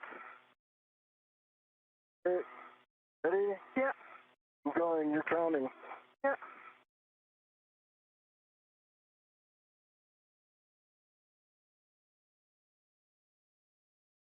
Felt it release. It's released. And that was 5 more turns. Copy. Bolt 3 release with 5 more turns. You can move on to the starboard, bolt 4, closest to Anil. Okay, starboard, bolt 4. I'm worried we might be in the same boat here, but I'll give it a try. Copy, and we'd end up doing the same process. So I saw you kept the ratchet wrench handy, so good plan. Yeah, I see the ratchet wrench right here. Question, Ann, can these bolts be done simultaneously? Because I think the best strategy here is me to go ratchet wrench on bolt 4, and then Sophie to start working on 2. Yeah, good idea, but unfortunately we cannot do dual bolt ops right now. Okay, I'm going to go ratchet wrench on bolt 4 then, largely because the PGT doesn't have a good fit. Okay, I have my visor down. And it has a high torque.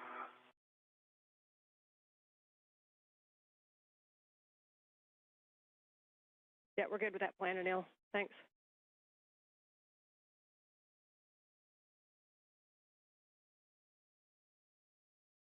For Sophie, while he works that, we're going to be doing bolt 4 and 2, so that's the one closest to him, and then the aft bolt.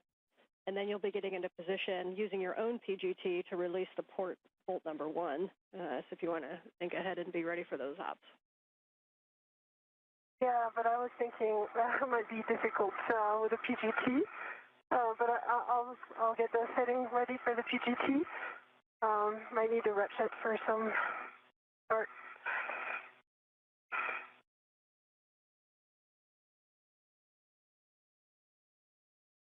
And yes, we concur. We'll see how these ones go if we expect to need the ratchet.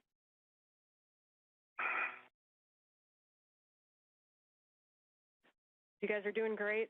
You got lots of family and friends back here watching too, so you're making it look good.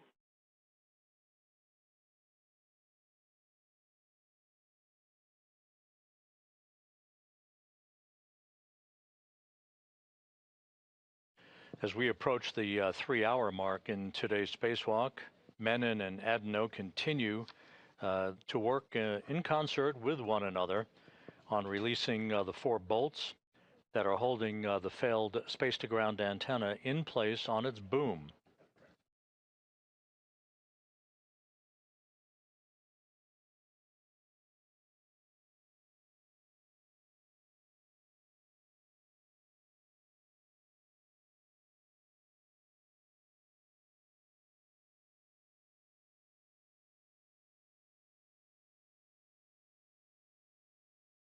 Anil Menon, his feet planted in a portable foot restraint at the end of Canadarm2.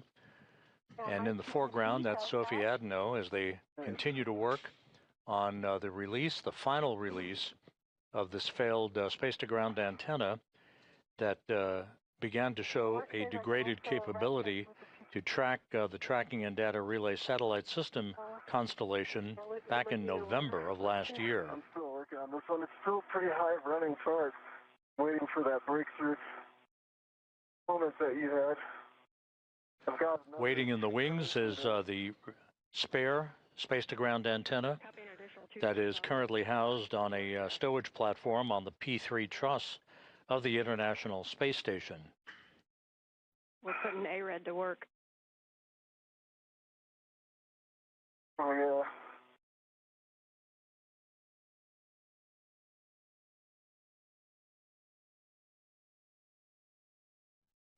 Sophie, It's getting a little easier.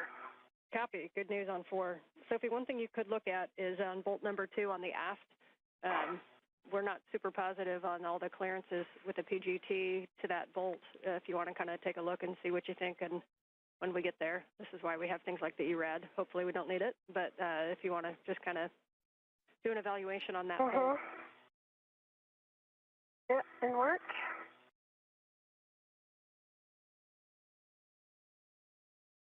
Other turn into this. Copy, another turn into 4.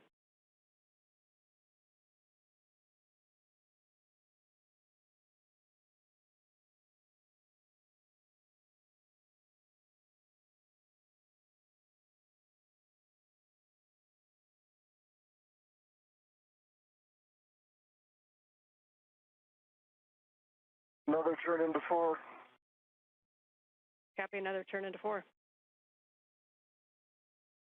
Okay, we'll work with wobble socket on number 3.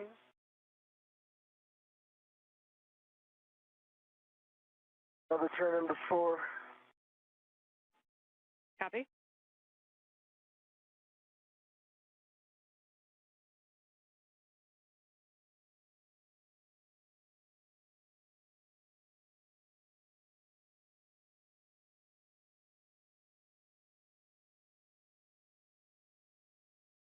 It's easier now, Anil. That's easier. Do you want to give me the ratchet? Not yet. Another turn into 4. I'm not getting it. I'm not going to get a good piece. I'm not going to get a good PGT hold, Sophie. Okay. And I'm just protecting here from your visor. Just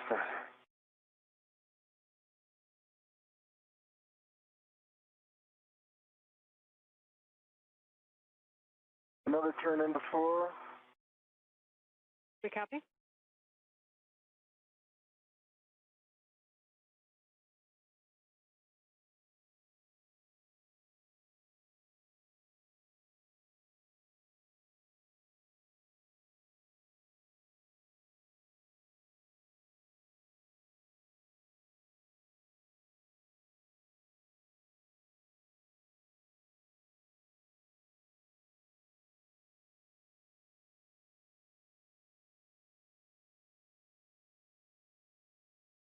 And 4 is released. You want the ratchet? Yes.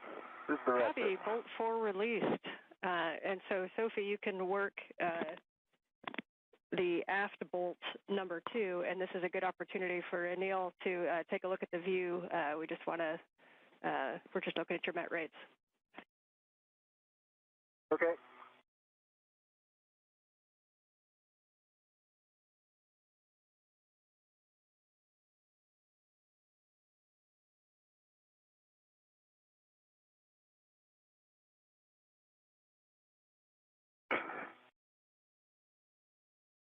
And Sophie, as you put torque into that bolt, just try to make sure that that 6-inch, that the wobble socket isn't too broken over. Okay.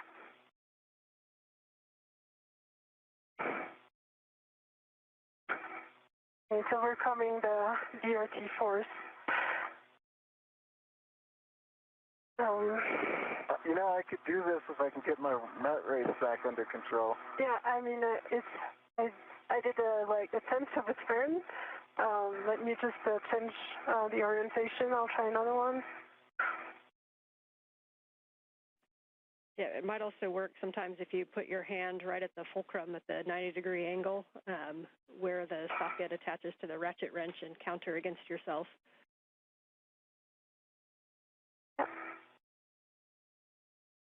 Okay, I did a third of a turn. Okay. Quarter turn.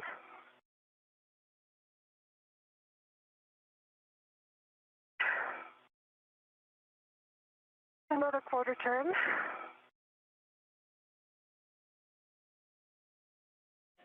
Copy the quarter turns.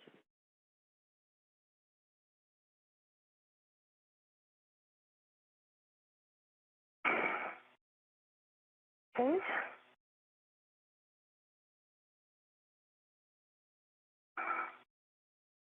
Another quarter turn. We copy. Good work. Is the running torque changed at all? A little bit. Okay. Or maybe not. And I do have a good purchase. If you think my net rate comes back to normal, you can tap me in. Okay. I'm not sure it's a good idea for me to grab the hit handle at this point, because soon we'll have only one bolt remaining, and not really like that. Okay, I have my hand on handrail 03F.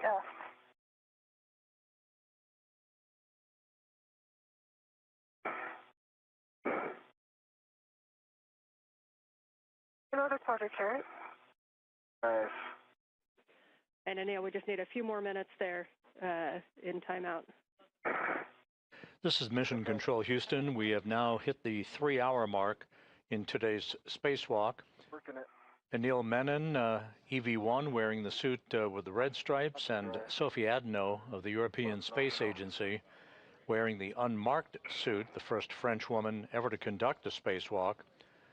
They are in the process of completing the fourth of 4 bolt releases that will free up the failed space-to-ground antenna from its boom on the Z1 truss in the middle of the station's truss structure. I hope you're counting, because I just announced the quarter turn. They're counting. They're counting. Keep doing it. All that A-red I see you doing. Yeah. Crushing it.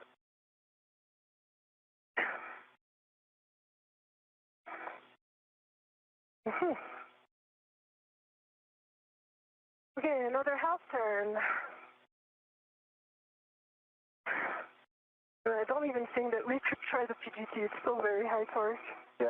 The plan currently calls for the failed antenna to be moved ultimately to a stowage location on a spare parts platform on the port truss of the International Space Station. Currently residing on that spare parts platform is the spare S-Gant, the replacement S-Gant that will be installed on that boom that you're looking at to restore full redundancy and functionality to the high data rate communications capability for the International Space Station. I suspect it is. It would be smart to swap, perhaps. It's easier now. When she starts the bolt. One. Interesting. Sometimes it's easier and sometimes not. So there was another half turn. A little increment.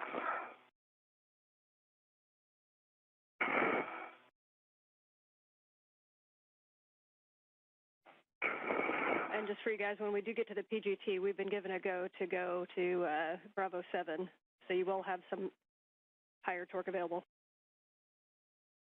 Okay. Do you want me to try to stick this bolt with Bravo 7 and see if it works?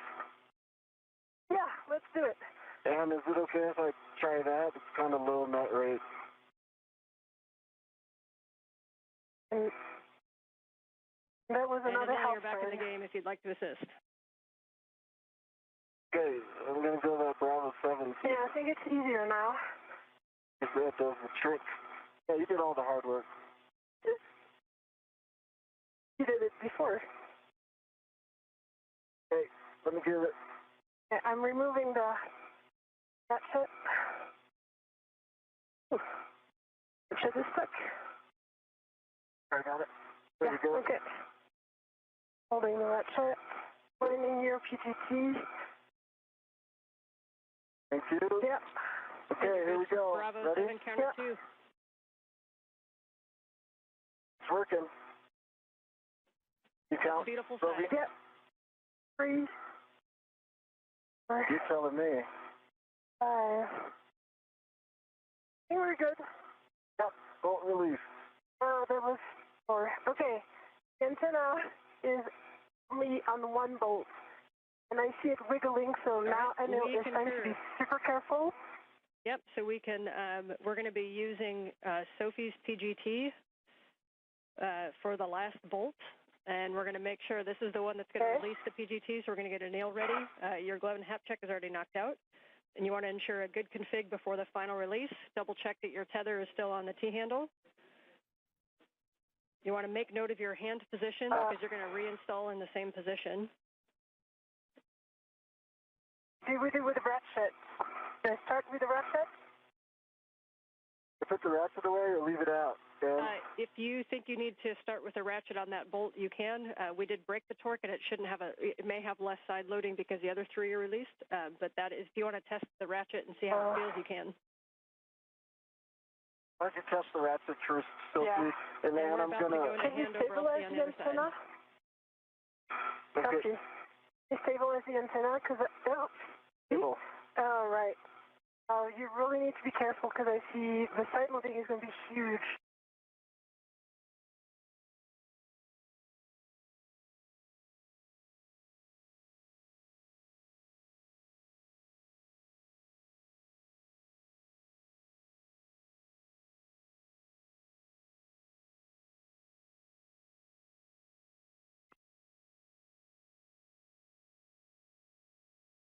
Easier? No. Are you pulling it towards me, Lefty Lucy? Distance, don't know why.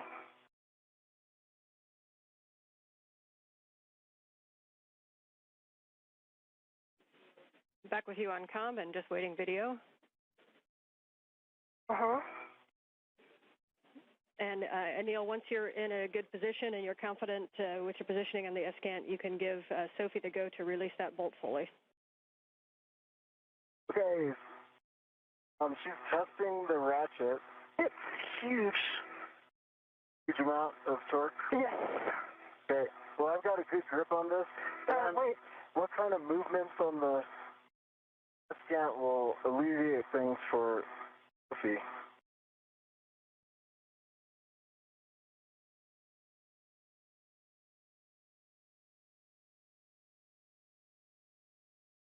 Okay, quarter turn.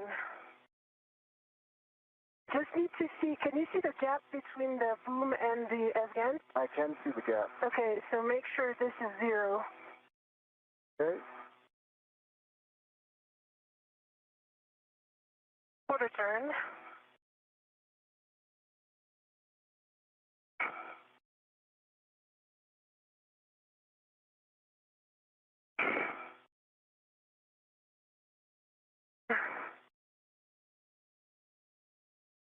Okay, another quarter turn.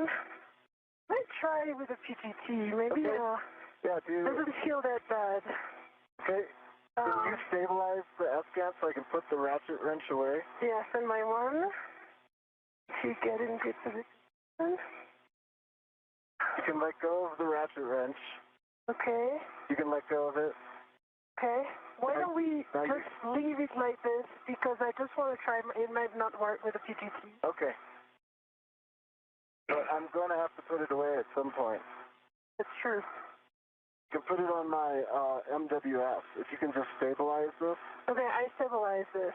Okay, ratchet wrench is going to go on.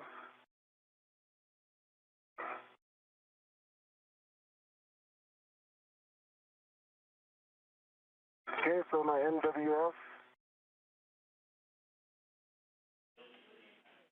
Alright, I've got control of the S-Gant. You got control of the S-Gant, copy. You're going for bolt 1. Ground concurs.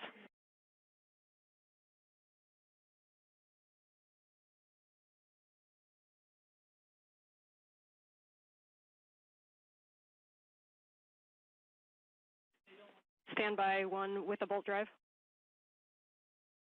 Copy, standing by.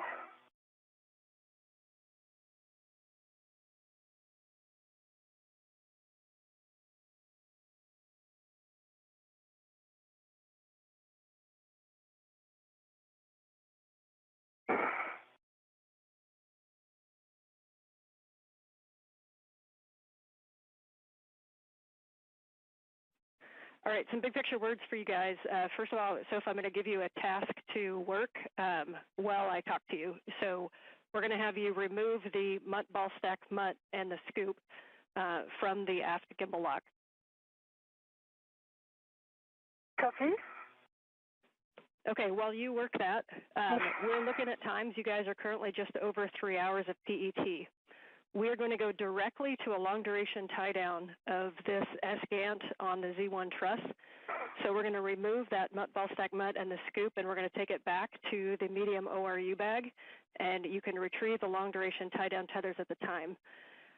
For Anil, we're wondering how you're feeling in the APFR, if after the handoff you think you'd be able to get in and out of the APFR easily to assist with Sophie.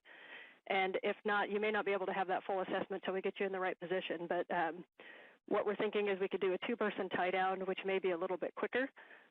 Or we've also tested it as a single-person tie-down. We think Sophie can do it solo if you don't think get in and out of the arm. I say we do the two-person. I feel like APFR ninja at this point.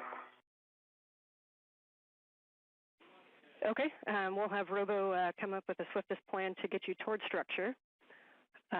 And in the meantime, we'll have you stow that ball stack mutt, and then you may want to pre-position that medium ORU bag in a spot that you can grab the long-duration tie-down tethers. Then we'll have you go back up and do the port bolt, and then we'll do the handoff as planned, and then we'll do the long-duration tie-down tether.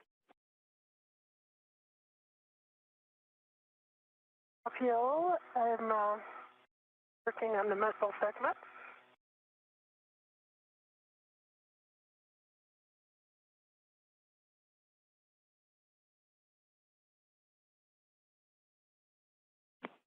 And Anil, what we think you're going to end up doing after handoff is that you'll be coming down the boom. So if you picture that the agate or the S-gant wasn't there, do you think you have a good access to get in and off of the arm?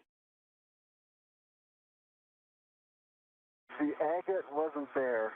Yeah, I think I need to go straight to the handle that Sophie's currently on, stay away from the waveguide and box. And then there's a handle right under that. Yeah, I think I can work my way down. Okay, we will work that after we get this handoff.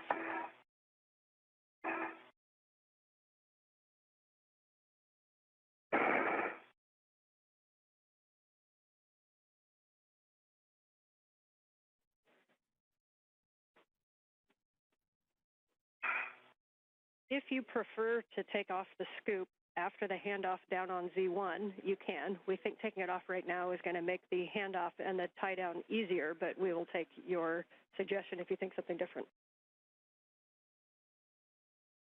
Your call, Sophie. Yes, sir.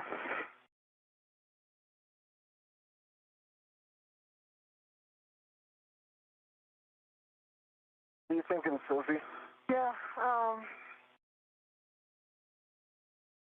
need you to stabilize the S-gant right now. I think it's going to be better to remove the scoop now. Okay. I need to stabilize the S-gant because I see it moving with only one bolt. It's stable. Okay. I see a gap here.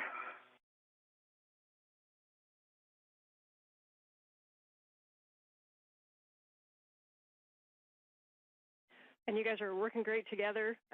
So I know it wasn't what we wanted to go do this tie down, but we still have a chance to get the good S-gant up there. So that is now the goal. So let's get this tie down knocked out as quick as it can. Sometimes an NZGL just eats your lunch, and that's what it did today. But we'll get this tie down, and then let's see if we can't get Cronus a good KU antenna with the new one. Copy, Ann. Appreciate the big picture words. I'm going down the boom. This is Mission Control Houston, 3 hours, 13 minutes into today's spacewalk. Just to recap the conversations between spacecraft communicator Ann McClain and the two spacewalkers, Anil Menon and Sophie Adenot. The current plan is once this final bolt holding the failed space-to-ground antenna in place that you see in this view, once that final bolt is released, this antenna will be removed from its boom, and instead of being transported back to the external stowage platform number 3 for a permanent installation, we now plan to do a long-duration tie-down, as it is called, using a series of tethers to tie the dish down and conserve time, since we're running behind the timeline at this point. The crew had been working right on the timeline until it ran into a series of slight delays with both the removal of electrical connectors from the failed dish, as well as the usual stubbornness of some of the bolts that are prone to being a bit bulky in thermal expansion and contraction conditions in the void of space. So we plan to remove this failed dish. That's the one on the left. The one on the right is SGANT number 1. That's the space-to-ground antenna that is functional and serving as the prime focus of communications capability, high data rate communications for the International Space Station. We're going to continue to press ahead in the hope of getting the replacement or spare space-to-ground antenna off of its location on ESP3, the external stowage platform number 3, on the port 3 truss of the International Space Station, and getting it installed, as Ann McClain pointed out to the crew just a moment ago, so that we have full redundancy on high data rate communications capability from the International Space Station. So you can head up and get in position for the port bolt number 1. Okay, getting back up for port bolt number 1.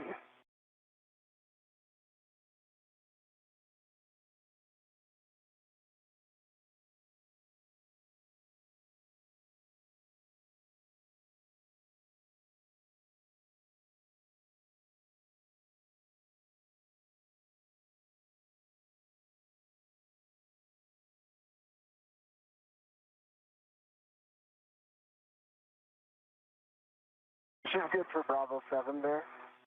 Yeah. And we concur, Bravo 7 counter 2 with Sophie's PGT that has a 2-inch rigid. Yeah, let me just put my VRT down.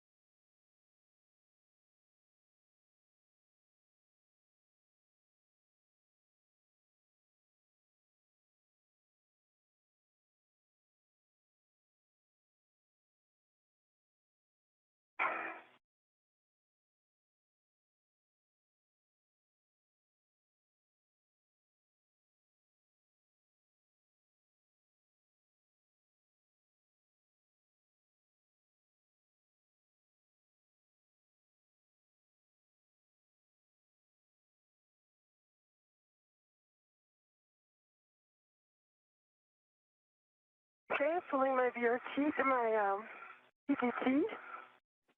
Copy.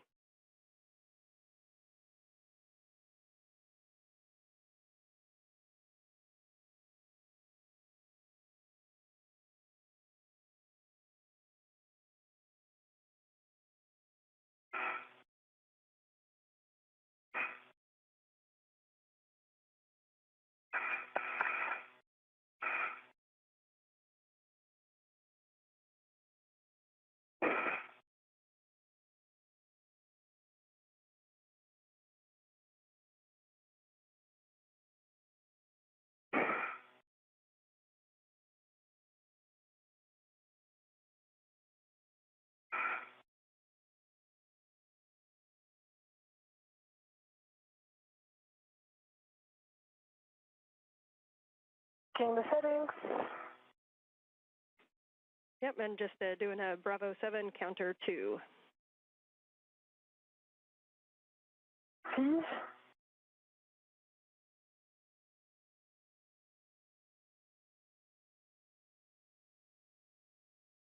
Bravo 7 counter 2 set. All right, and on Anil's go, you can release that bolt. Give my go, Sophie. Okay.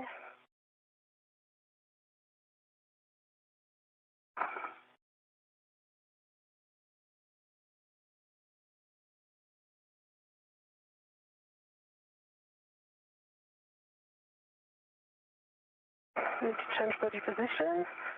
Think if you can move Up. more my way. Yeah. There you go. Have better leverage.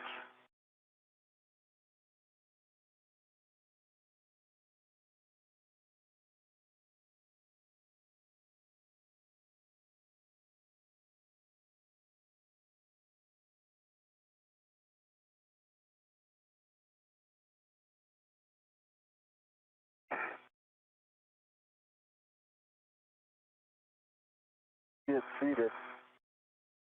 Seated as well. Okay, now seated. Face nice and hard. I saw it turn. Yep. One turn. I need to revise my VOT again. Take your shoulders joints here just to be sure. Did you And say? good job working Check that your position, shoulder so joint. just remember Bravo 7 could come with a kick, although you're releasing, so it should be pretty nominal, hopefully.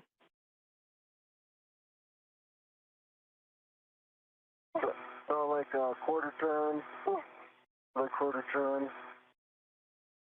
And you may be able to wiggle a little bit, Anil, if there's some side loading. Okay. And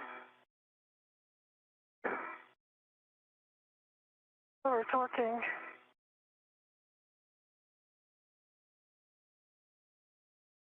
Okay. I do like tenths of a turn at a time. So it's all talking. and Okay, so I think I need to take the ratchet wrench.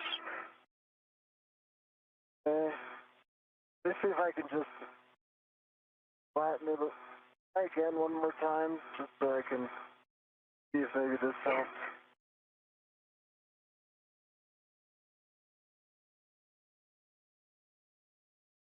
Yeah. Oh. I mean, I see the gap in the threading. Yeah, okay.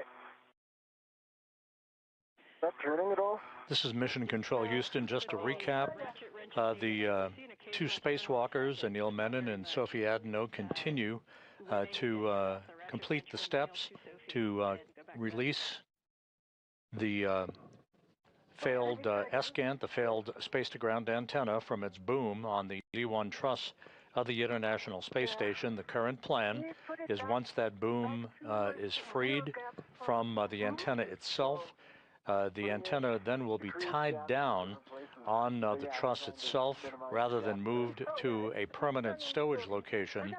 That will conserve time, since the crew took longer than expected in bolt and connector demating operations earlier in today's spacewalk.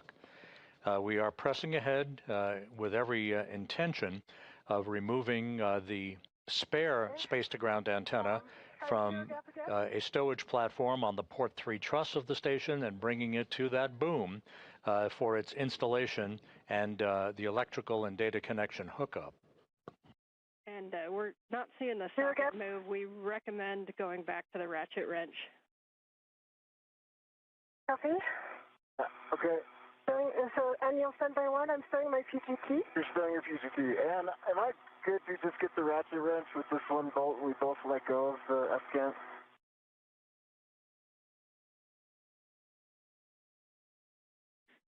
Yes, with the bolt partially installed and you have a ret attached, so you're go to grab the ratchet wrench. Thanks for asking.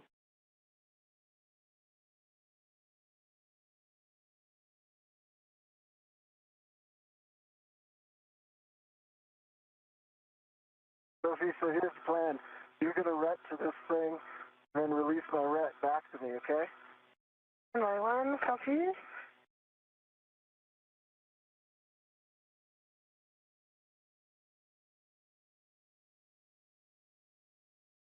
Okay, PGT stowed.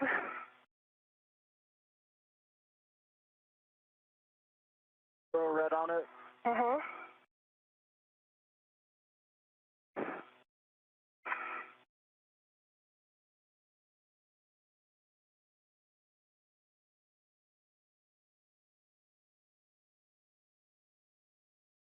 Okay. You want, I can grab my ret. Okay, I'm sending this back to you. Okay. The ret is off. It's your ratchet wrench. Copy. Let me just put this stuff away, and I'll be with you in a moment. Yeah.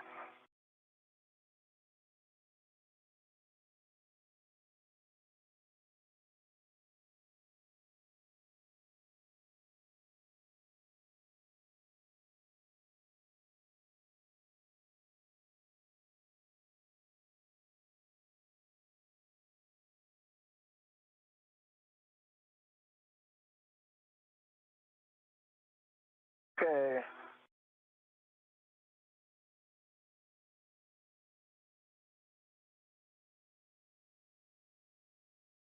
I've got my hands on the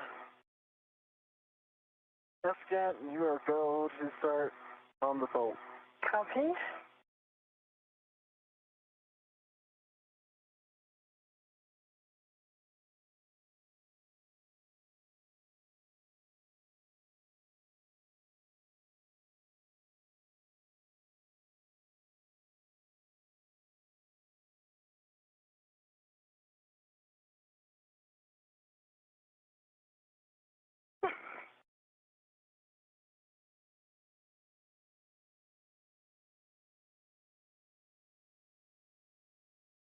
I see it turning.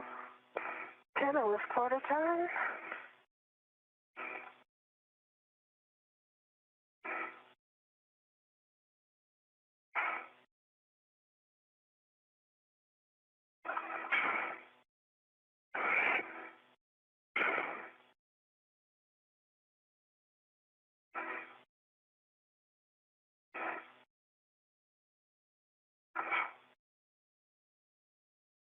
There's another quarter turn.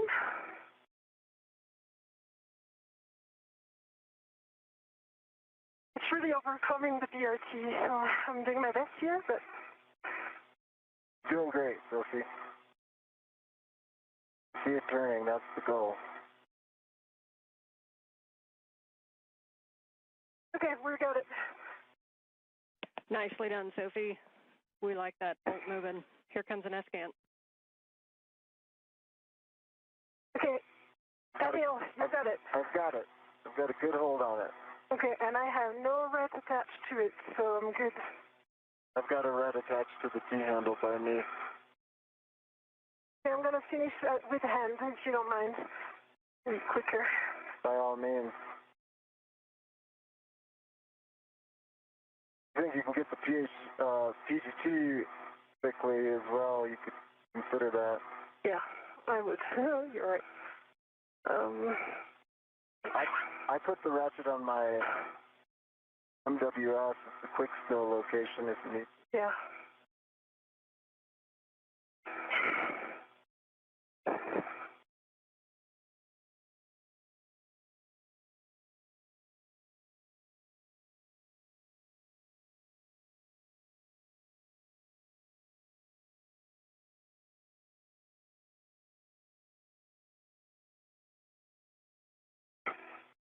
Okay, I've got the ratchet wrench on my MWS and retrieving the PGT.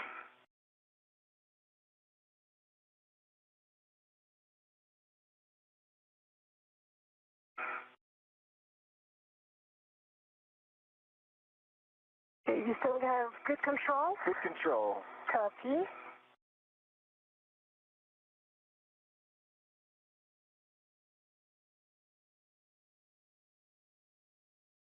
You're turning. Turning. Okay, false release. See it release. Copy, Okay, you bolt ready? release. I'm ready. Removing the PGT.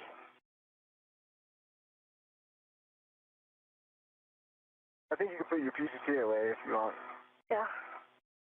Yep, and so for Sophie, we're going to have you put your PGT away, and then we're going to get a glove and hap check. I'm going to give you some steps to work while Anil takes the comm to remove the ASCANT and get down to the handoff position. So you're going to be translating down to the Z1 ASCANT temp stow location, stopping at the medium ORU bag on your way and retrieving a long-duration tie-down tether. If you want to take the first tie-down tether, it's going to go to the port side of handrail 6050, and then you can get the other tie-down tether and get in the starboard handoff position. Copy. This is Mission Control Houston. We're at the 3.5-hour mark in today's spacewalk. The failed space-to-ground antenna is now free of its boom and will soon be removed from the boom itself and be brought to a nearby location to be tied down with a series of tethers. This will be an interim parking place for the failed antenna, thus conserving time for the rest of today's spacewalk. So it'll come off easily. It's a good time to observe so that we really understand the waveguides.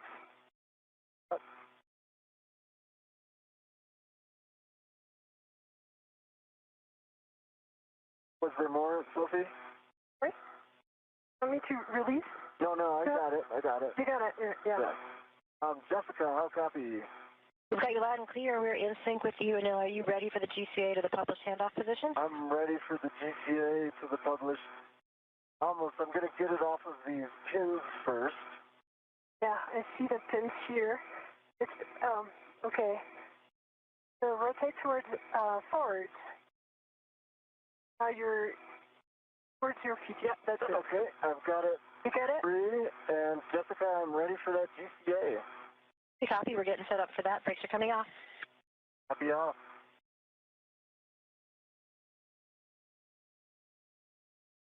Anil, this is going to be that 3-part series. We're going to take you body out, followed by body left, followed by body in, and then we'll be taking you to your egress position. Anil, copy. Go. Not my go. All right, Anil, you're going to be coming body out, starting motion in 3, 2, 1.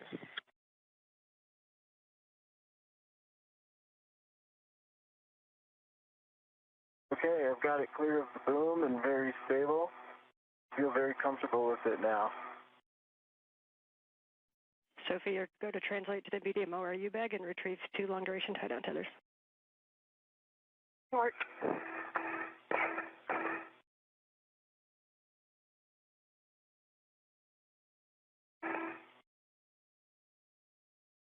Really good clearances here. Jessica, clearly getting better. I've got good control of the scan. Copy and concur. All clearances are improving.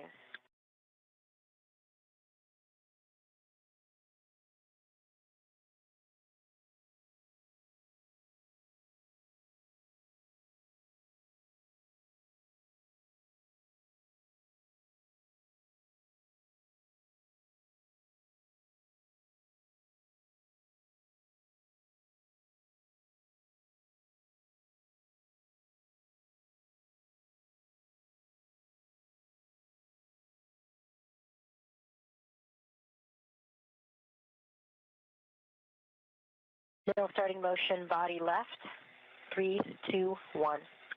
Body left, and I'm watching the dish, keeping it clear of the boom. I'm putting a little lean back in. I've got primary eyes on clearances on this side.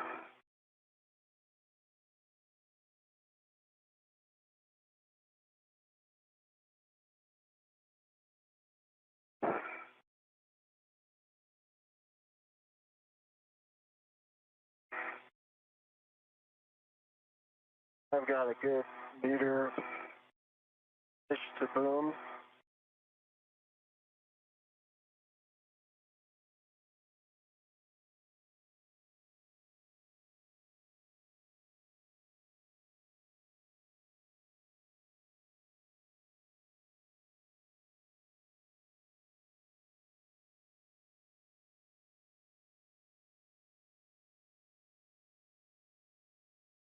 Nil starting motion body in 3, 2, 1. Okay, and I'm going to keep clearances from Sophie here. Sophie, I've got eyes on you. Okay. Keeping the dish in position for a handoff.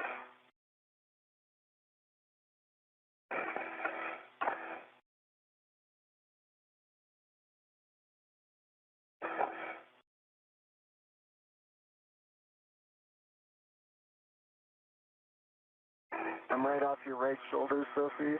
I got a meter distance from you. Okay.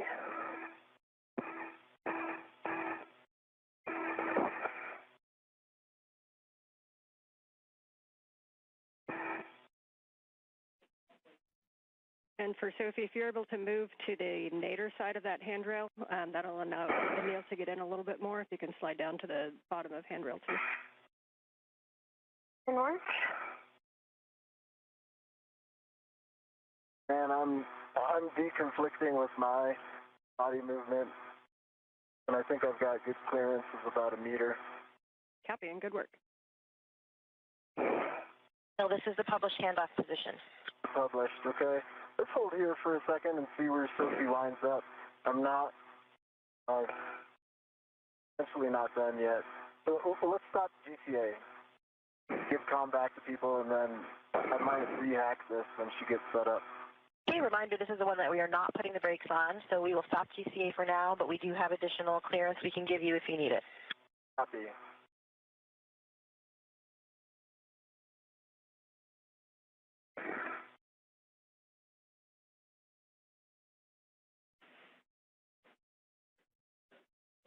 Okay, and for Sophie, we'll just be retrieving those 2 long-duration tie-down tethers and moving to the base of Z1.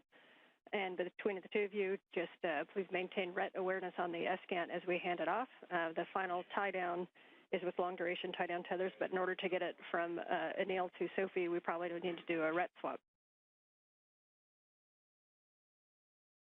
Copy, RET swap. I also need to do a RET swap from the... I'm just checking the number of RETs that I have. One is taken for the ratchet wrench right now, which was not initially planned. So I'm just retrieving 1 long-duration tether right now, right? Correct? You will want to retrieve both of them. Both of them. Copy.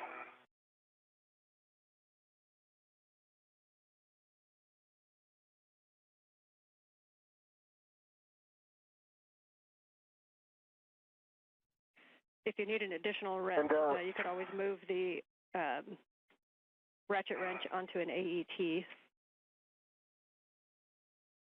I think I'm good because I'm going to put because we have 2 hooks on the LDTV, I'm going to put 1 hook on my mini workstation. Okay, copy.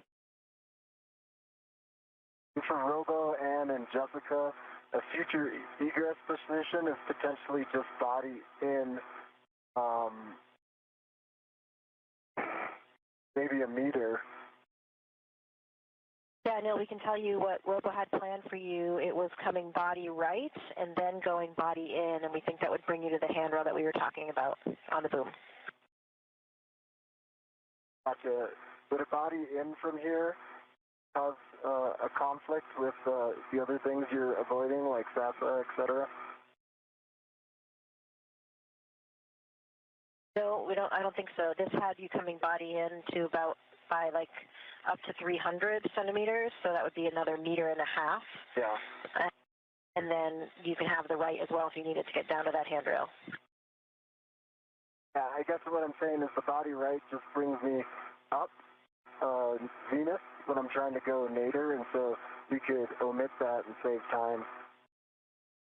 We believe that will work. We will verify.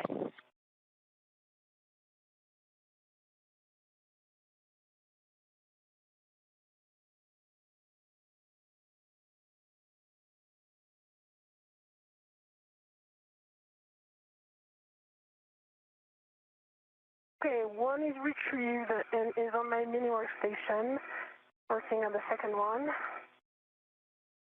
Copy.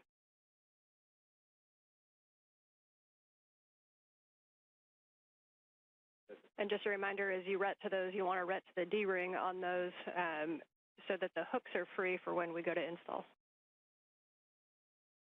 Yeah. I'll do the rets after. For now, I just put them on my mini workstation if it's okay for you, because I'm afraid I don't have enough rets.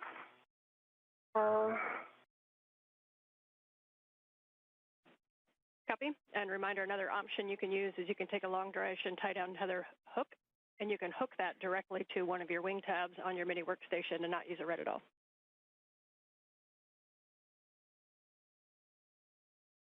Yeah, that's what I'm doing right now with the first one.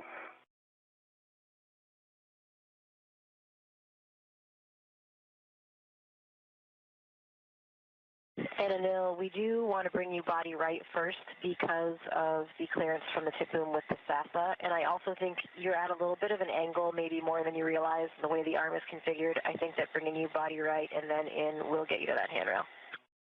All right, that works for me. Okay, copy. We can try it, and then we can always get you where you need if that is not the right position.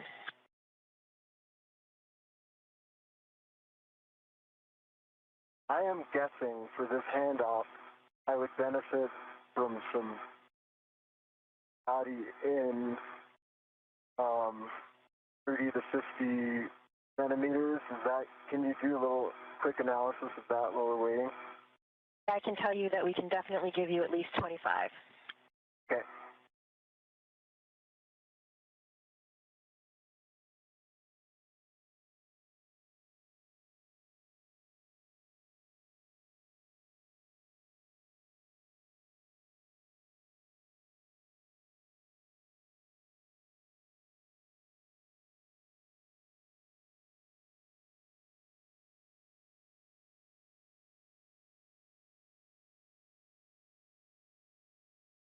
And Ann, if there is comm bandwidth and it doesn't distract down there on the ground, can you give like a little verbal layout of how these long duration tie-down tethers go?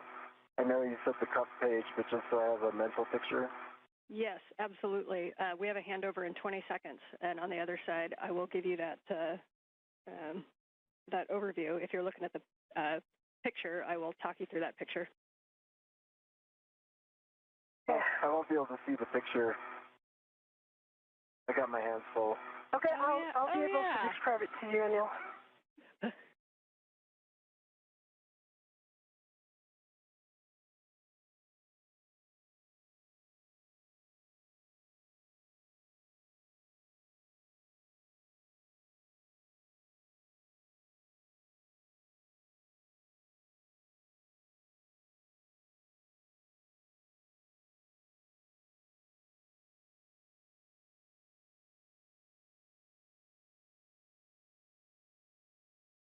Handle and see if I can get this all the way to you without GCA. If that doesn't work, I'll ask for additional GCA. Okay.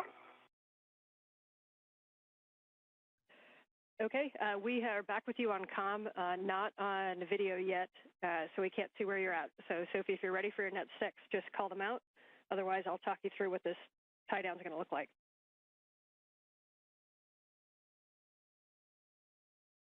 Translating, so I think we got some bandwidth here. Okay, awesome. Sophie, as you go to translate down, we want you to be on the starboard side. This is where you're going to position yourself on your left shoulder as if you're laying on the trunnion pin. And then your right arm is going to be the one that's going to come up and grab the escant from Anil.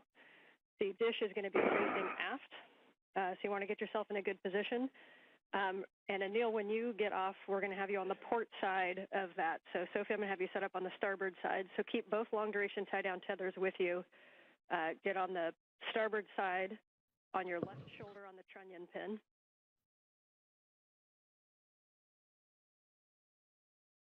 Okay, in work.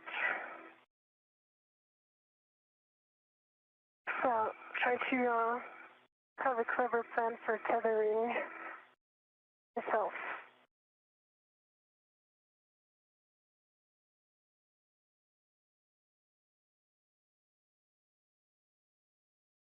Yeah, I'm going to put this here. The sun's going down when you're set for your visor.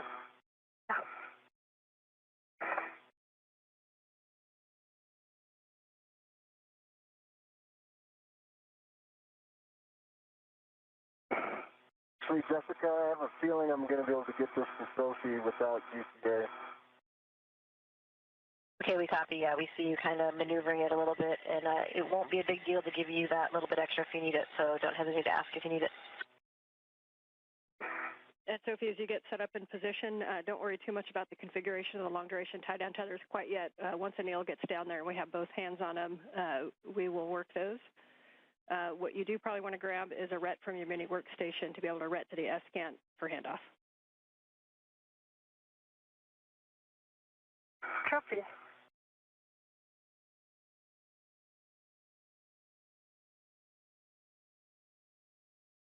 Hey, knuckle down.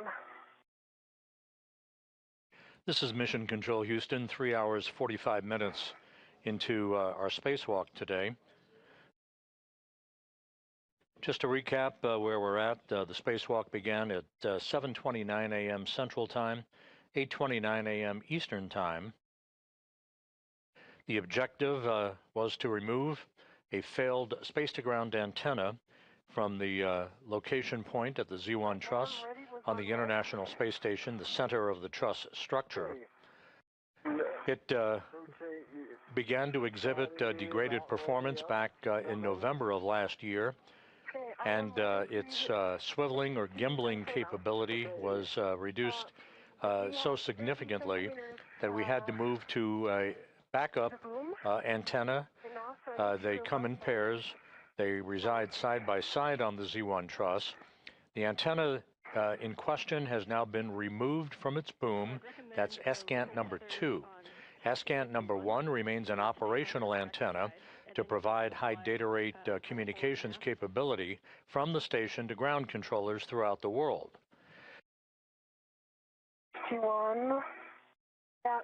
The two spacewalkers today, Anil Menon of NASA and ESA's Sophie Adenot, began the spacewalk working per the timeline, but ran into some difficulty loosening up bolts and electrical connectors along the way and fell behind on the timeline.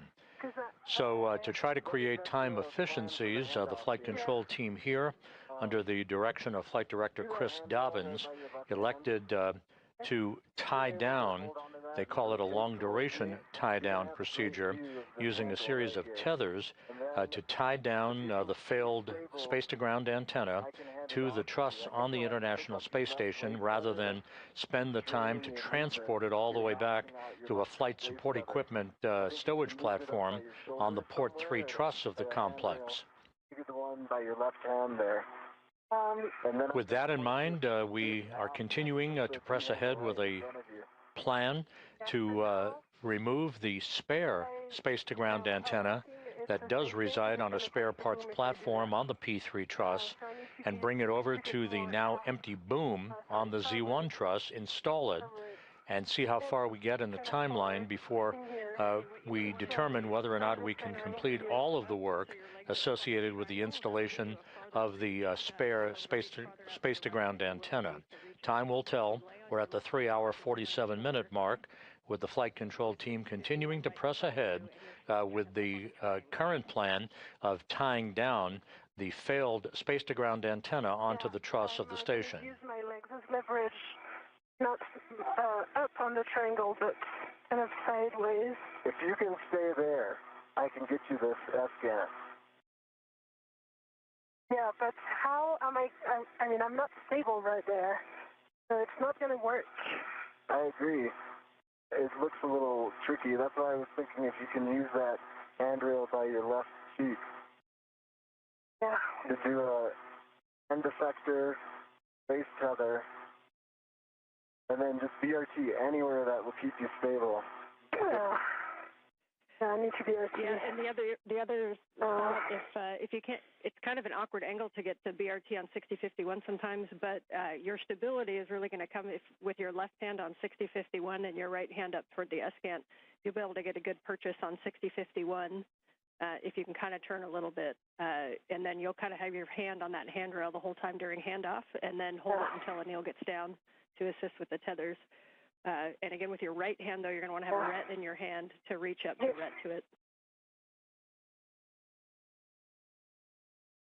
Yeah, the red is already on it, so we're good. But I think we made a mistake of taking the ball segment on just to help stabilize. So I'm working on my VRT right now to be able to hold the position. Maybe this one.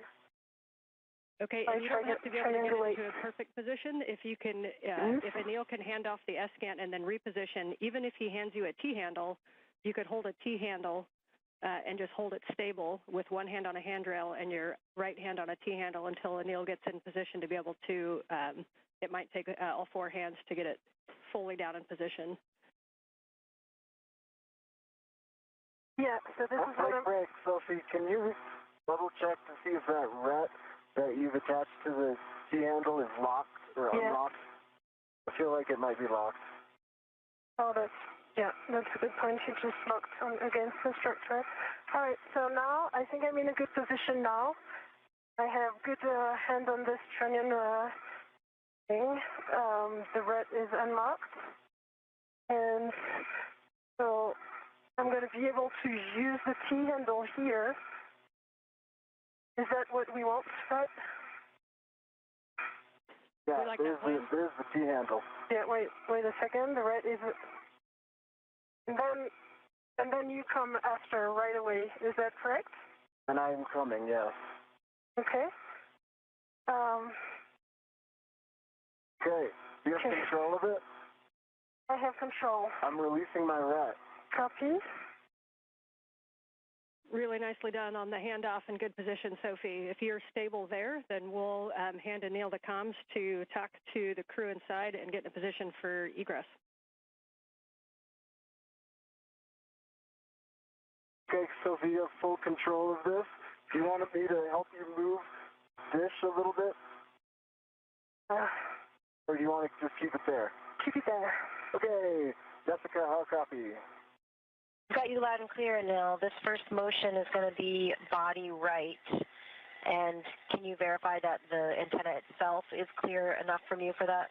I'm clear for body right, and I can gently touch the antenna to ensure it's clear.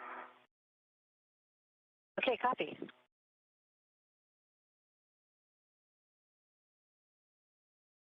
Okay, we're starting motion body right in 3, 2, 1. See motion, and it's good motion, and I've got clearance from the antenna. Sophie, good job keeping it stable. Yeah.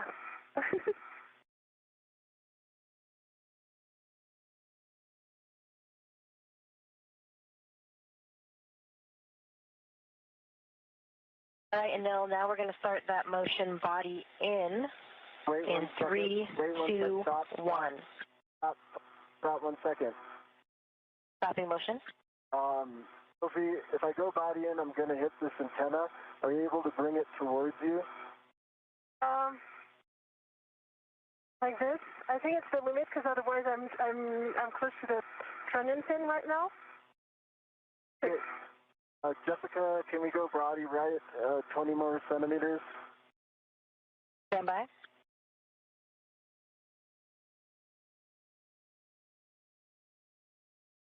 All right, Anil, we'll bring you body right 20 more centimeters. 3, 2, 1. I see motion, good motion. It's going to give me clearances. Okay, Jessica, that's enough. We can go body forward. I don't know. We can come in up to 1.5 meters. Do you have an estimate, or do you want to call the stop? I will go 3, 2, 1 ramp out if I feel like we're close enough. So let's do the whole 1.5 meters. I think we might need it. Okay, we copy. Starting motion in 3, 2, 1. I've got clearances from the antenna.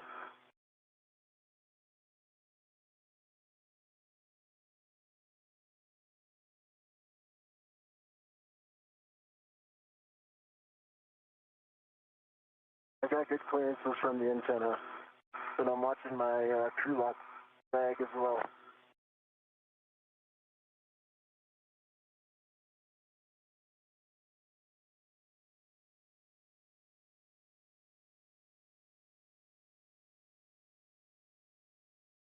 EMU is clearing the antenna now.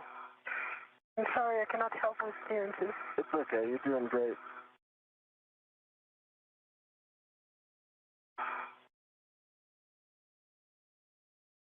Half a meter remaining. See, my crew lock bag is clear of the antenna. Ramp out in 3, 2, 1, ramp out. Okay, we've stopped motion. Stop GCA. GCA complete. All right, copy, GCA complete. So you ready for us to put brakes on so you can egress? Ready for brakes on and egress. Brakes are on, you go for egress. Go for egress. Okay, nice job. Sophie, nice job keeping the S-cant still. For Anil, you're going to be egressing and coming down the boom. As you come down the boom, a good position might be to go heads nadir and then go down handrail 2, which is the aft handrail, the long handrail. And then I'll talk you on to a good position when you get down there. But generally, you're going to stay port of the S-cant. Said head nadir. You want me to go head nadir? Yeah, I think as you move in position. Did I copy that? Yeah, I think as you move into position, obviously you decide, but as you move into position, if you go head nadir and come straight down the boom, the short handrails 3 and 4 where you're egressing, then you're going to go down handrail 2, which is on the aft side, and then we're going to walk you all the way down to Z1 into a position on the port side of the S-cant. Stand by. The antenna is moving. Anil, are you still ready? I am not ready. I think it's possible to head nadir. I put my crew lock bag into it. Okay, but now it's becoming like tougher to control.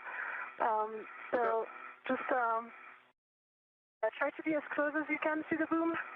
Yep, and Anil, if you need see to where you are. reposition back and check what's coming in contact, you can also move over to the port side of the boom and try coming down on that side.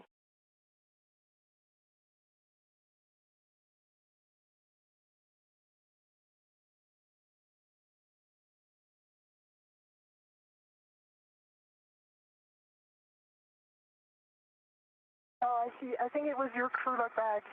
Yeah, I think it was the crew lock bag. Okay. I think I just have to go feet nadir to avoid it.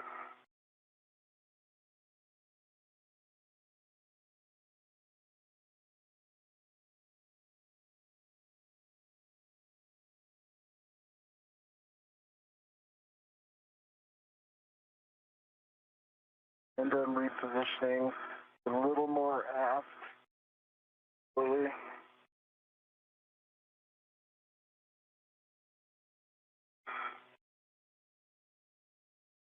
All right, nice job on getting off the arm there, I've Neil. got good eyes on everything. And I see your feet coming down. If you put your feet just forward, you're going to be staring at handrail 6058. That's a good one to hold on to. 6051 to orient you, or sorry, 6050 is the one that's pointing direct aft. That's where one of the long duration tie down tethers are going to go. We're going to do this tie down very deliberately. As you know, when we do these tie downs, we don't know if it's going to be weeks, months, or years. And so the biggest thing is we need to make sure that this is in a safe config. So if you can both be very deliberate on where things are going and calling out any issues that you see. Also be aware that Anil's tether is in a very non-standard config. It's not something that we're used to. Make sure that we're not tacking him down alongside the S-cant. Right now I see your reel, Anil, I see it. going on your right shoulder. I see it, Sophie. Okay. And Anil, if you need to do a rich man's fair lead onto the boom, that might keep it clear of the S-cant, but your call.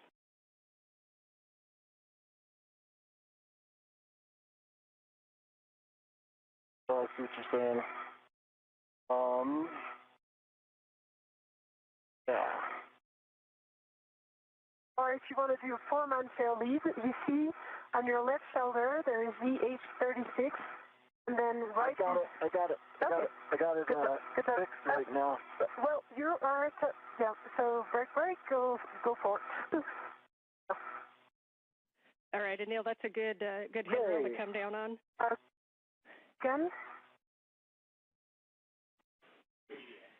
Okay, so as you get into position, you're going to have a lot of room to just kind of keep your feet On the port side, just take a double check of your crew lock bag, make sure that's not going to get in the way. I'll talk you through the tethers one by one, but big picture, we're going to have the dish is going to be facing aft.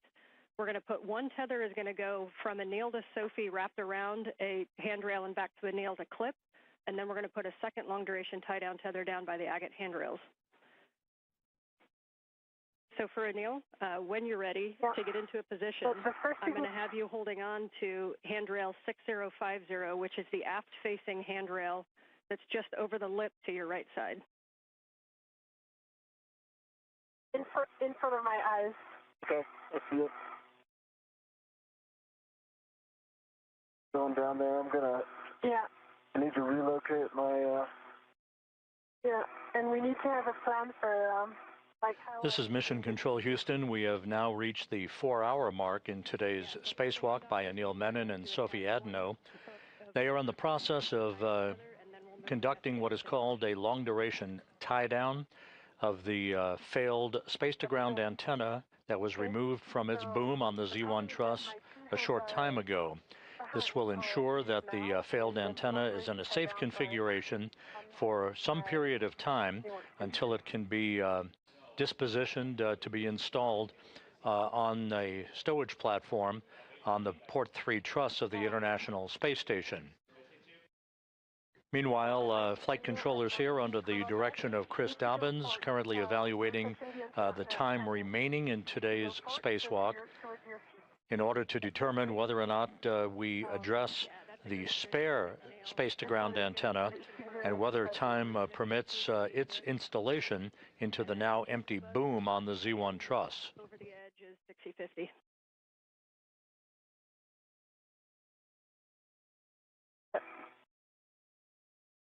Yeah, I got 6050. Phenomenal. Right in front of you, there's a long-duration tie-down tether on Sophie's MWS. We need to grab one hook of either of those, and that hook is going to go to the wine glass stanchion on your side, Anil, of that 6050. Right.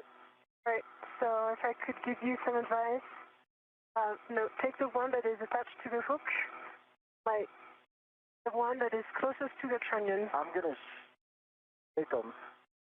You want me to take this one? Yeah. Right here. Yeah, this one. Okay.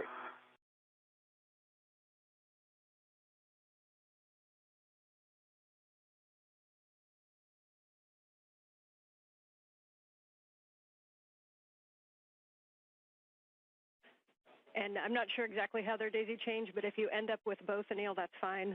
You guys are going to be in the same place when you use the second one.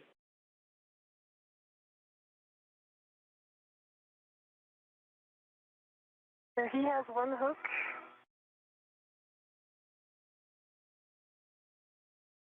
Okay.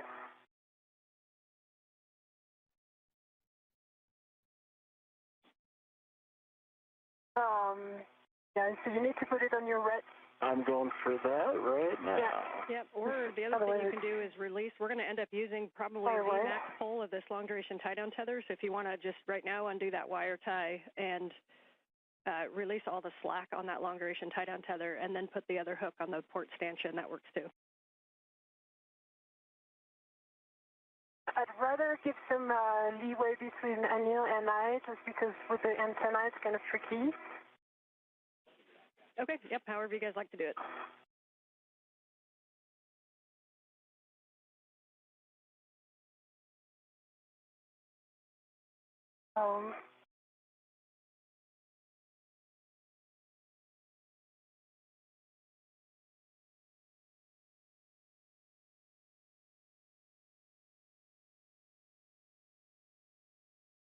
Up.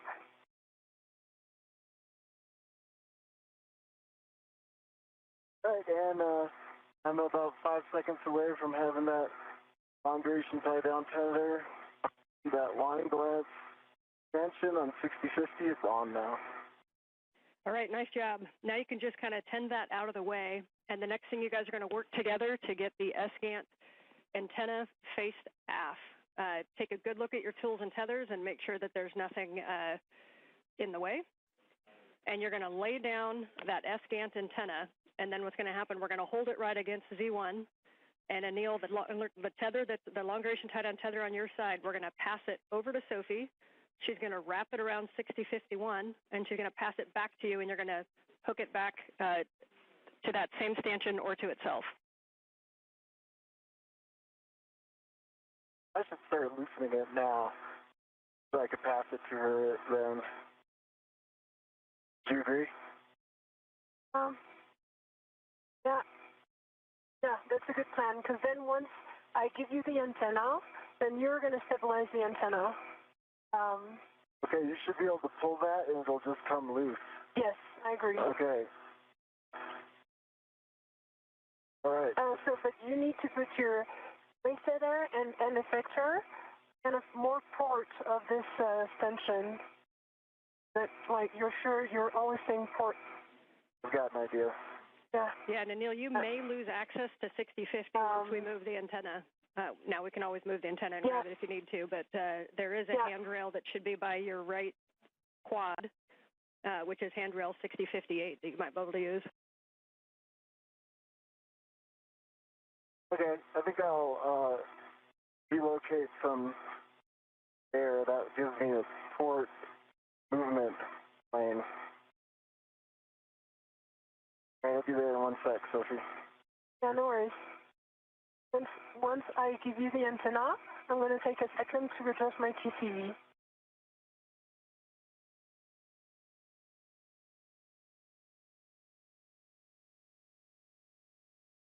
Yeah, that's great. Great location. All right. Maybe the other one to the VH36, the end effector, which is the small one on your left hand.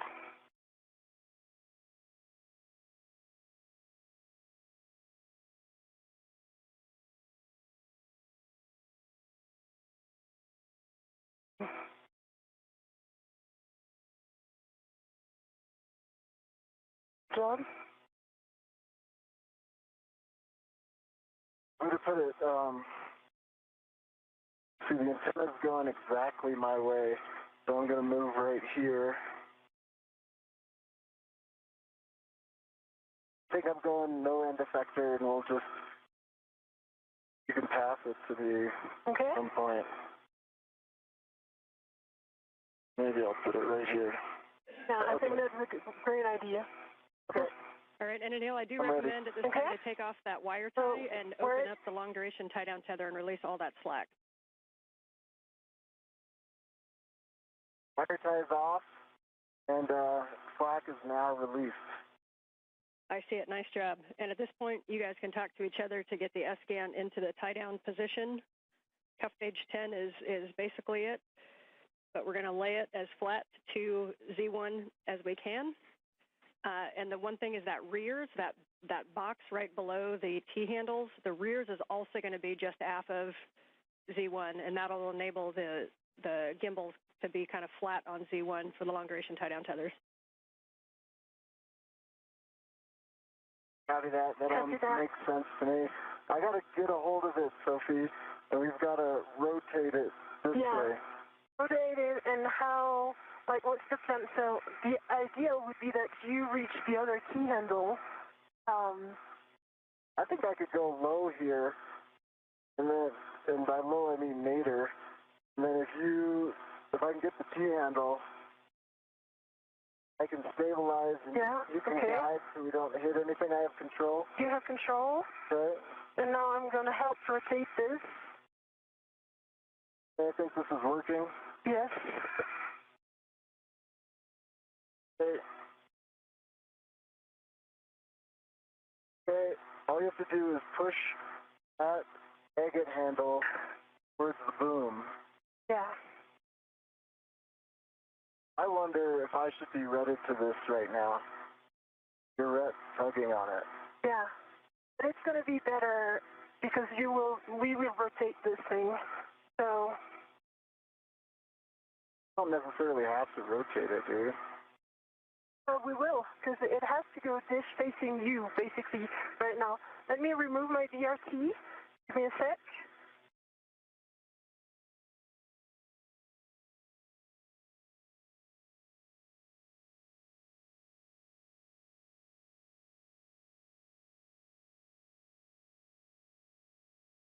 Sorry, when you said rotate, I thought you meant turn it around to the dish axis. Yeah, I'm on the same page as you. The dish needs to go aft. Yeah. So I'm going to take care of the agate handle. You might want to...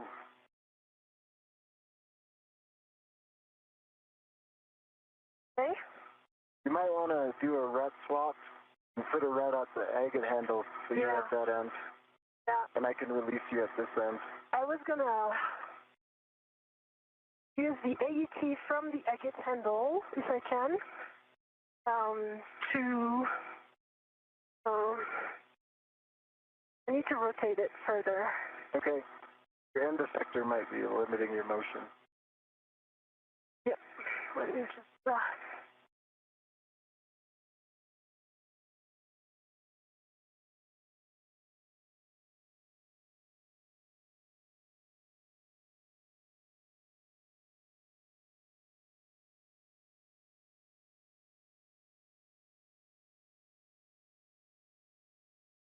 All right.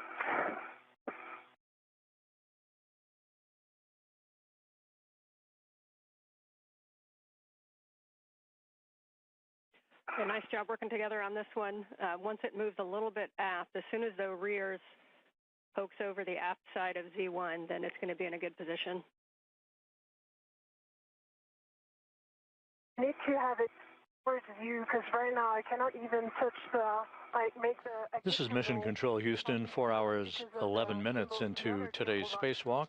Anil, Menon, and Sophie Adenot continue to work with each other to complete the long-duration tie-down of the failed space-to-ground antenna that was removed from its boom on the Z1 truss a short time ago. The time required to demate electrical connectors and to undo bolts holding this antenna in place on the Z1 truss will now prevent any ability to take the spare space-to-ground antenna out of its stowage platform on the P3 truss of the station and install it during today's spacewalk. We simply ran too far behind in the timeline to enable time available to complete the installation today, at least, of the spare space-to-ground antenna. How we proceed downstream in prioritizing the tasks associated with next Tuesday's spacewalk and whether or not the installation of the spare space-to-ground antenna becomes part of next Tuesday's spacewalk activities, yet to be determined.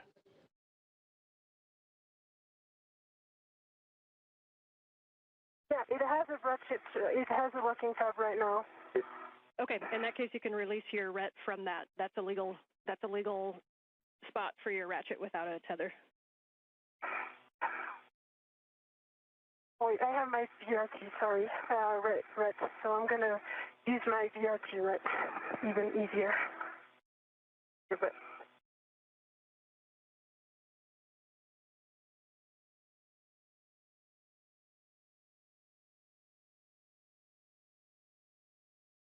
okay. I have a local, but I am very unstable where I am, so.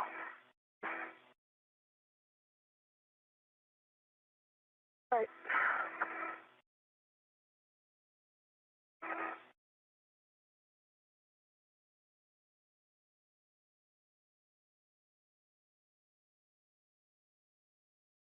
Doing great, Soph. Yeah.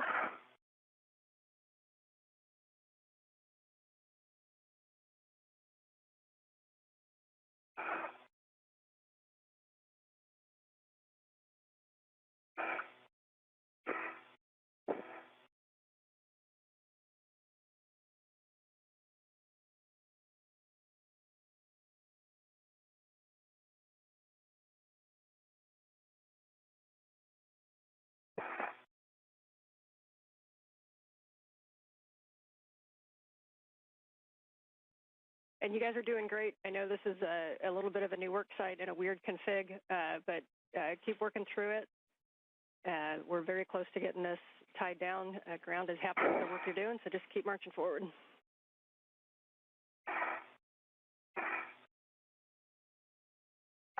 And well, Sophie's working that. I'll just give you what I think my plan is to get this dish facing aft. It's to rotate the agate handle towards the boom, and then I think I can go body nadir to get this dish in the rear part of it past the aft part of Z1, and I think I can do that all from this particular position.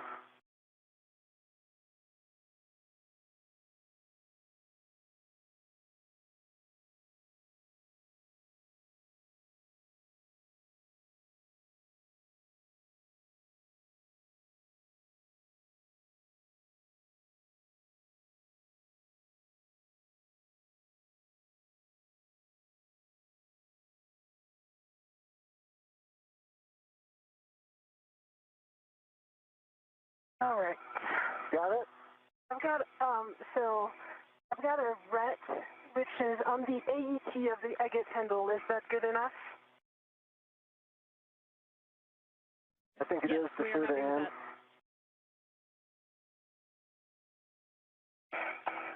Okay. Good problem solving on that one. So now I'm gonna release your ret. Yeah, standby one. I need to unlock it. It is unlocked, and I'm ready to receive it.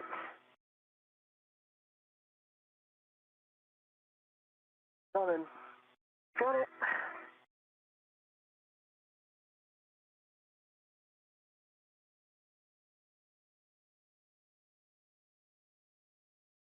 Okay. All right, if you're squared away, what we're going to do is move that boom, the agate handle zenith and port. Okay. Zenith and port. I'm in work. That's the right direction. Good direction. Now a little port. That thing port. There you go. Good direction. Now we just need to lay it flat. I'm going to get out of the way here. And the rear is past the aft side of and for V1, orientation, so all I need to do is get out of the way. The one thing that matters is that the gimbal locks are, either one of them is faced zenith up.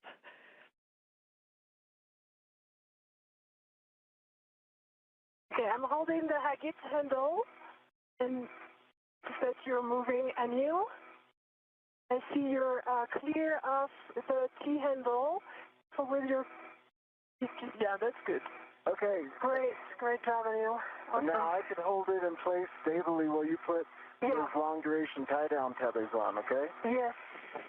All right, so I have for the one first tether, we end like that here. position. Nicely done.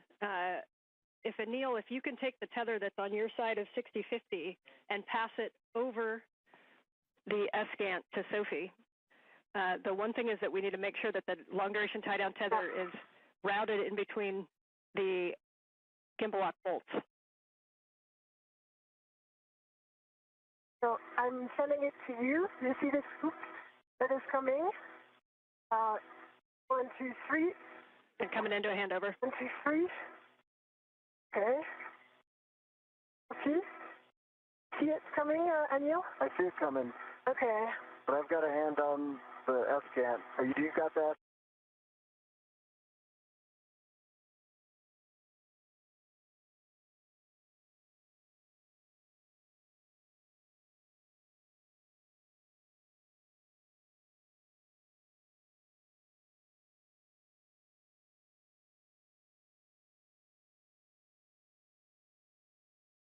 I'm going to relocate my end effector, okay? Copy.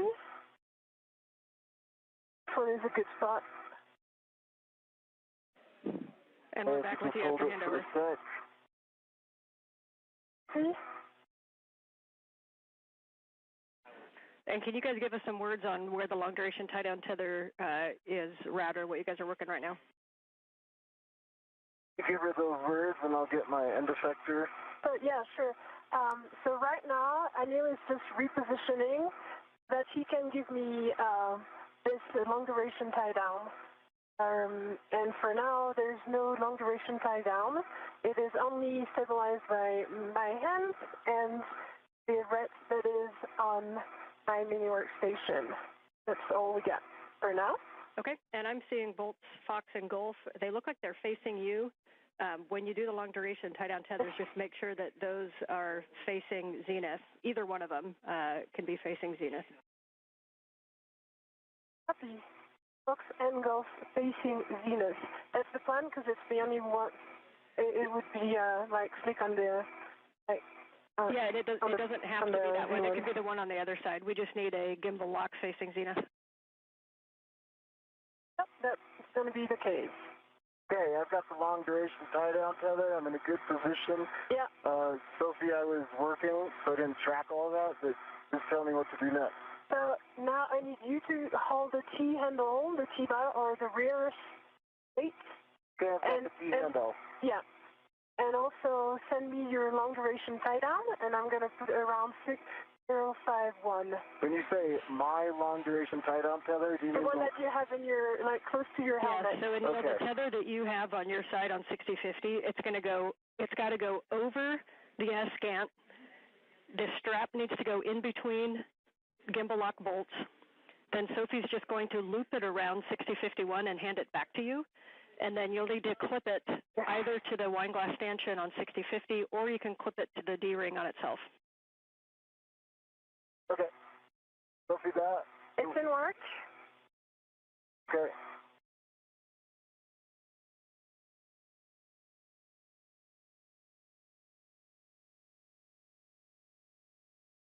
Okay, it is right now looped around 6051.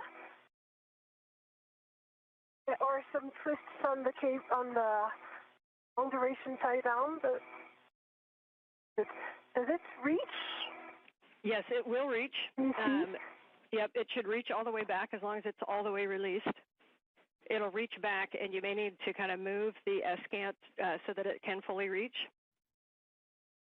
Twists are okay. The one thing you want to think about is if you're twisting next to where we're going to tighten it, you don't want to get a twist into the actual mechanism of the long duration tie down tether. Yeah, sure. Okay, so now we are,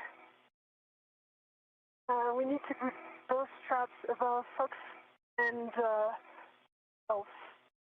Yeah, I'm supposed to put this on the handrail though, right? Yeah, it can go back to the handrail or it can go back to itself. Itself. The hook, but there is not enough. Okay. Oh, okay, I see why. Because it was looped around once. See that? Okay, maybe take a look under the S-gant to see if it's caught on something, and make sure that the full rears is aft of the Z1 platform. Full rears is aft.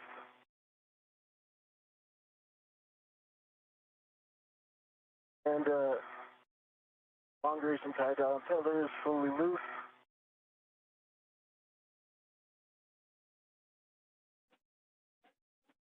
Yeah, that's better. I can give you more. The one thing is that we want to be above Fox and Gulf. One of the wire ties is in a... Yep. So you guys mentioned that the rears was aft of the Z1 platform. Make sure that it's not very aft. Like the rear should almost be up against 6050 on the aft side of Z1. Yeah, it is on the aft side of 6051, so that is really good.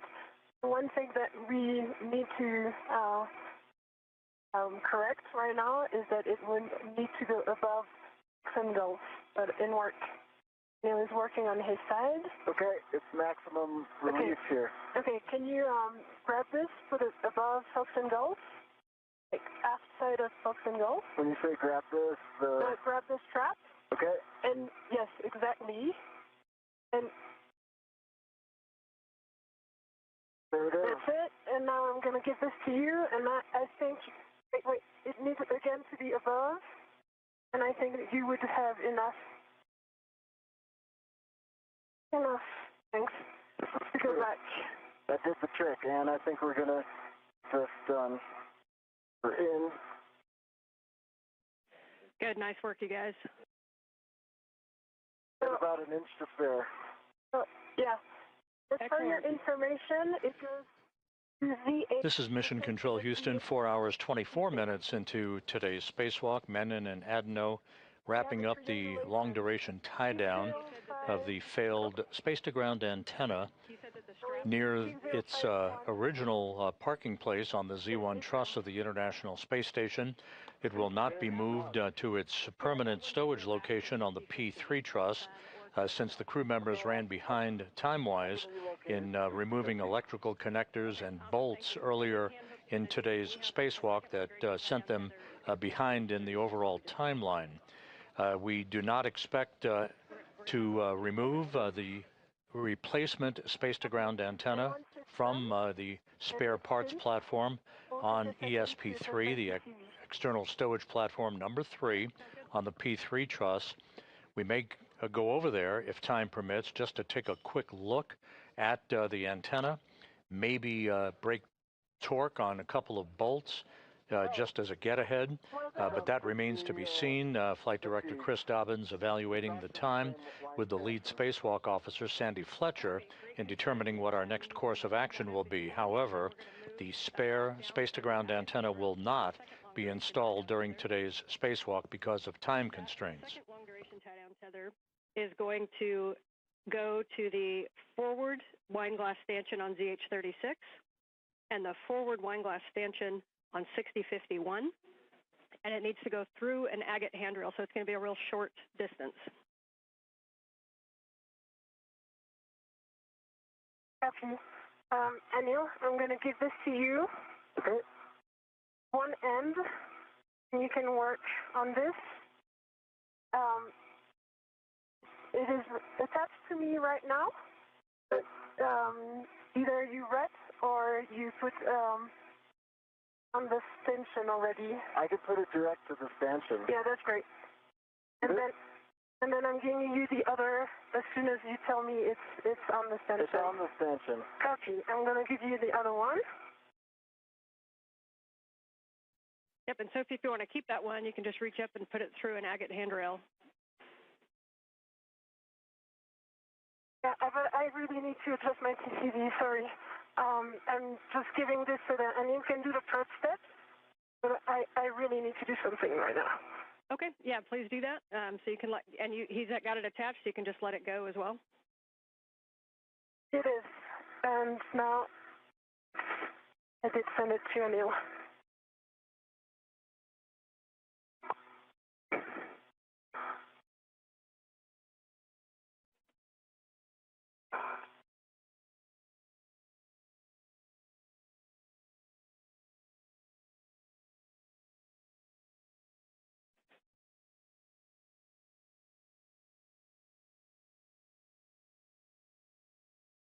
Okay, and want to talk me through this? Sophie's getting set up. Yeah, definitely. Just a couple words for Sophie. Reminder that if you're trying to go warmer, go to lower numbers. If you're trying to go colder, go to higher numbers. If you're cold, reminder that you've got glove heaters as well. Yes, I am cold, so I'm going to go to, right now I'm 7, I'm going to go to 5. Okay, that's a good plan, and if you'd like your glove heaters, you have those available to you too. For Anil, that long-duration tie-down tether is going to go from ZH-36 underneath an agate handrail, and then over to Sophie's side, it's going to go on the forward side of 6051. It just needs to go under one agate handrail? That's correct. Okay. If you need it to go under more, it's fine. It just needs a minimum of one. Okay. And the idea that the tether is going to be over the top of the central boom of the ESCANT. So over the top of it, but underneath at least one of the agate handrails. Yep. We'll get it ready for Sophie. Okay, TCV is 5 and glove heaters are on. Copy TCV 5 for EV2. All right, Sophie, this has gone through an agate handrail. Yes. And take your time getting situated. I'm ready. Okay, there you go. I've got it. All right, so that's on the aft side of 6051. And the next step after that's going to be to tighten it. Oh, you mean the hook is attached to? Yes, that's correct. So But this is going hook to hook. So one side's on Anil's, and yours is the hook is going to be the Z1 6051 forward stanchion.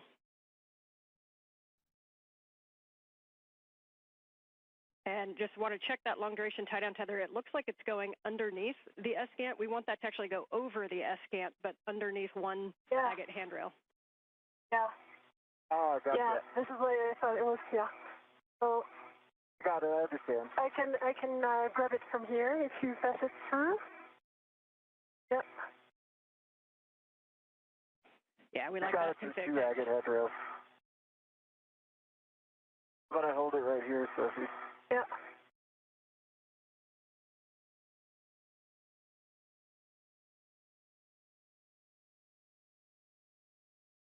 Here you go. Okay. All right.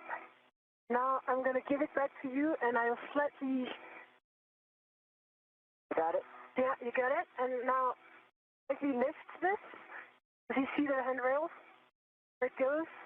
It's here. The one. I see it. There. It's there. The one right in front of the gimbal. Yeah, the other gimbal. Yeah, good words. Okay, so for right now, we just need to cinch this up really strong. So first, we want to really double check those hooks to make sure that the gates are fully closed on those wine glass stanchions. Then we want to tighten the long duration tie down tethers and set it to low profile. You can move the S-gant around a little bit. We want to make sure it's pretty solid against the top of Z1. And Anil, given the location of the hook, can you give me the strap? This is Mission Control Houston, 4 hours, 31 minutes into the spacewalk by Anil, Menon, and Sophie Adenot. The failed space-to-ground antenna, which began to exhibit degraded performance in being able to track NASA's Tracking and Data Relay satellites constellation of satellites late last year. That failed antenna has been removed from its boom on the Z1 truss of the station as Menon and Adenot are in the home stretch of tying it down, what is called a long-duration tie-down, using a series of tethers. It is being tied down on the truss of the station near its operational point at the Z1 truss. What we will not be performing today is the installation of the spare space-to-ground antenna because the crew members ran behind earlier in today's spacewalk due to the time that was required to remove electrical connectors and bolts regarding the failed antenna that held the antenna in place on the boom. Okay, here it is. The team is currently looking at perhaps one or two get-ahead tasks just to take advantage of the time outside of the void of space today. But the work to install the replacement space-to-ground antenna to restore full redundancy in the high data rate communications capability for the International Space Station will wait for another day. There will be some meetings that will be held to determine the priorities and the further course of action coming up on next Tuesday's spacewalk and other activities associated with downstream spacewalks.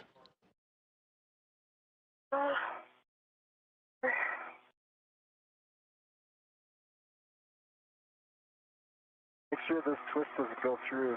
Yes.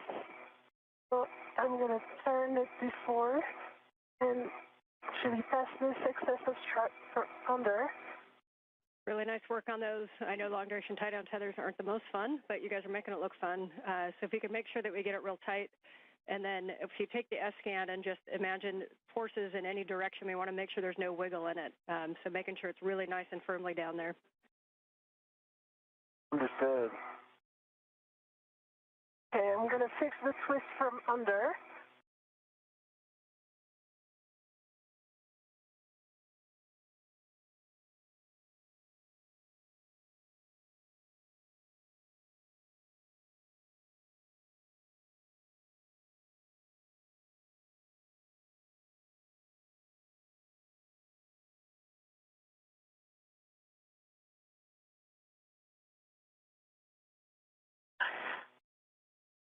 Okay, pulling again. Okay, it's booked. Go back.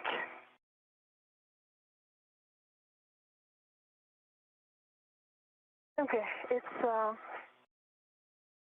cinching. Can you open the Velcro stuff? Yep.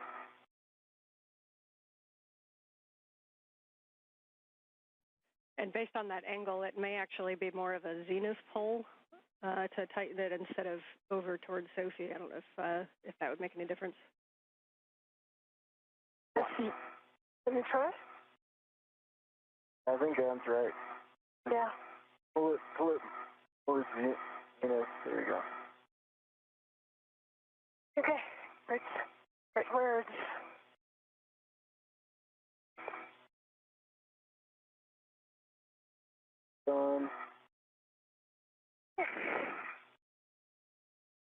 Okay. Got a little bit of a turn in it.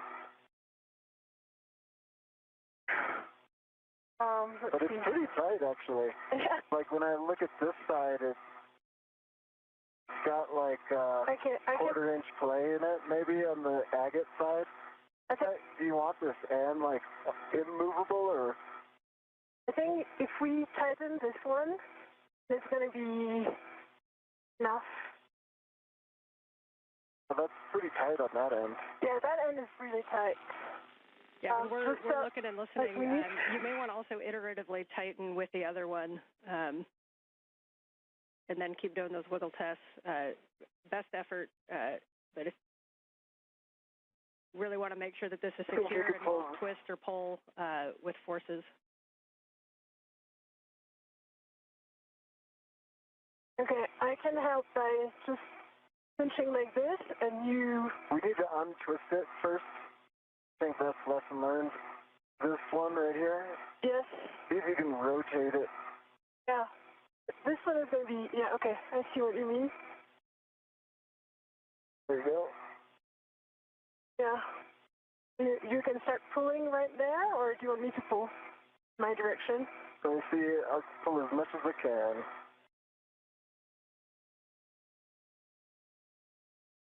Good pull.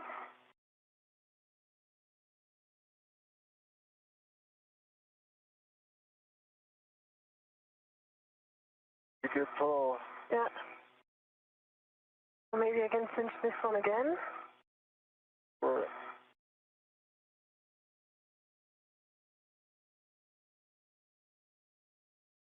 no, it doesn't work. End of it.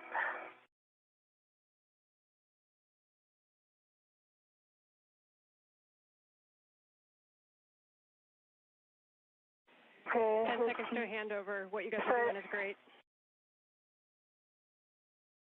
it's pretty secure, Sophie. What do you think? Yeah, I think.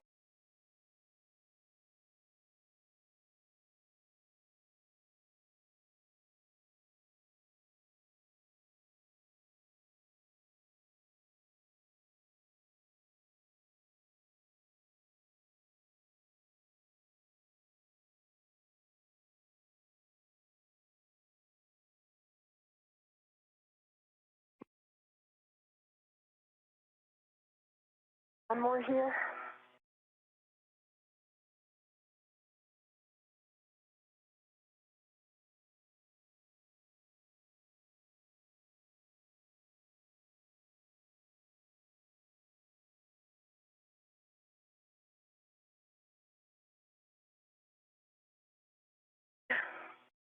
What do you think? Pretty good. And are you with us? I am back with you. Audio, no video. Okay. I think we've got it max tightened. Because of the long duration tie down tether confirmation, there's probably like maybe quarter-inch movement capability in it if you apply direct force. If you wanted it tighter than that, I would recommend putting like an AET. Yeah, I get the AET right here. Okay. So and then tying that down to a handrail on either side of the agate handle, and then Copy. And since it has also 2 tether points, can you check that I can remove my ret? Because I think it also put this like force.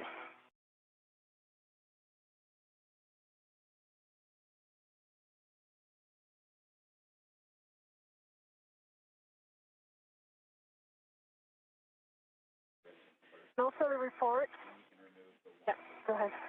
All right, you guys can stand by for 1 second while we talk about it, so you can give your hands a rest. Copy.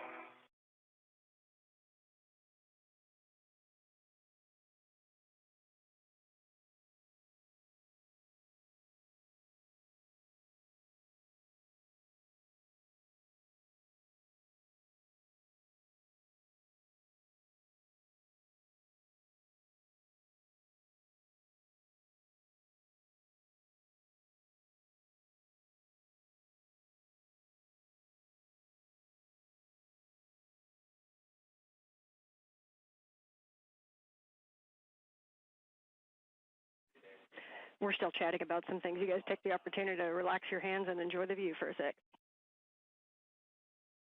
Nice. The view is Anil. I enjoy. See if I can get my camera for you. Oh yeah, I can do that too.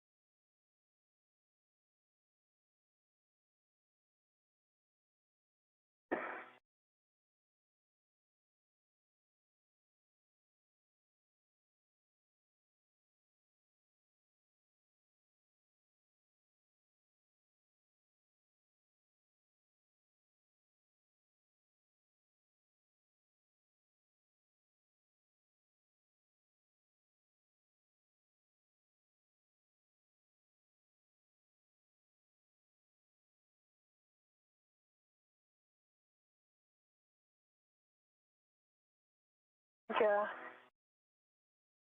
Sure. Okay, for the SCANT tie down, good news is we're super happy with the tie down. That was really excellent work with those tethers. I know it's not easy. One of the NZGLs looks like it popped off on that failed SCANT. We're wondering if you can take a look and attempt to reattach it. I'll do that. The way I go to release my ret. And do you want us to put the extra AET to? We do not need the extra AET, yep. And you are go to release your ret. Okay.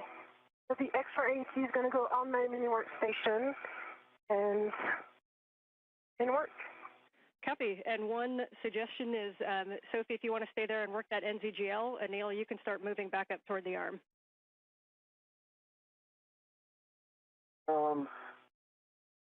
Okay.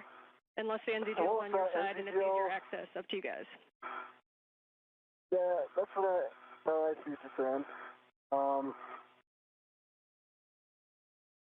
It's Sophie's got direct access to that. So I'm moving up to the arm. Copy. And Anil, when you get up there, if you wouldn't do us a favor and just look back down at that whole work site for a HECA scan, that would give us a really good top-down view of the tie-down. Okay, I'll do a HECA and take a couple photos. Copy. So, Sophie, we'd love you to take care of that NZGL, and then when you have time, either before or after, a glove and hab check. Okay. And just taking care of my hair lead, which went away. This is Mission Control Houston, 4 hours 44 minutes into today's spacewalk. Anil, Menon, and Sophie Adenot, they are in the process of cleaning up the work site on the Z1 truss of the International Space Station after having removed a failed space-to-ground antenna from that work site. That antenna having experienced a degradation of performance last November, rendering it unable to properly track NASA's Tracking and Data Relay Satellite System constellation of satellites. That antenna, which was removed, has now been tied down in a safe configuration on the truss of the station for future disposition. You're looking at the operational space-to-ground antenna, that's SGANT number 1, that remains on the Z1 truss. Time simply got away from the crew today. They spent a longer period of time than had been expected in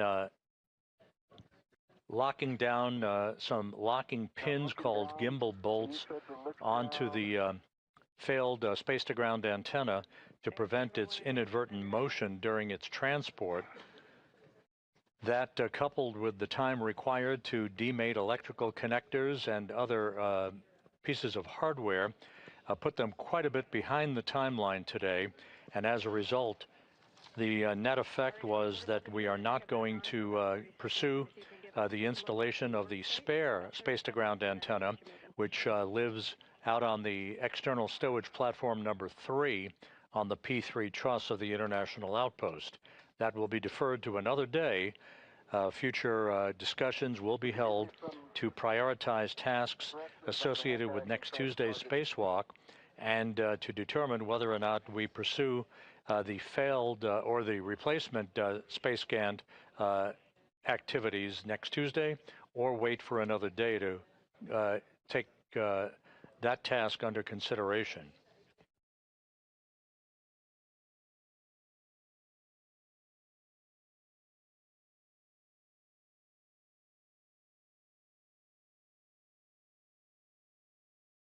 So it was not unexpected that the crew might run into a longer period of time required to get that failed space-to-ground antenna off of the boom.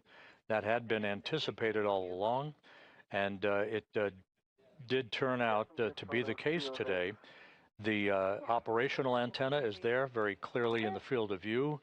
A series of radiators that dispel heat from the station systems serving as a backdrop for Menon and Adenot as they complete a few additional steps in tying down the systems associated with the boom that the failed antenna resided on. And the MLI on the buckle.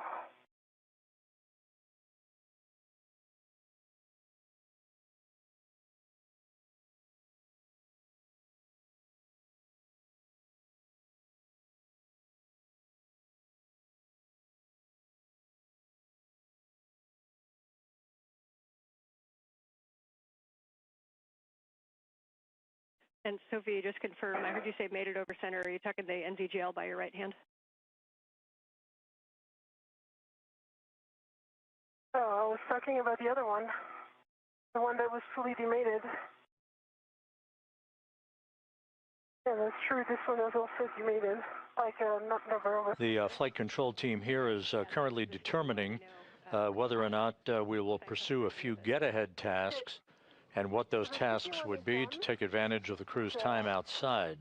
Today's spacewalk began at 7:29 a.m. Central Time, 8:29 a.m. Eastern Time, and has resulted in the removal of the failed space-to-ground antenna, which has been tied down in what is called a long-duration tie-down configuration, but a very safe configuration for that antenna on the truss of the International Space Station. Yeah, acting.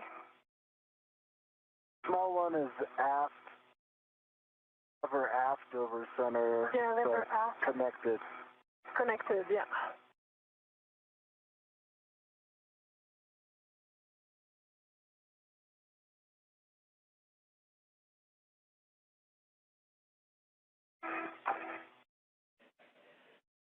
Okay, for Sophie, please continue the long-duration tie-down tether cleanup. We're still talking about the NZGLs, and then a nice slow HECA scans as you move around, cleaning up those tethers, and we'll hand the comm back to Anil. And Anil, you are back to the phase 1 to get out of the arm.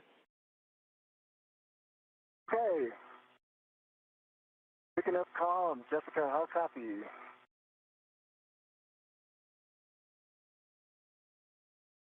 With you, Anil. We are ready to get the arm back in motion. We're going to take brakes off and get set up.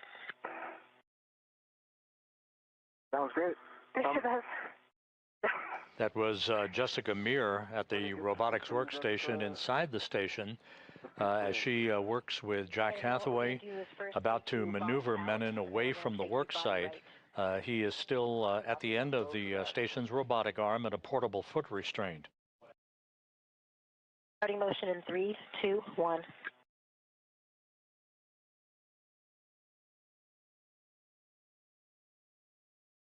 Good motion, good motion.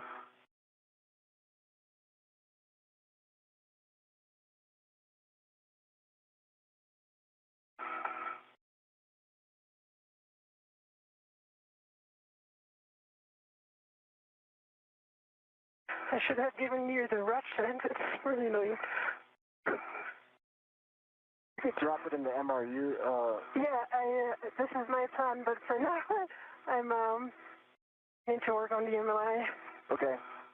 And I did see a long duration tie down tether that wasn't closed on the on my side, and you can go over the top of the edge to get it.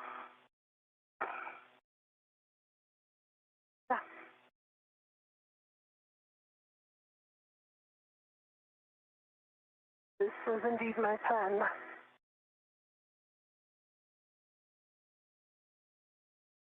Right now, we're going to start motion body right in 3, 2, 1. Motion, good motion, Jessica.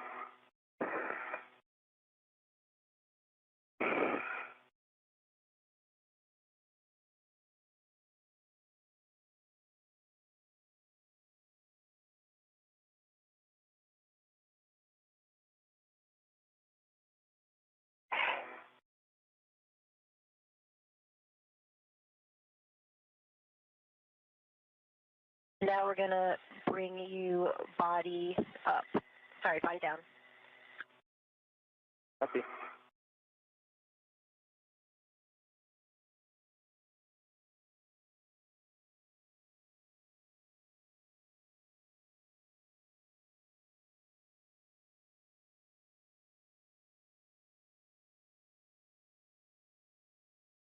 Now this is the Z1 back off position. We're going to get set up for your JoeCast ESP3. And for all crew, we are going back to phase 1, so we're going to the APFR egress position. Copy egress. Okay, we copy. We're going to the APFR egress position.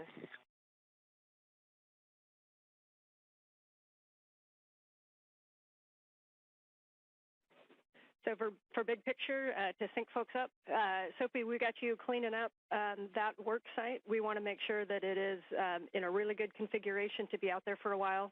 So what you're doing is really important. We need those straps tied down. We need the MLI over the buckles and the wire ties on. We need a really good HECA scan, and then we'll be having you scan, including the dish, as much as you can. And then we'll be having you clean up the bag. For Anil, we're going to be GCAing you over to the APFR egress position and doing a swap back onto your regular tether and cleaning up the arm. And from there, we'll make a call on get aheads. Copy, and thank you.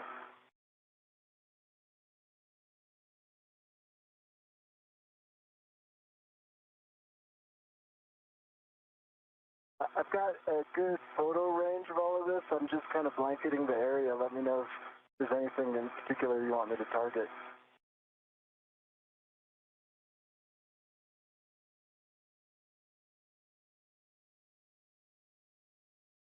And Anil, we appreciate those scans. We got what we need from that. We're actually going to power it down just for heat. And one go back for you, Sophie. We are going to take a look at that NZGL that you noticed the back shell's back. We're basically going to have you demate it and remate it and see if we can't get that over center. And then we may need to do a wire tie. Copy.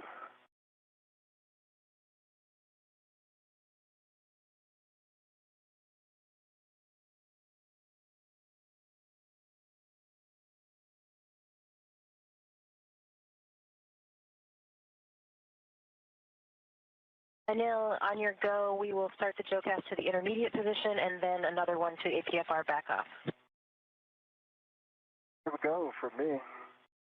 Be starting motion in 3, 2, 1.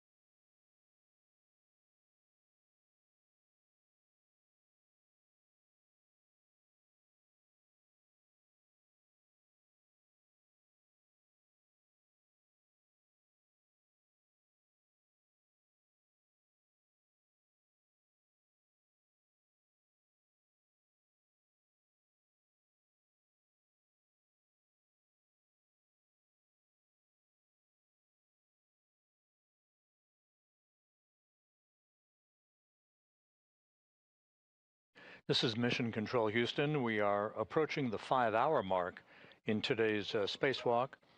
As previously mentioned, the forward plan now calls for Anil Menon at the end of the station's robotic arm, as you see here in this view, wearing the suit with the red stripes. Menon is being maneuvered back to a position in which he will get out of the portable foot restraint, stow that portable foot restraint, and the arm will be parked in its overnight park position where it began the day.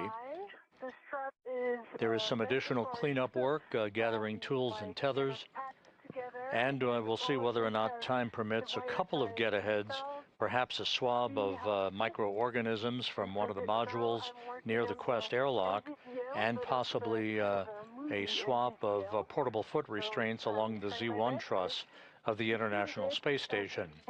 The failed space-to-ground antenna was removed and tied down in a safe configuration near its parking place, normally, on the Z1 truss. However, time will not permit the retrieval and installation of the replacement space-to-ground antenna, which will remain in a safe configuration, a safe slot in external stowage platform number 3 on the port truss of the International Space Station. It will be installed on a future spacewalk. Just when that will happen will be a matter of discussion by NASA managers and flight controllers. Okay, so for that wire tie, basically what we want to do is we want to prevent thermal loading to the inside of that cable, since we will be coming out at some point and touching this again. So we want you to have it kind of in that half-connected position that you had it, and then use a wire tie. Be creative to somehow pull that connector down onto the other side of the connector, and so that it just stays touching and stays mated. Still starting motion in 3, 2, 1 for the next maneuver. Ready for motion. Understood, M.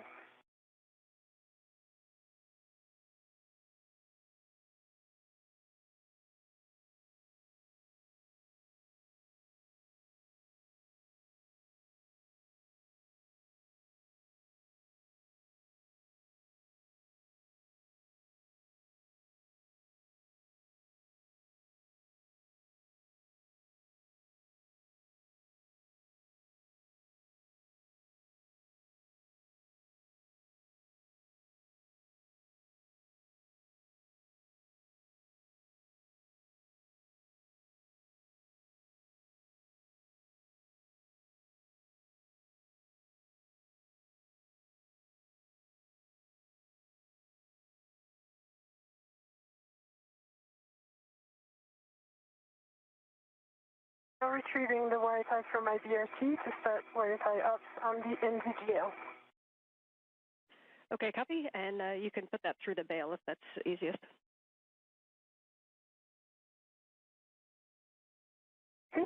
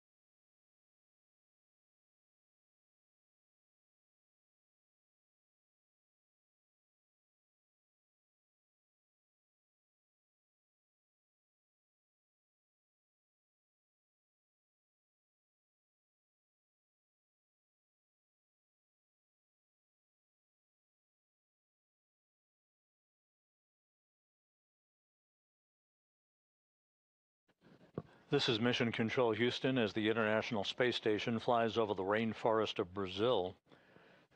A good view of Anil Menon riding at the end of the Canadarm2 robotic arm with Sophie Adenot not far behind as they make their way back toward the final work site of today's spacewalk. Time will determine whether or not we do have, in fact, the time to take a swab sample of microorganisms from one of the modules near the Quest airlock. On the left side of your screen is the SpaceX Dragon spacecraft that will return the Crew 12 crew on board the station, Jessica Meir, Jack Hathaway, Andrei Fedyaev, and Sophie Adenot. They'll be returning to Earth in the next several weeks to complete their long-duration mission on board the International Space Station.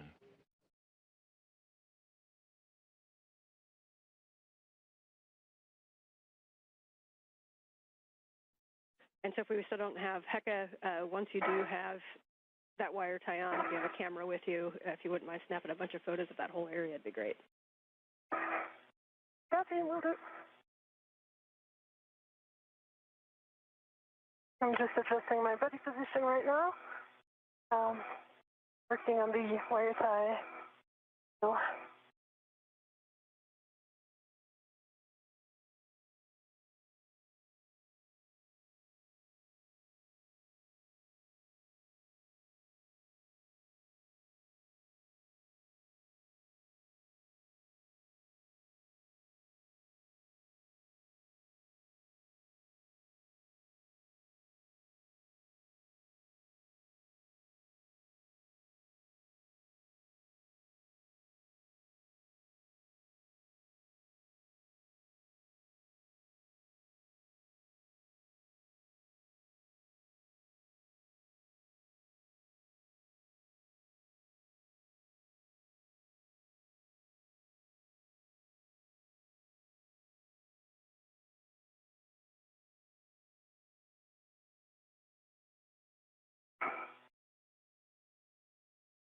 doesn't really go through. Wire tie is too thick. This NZGL, the gap between the bail, the lever, and the body of the NZGL itself is very thin. Yeah, you may have to pinch it if you can. Pinch it and make it small, or if you have if you think a long one would work with a smaller loop. But pinching that loop is small.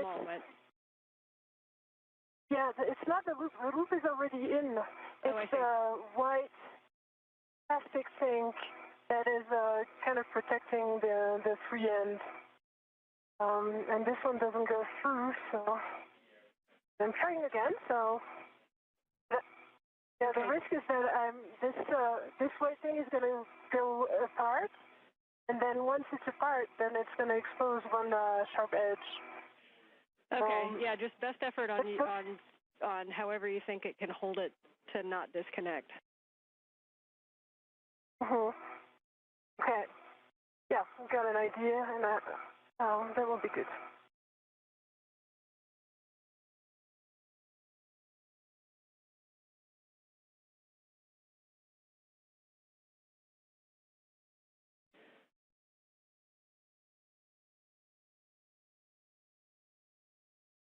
Anil, we're getting set up to bring you to the APFR egress position. Stand by. Stand by. And Sophie, if you can take the free end of that wire tie around the agate handrail with 3 twists, then we're happy with that config. Copy, in work. That was exactly my plan. Copy and thanks. And that AET that was on the agate handrail, did you pick that up? Or is that still on the handrail? No, I did pick that up. According to what I understood, was the sun, right? Yep, no, that's exactly correct. We're just making sure. Okay.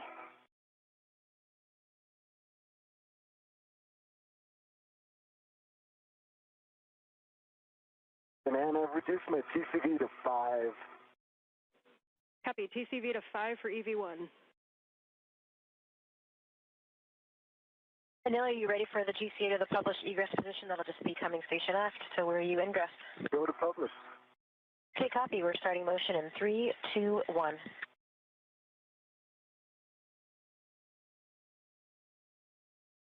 I see motion, good motion. Got good clearances here, and I know you have an orthogonal view, but I can also give you.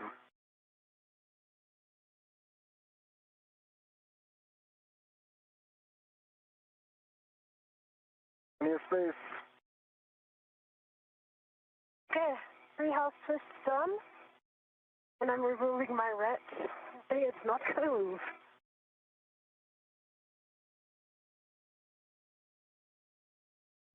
Okay, we copy. All right, you have happy people down here. Well done, Sophie. Okay, I need to work on the other MLI though, and take a few pictures before I change location.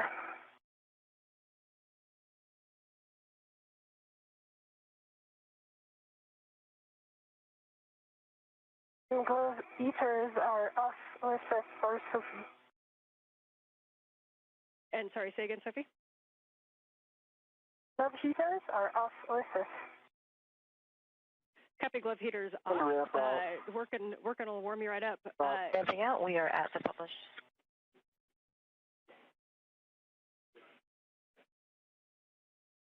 Good, Ann.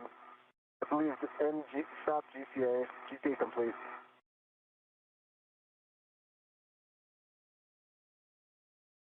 Thanks, Anil. You can go to egress. Go to egress. All right, Anil, you will egress and then temp stow the bag as desired.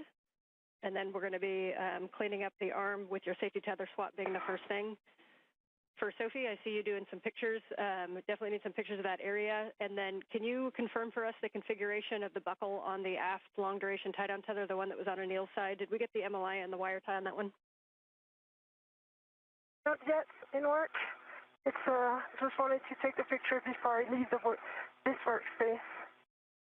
Okay, copy. We got you going over to the other side.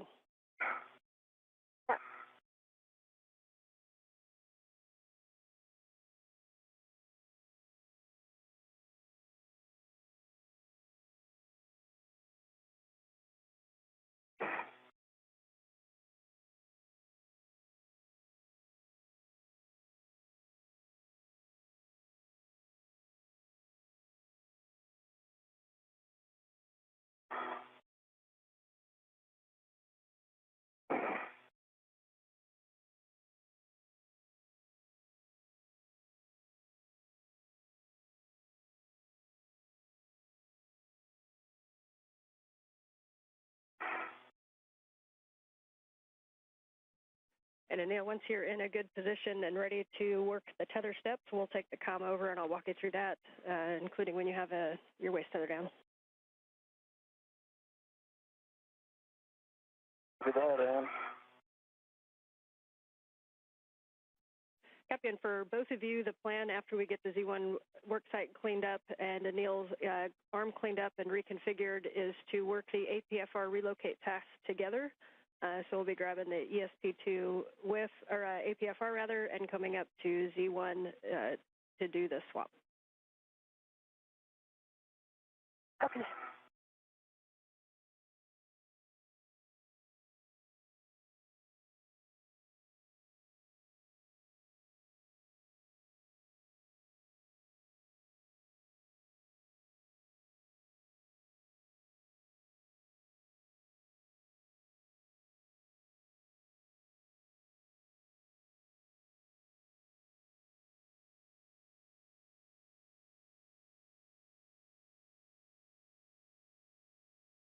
And you said to put the bag down. Did you want me to leave the crew lock bag on the truss?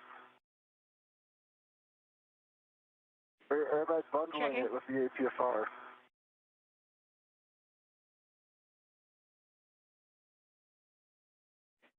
Yes, bundling it to the APFR is fine. Where is it going next? Because if it's going close by, I'll do the quick bundle that we discussed. If it's going far, I'll do a really solid bundle. Yeah, so you're going to be taking that APFR to the port CETA cart. So you can look over to your left and see it right there. So it's up to you if you want to do the bundle on the APFR and take it with you and then bring it back, or if you want to just temp stow it on the truss. Okay, I'm going to temp stow it. Copy.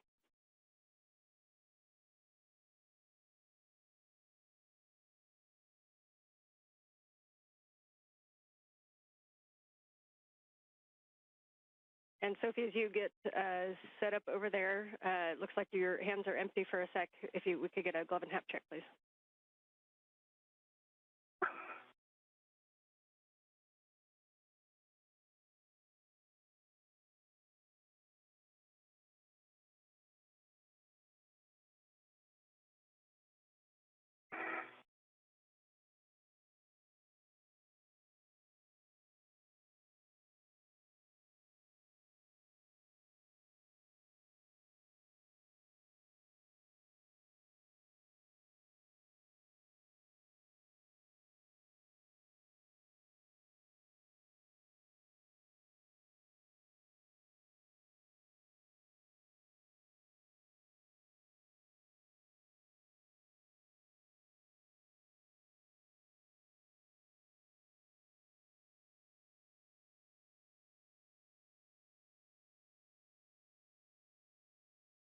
Okay, and crew lock bag is on the truss.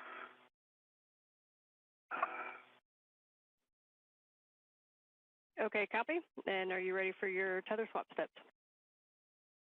Ready for tether swap. And for Sophie, hat is dry.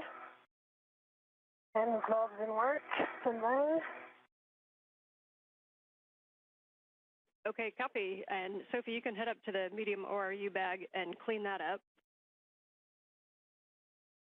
Yeah, I still need to work on the MLI, but I'm going to remove the wrench from my mini workstation because it's really annoying.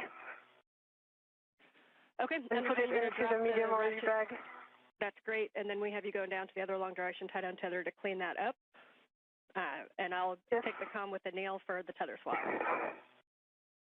Copy.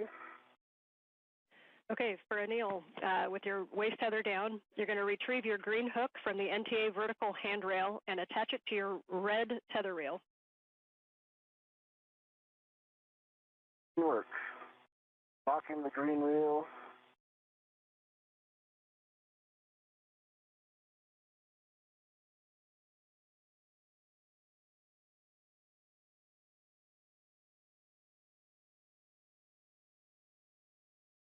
Green hook is on the red reel and locked.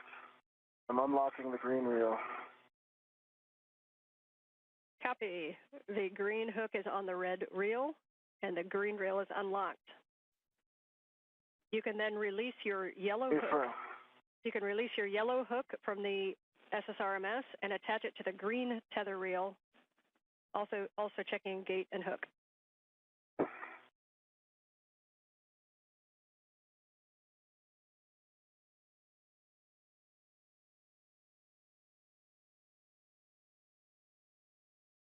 This is Mission Control Houston, 5 hours, 15 minutes into today's spacewalk.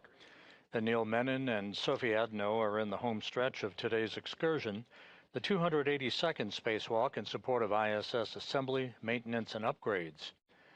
This was the 5th spacewalk conducted out of the International Space Station this year, the 2nd for Expedition 75 crew members, the 2nd for Menon, and the 1st for Adenot, who today became the first French woman to conduct an extravehicular activity. You see Menon with the suit and the red stripes there in the field of view. He has conducted the work today as EV1, or extravehicular crew member number 1. Adenot, alongside him, has been EV2, the unmarked suit, with no visible markings on that suit. Extravehicular crew member number 2.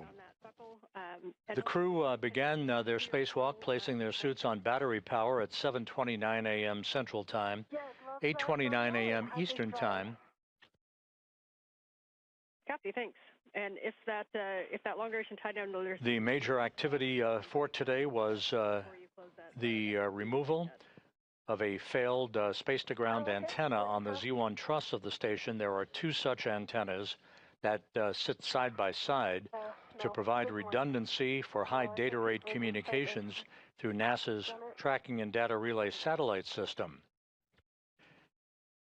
The crew ran into some time constraints. It took longer than expected for them to install locking pins on the failed antenna that first encountered swiveling or gimbaling problems to track the TDRS network satellites last November. They also spent more time than had been anticipated in demating electrical connectors on the boom that the failed antenna resided on the Z1 truss. Because it took much more time than had been expected to get the failed antenna removed, the decision was made to tie the antenna down with tethers right there on the truss of the space station in a safe configuration, but not to pursue the installation of the spare antenna that is housed on an external spare parts platform on the Port 3 truss of the International Space Station. Both reels are unlocked. So with the failed antenna tied down, future meetings are to be conducted to determine the next set of priorities for the upcoming spacewalk that is planned for next Tuesday. Connect to the APSR, then remove it. That'll be the 3rd spacewalk of the month of August, the 3rd to be conducted in a 19-day period. We are expecting a couple of get-aheads for the crew as they make their way back to the Quest airlock, the swabbing of surfaces on the outside of the station to collect microorganism data, and an exchange of portable foot restraints out near the Quest airlock.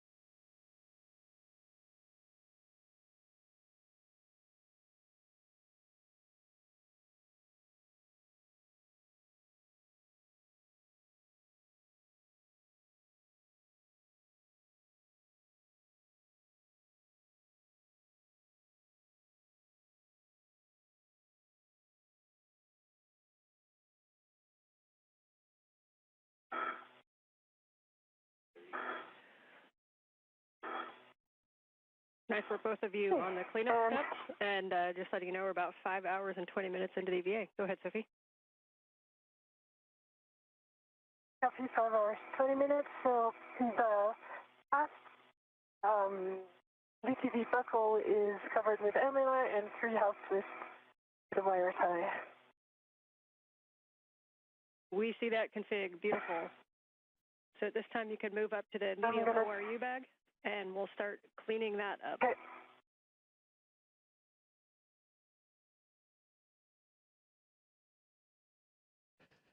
So the bottom line of today's spacewalk is that Menon and Adenot were able to remove the failed space-to-ground antenna. It is in a safe configuration in what is called the long-duration tie-down configuration with tethers on the truss of the station. However, as occurs from time to time during these spacewalks, there were bolts and electrical connectors that proved to be more bulky than had been planned.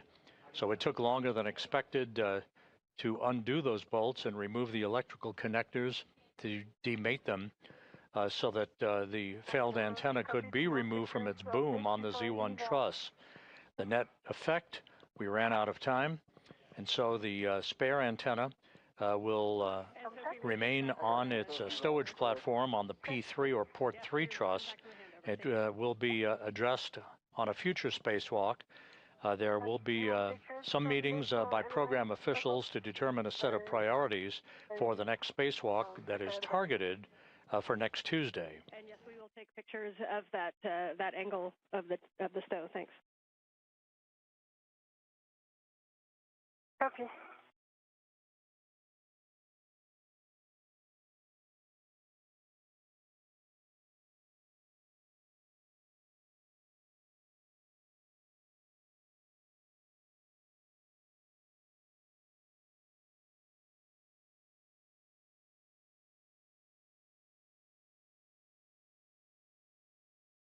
And the excess strap of the forward LDTV, I was not able to put it inside the MLI of the buckle because it was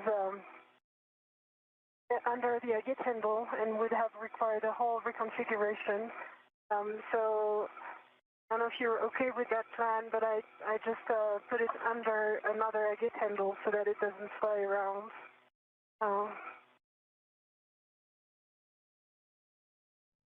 Okay, that is a good config. We're happy with that. Thanks. Okay.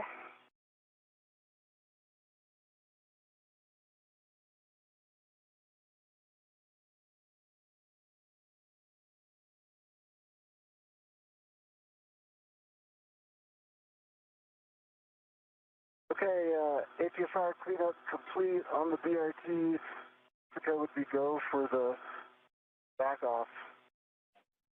Okay, we agree. If you just give one more copy, scan we'll get to set make up for sure, that. and I'll pass you off to Jessica.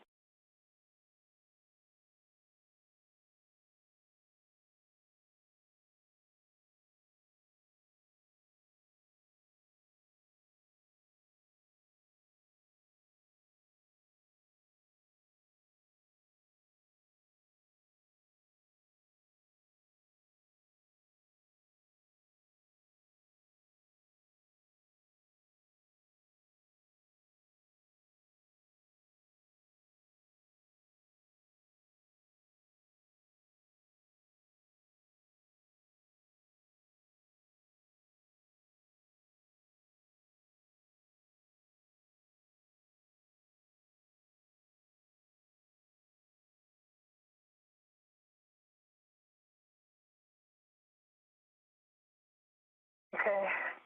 Nighttime is not the best time to do the pictures, but I did my best. Now starting motion in 3, 2, 1 with the arm coming station forward away from you. Copy, starting motion.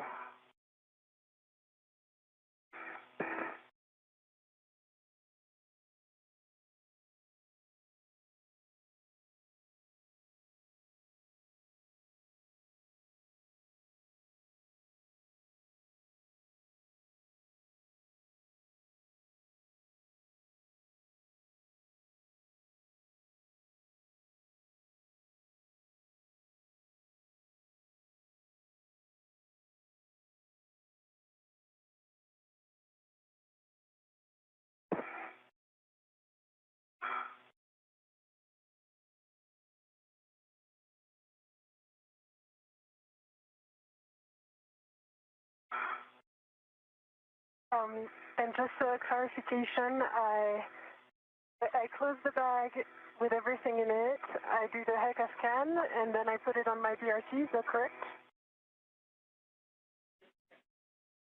That is correct. Yeah, we're happy with that. So you can put that on your BRT.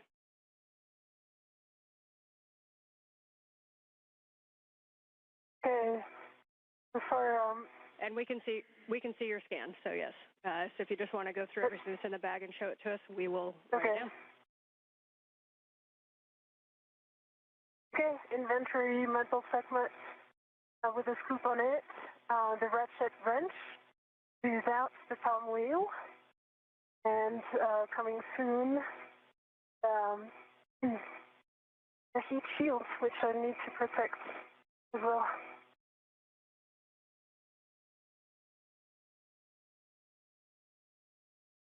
That's a good inventory, so you can pack that one up and get it on your BRT.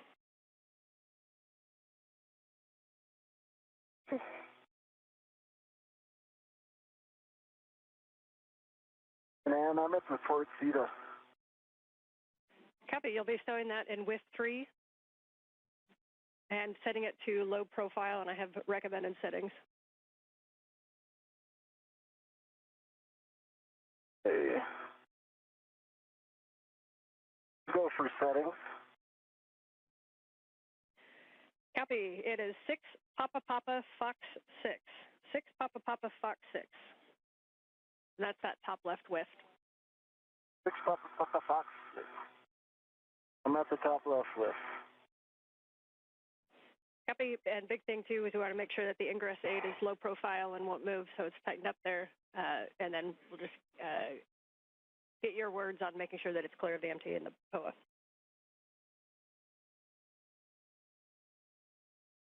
Copy all. And for Sophie, once you have that packed up, we're going to have you put that on your BRT, and we'll have you start heading toward the airlock. Copy airlock.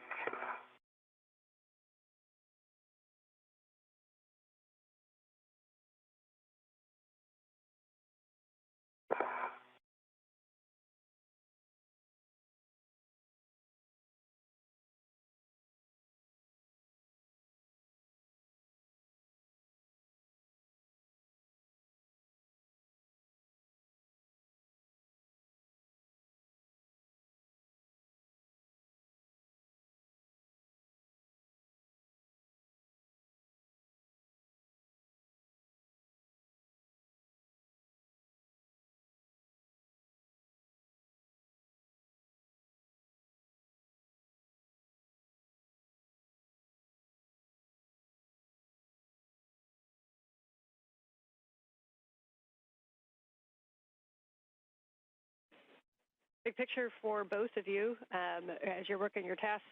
Sophie, we see you working the bag, and Anil, we see you working the APFR. When we're done, we're going to have Anil head down to ESP2, and pick up the APFR that you previously gave us the inspection on, and we're going to have you relocate that to Z1. And for Sophie, you're going to grab that medium ORU bag, and you'll be heading back to the airlock. And we don't have any further tasks, so you can take your time and enjoy the view while you do that.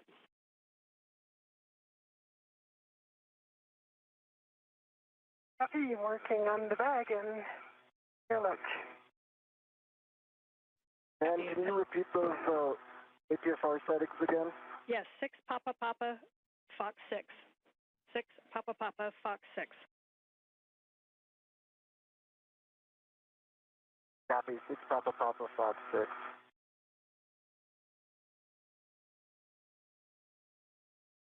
And for a picture in your mind, the boot plate should be kind of facing toward the MT.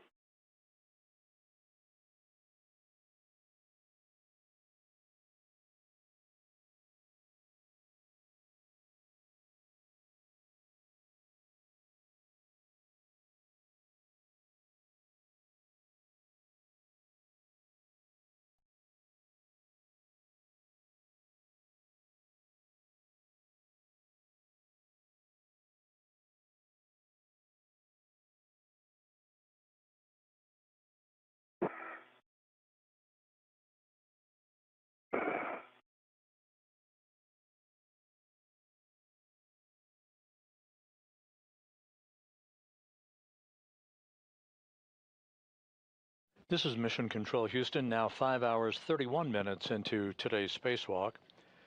Sophie Adenot is cleaning up her part of the spacewalk paraphernalia that she has operated with throughout the course of today's excursion outside of the Quest airlock. Anil Menon will relocate an articulating portable foot restraint from one of the stowage platforms right outside of the Quest airlock to the Z1 truss nearby, and will join Adenot back in the airlock. We will not pursue a get-ahead task involving ISS microorganism swabs today. That'll be deferred to another day. Once again, the spacewalk today highlighted by the removal of a failed space-to-ground communications antenna that provided high data rate communications through NASA's Tracking and Data Relay satellite system. It has been tied down in a safe configuration known as a long-duration tie-down with a number of tethers on the truss of the station, but time ran out, not permitting the removal and installation of a spare space-to-ground antenna to provide redundancy for the high data rate communications capability on the International Space Station. That work is going to be deferred to an upcoming spacewalk, although the priorities for the next spacewalk targeted for next Tuesday and then other spacewalks to follow have yet to be determined by program management and the flight controllers.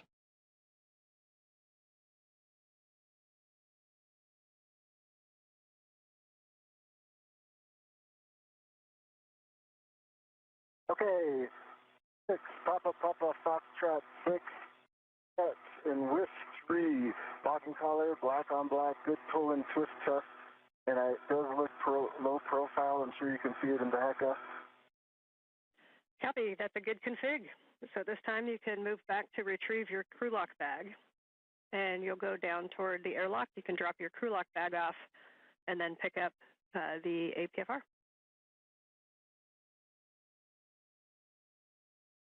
Hey, going for crew lock, then APFR.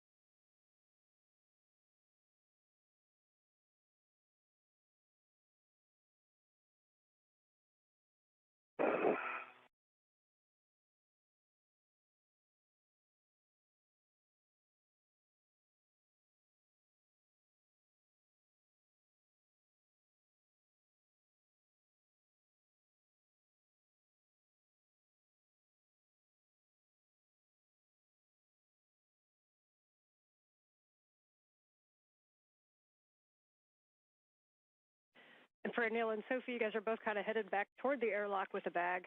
You guys can work out the choreography yourself, but so Anil, when you get down there, if you want to attempt stow the bag, and then Sophie can put both bags into the airlock while you relocate the APFR, that may work.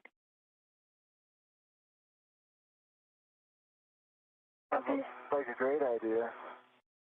The timing works out.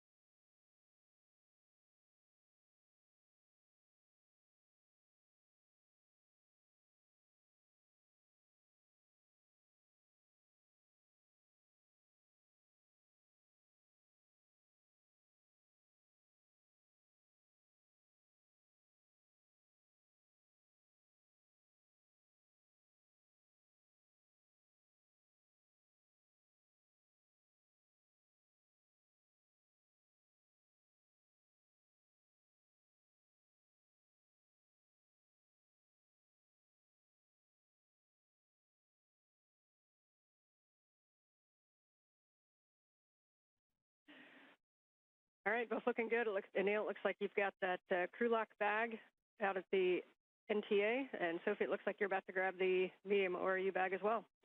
How are you guys feeling? Yeah, it is on my BRT. I'm about to do a final check before heading back to the airlock. Okay, copy. And for future reference, as you go down, if you want to give us any words on the forward or the aft translation paths, I know there was a lot of discussion as we were planning the CVA because we haven't had a lot of people do it. So if you have any thoughts on your way down, we'd take them. All right, let me wait before, and I'll give you the information.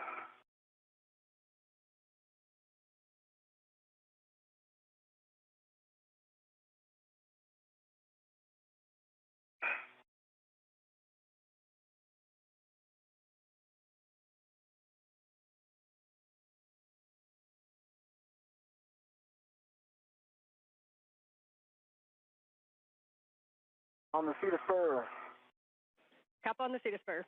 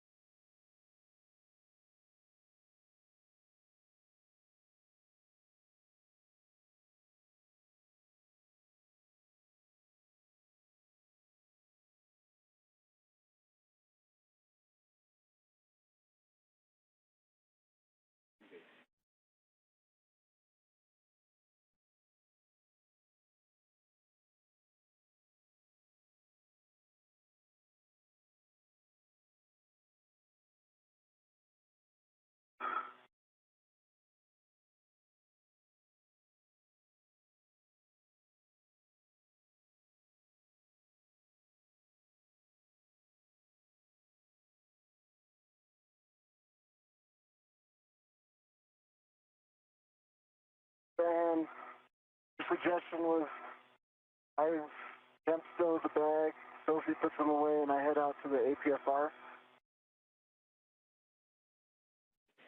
And Anil, can you tell us where you temp stowed that?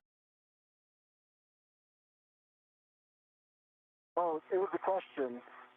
Well, the question was, were you suggesting, Sophie, I temp stow it on the circular handrail or ring, and then Sophie puts them inside the airlock, and then I head to the APFR, we both temp stow. Yes, that outside was, the airlock. If that works for you guys, you can temp stow the crew lock bag right there at the circular handrail or somewhere in that area, and then go forward on ESP2. Sophie is just headed that way with the medium ORU bag, and she can stow both bags inside of the airlock. Sophie, are you good with that plan? Yeah. I have a little done sleep right now because I'm working on my translation. But it's okay. Anne can repeat it when you get here. Yeah.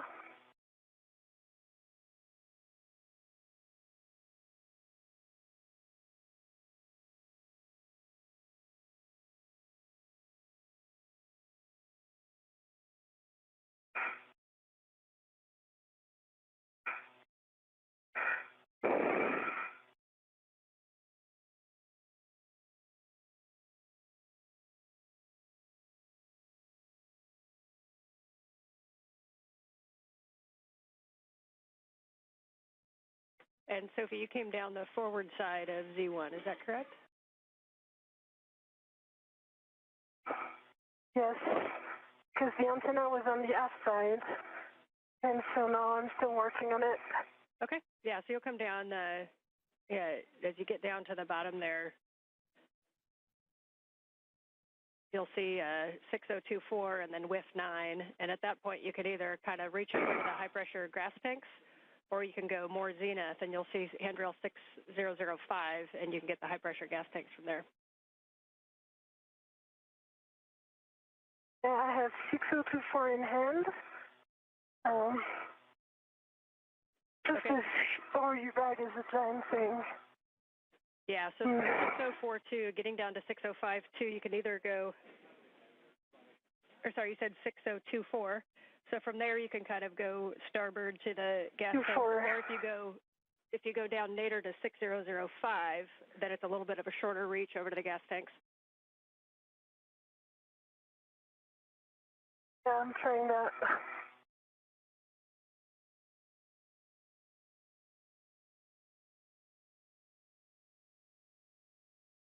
And the crew lock brake temp stowed forward part of the circular handrail. Copy temp stow. So you are going to translate to ESP2 F4, which is the one that you passed before, that's on the most starboard side of the forward side of ESP2.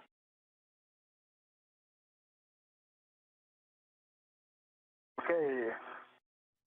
And Sophie, that part you're in right now is I'm one of gonna the go back trickier parts. out. Okay. Yeah, I'm gonna go back out. Okay. If you want to go back up to the aft side. Okay. Yeah, if you want to go right back up, you'll go up, you'll hit 6039, and then on the triangle on the forward side is handrail 6041, and then from there it's where you were before. And if you get into position kind of almost where you were in the handoff, from the aft side of that triangle over to the handrail that's below the trunnion pin is a pretty close reach.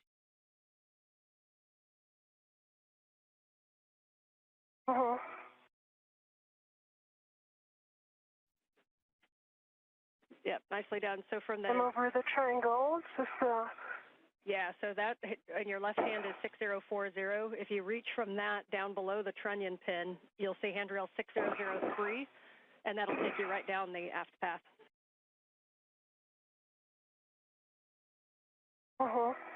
Yeah, just need to take a second to put my tethers in front of my feet.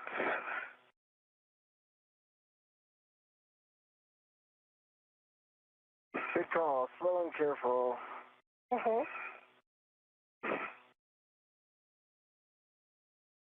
Oh, actually, they're good.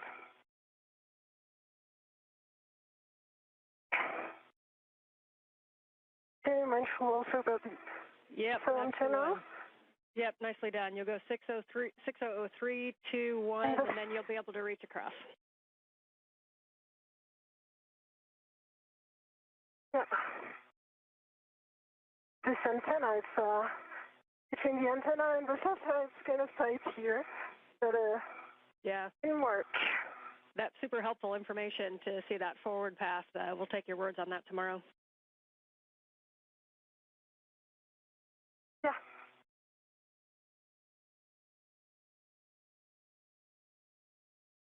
This is Mission Control Houston, 5 hours and 47 minutes into today's spacewalk.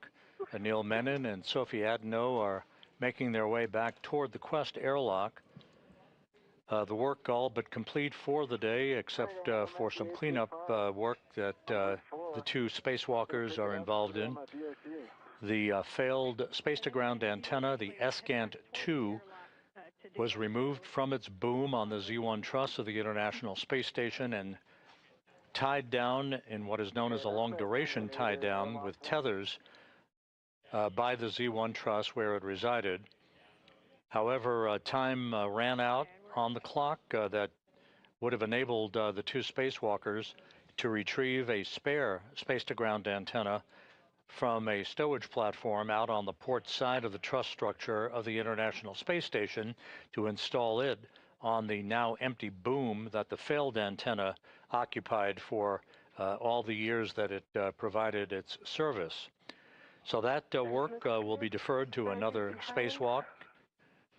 We will determine through a series of meetings what the priorities are for dispositioning the completion of the space-to-ground antenna spare installation.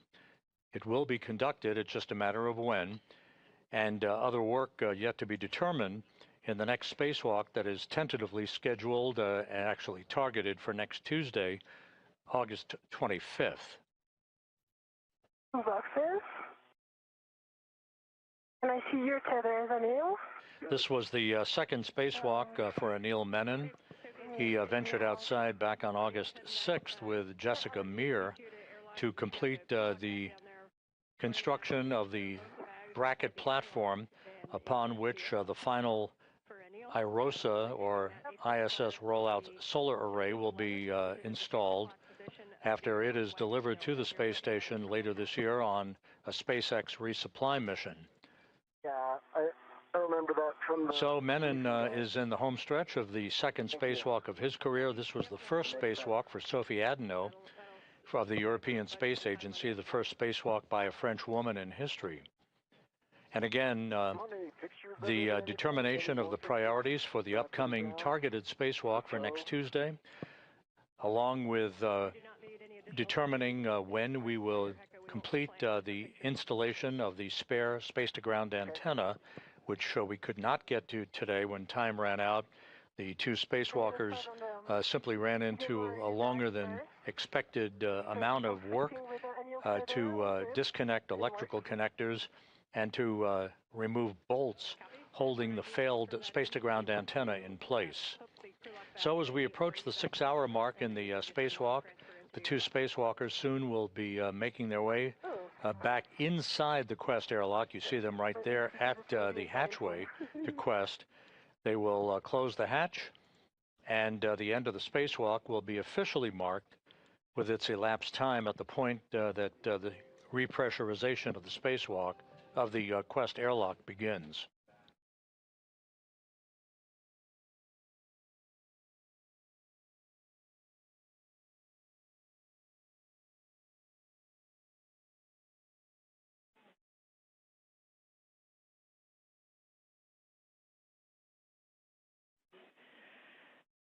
Anil, question for you. When you came off the port seat cart, did you happen to tap the brake pedals? It did not. Copy.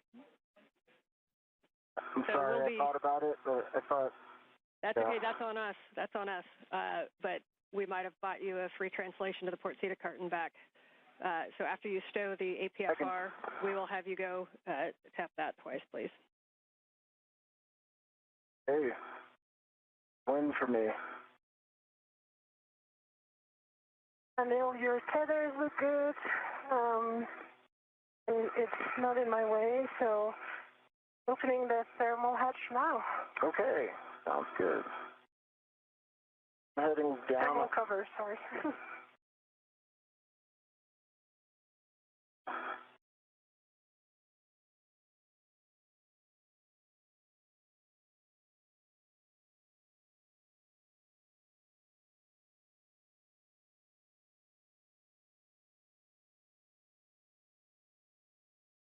So once again, to recap, the failed space-to-ground antenna was removed, albeit with a longer period of time to disconnect electrical connectors and remove bolts holding the failed antenna in place on the Z1 truss. It is now in a safe configuration, securely tied down to the truss on the International Space Station. Ultimately, it will be moved to the external stowage platform number 3 on the port truss of the International Space Station.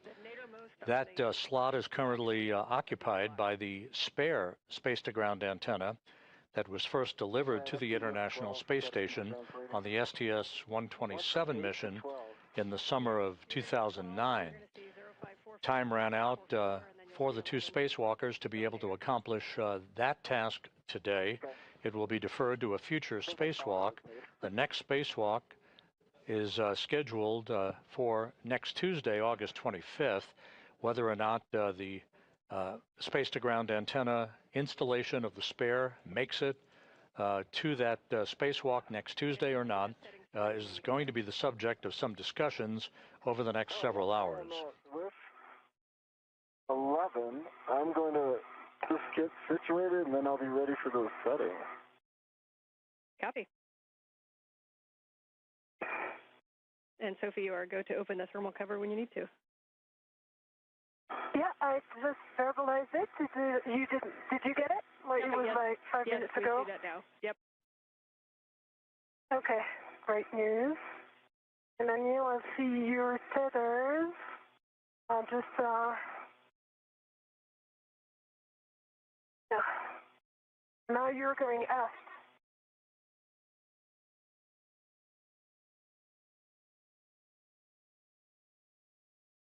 Okay, ready for those settings, Van.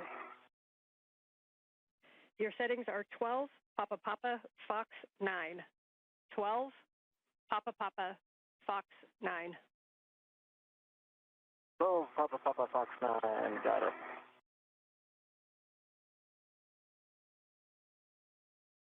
All of the bags are bundled together and ready to my BRT rep.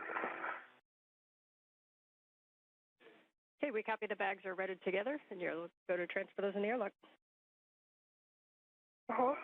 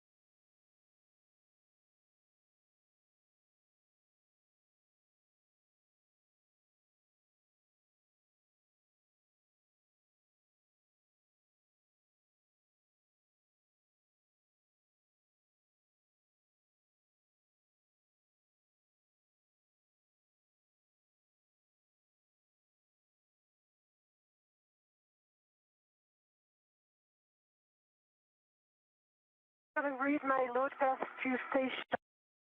Right. Base tether is small hook gate close lock back on black. Large hook gate close lock back on black. On the airlock waist tether, gate close lock black on black for the big hook, and small hook gate close lock black on black as well. So I have a good load path to station, and I'm retrieving my local from the and going back in. Okay, we concur that that is a good load path. Hey, And 12 Papa Fox truck. Copy, 12 Papa Papa, Fox 9. Twist. Off depressible, black and color, black on black. Copy, good calls. You are go to translate to the port seat occurred. And Sophie, we see you about to get in the airlock. You might want to pause there and take a view. It's going to be a little bit before you're back. But nicely done.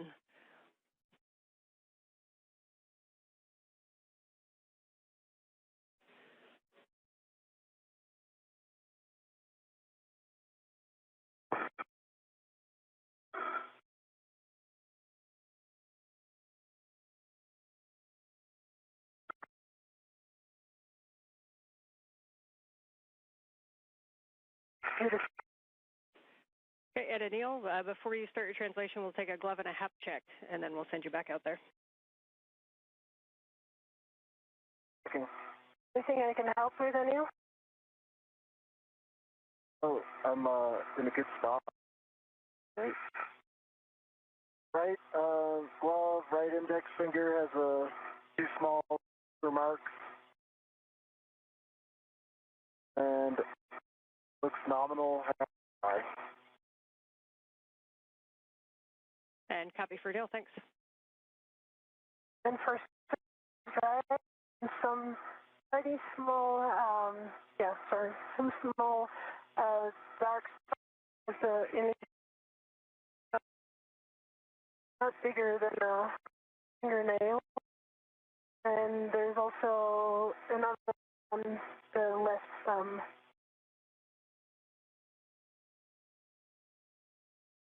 Really, just.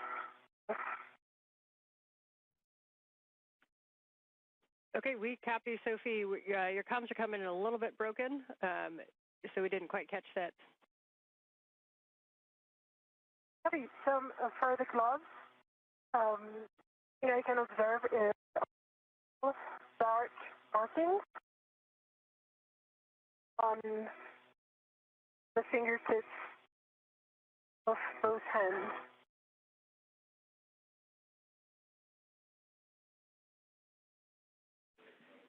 Okay, we copy, thank you. You're welcome.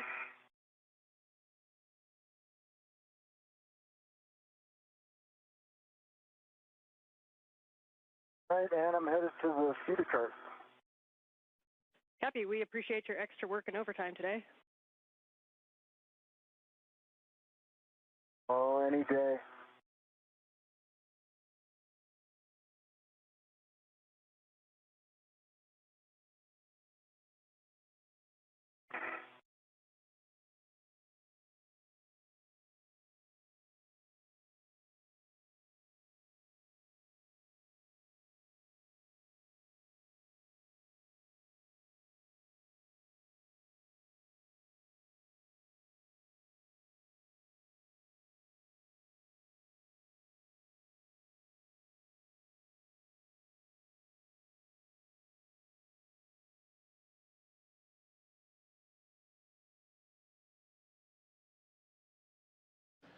This is Mission Control Houston. We've just passed the 6-hour mark in today's spacewalk.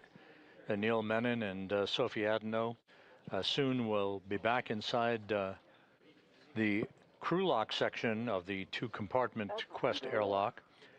They will close the hatch behind them and begin the repressurization of the airlock to mark the end of today's spacewalk, highlighted by the removal of a failed space-to-ground communications antenna, although time did not permit the installation of a spare that continues to reside on a spare parts platform on the port truss of the International Space Station, that work to be deferred to a future spacewalk.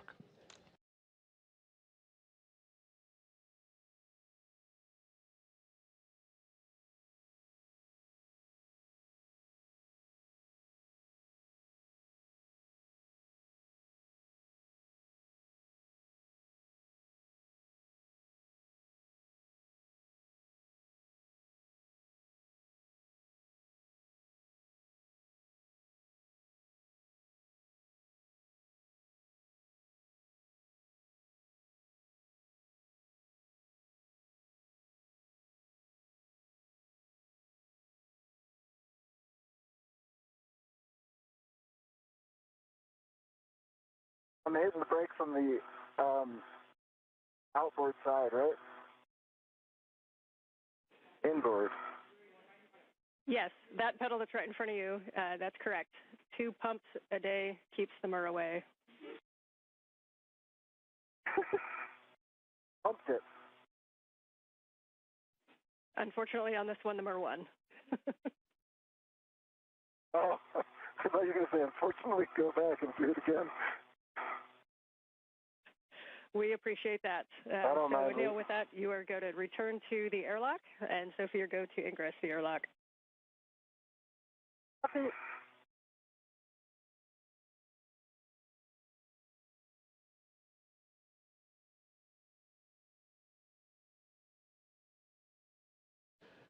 Once the airlock repressurization begins and we stop the clock, we'll give you the official time for the elapsed time of today's excursion and other statistics associated with today's spacewalk. We will continue our coverage through the time that the crew is back inside the airlock and has doffed its helmets.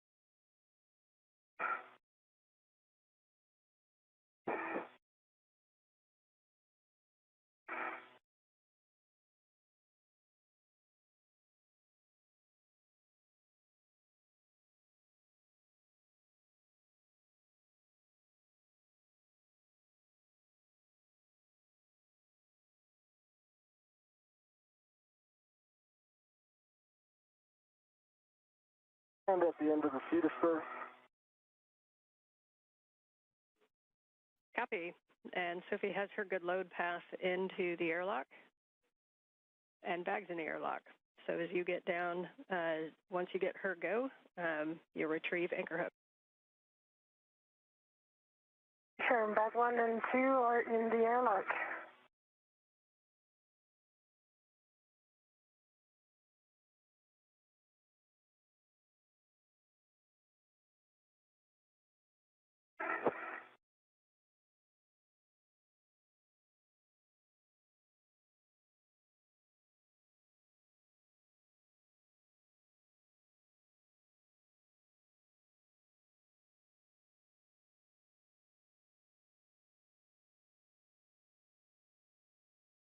All right, Ann, I'm going to verbalize everything so I get this last part right, okay?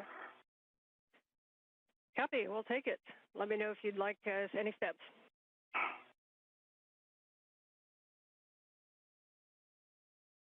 All right. My load pass is through forward anchor hook, so I believe Sophie's got a load pass to station, so I believe I'm go to take off the aft airlock D-ring, which is her anchor hook, EV2, and put that on my red reel. Anil, we concur with that plan.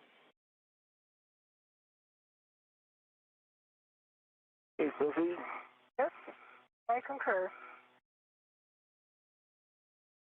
And I prepared all the bags really aft so that you can ingress.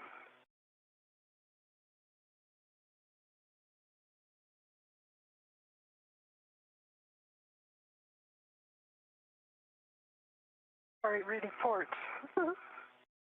All right, your anchor hook is on EV1's red reel, closed lock, black on black. Now I have a load pass through you, Sophie. Yes. So I'm going to pick up my anchor hook and put it on my NWS. We concur. Agree? Yeah, concur.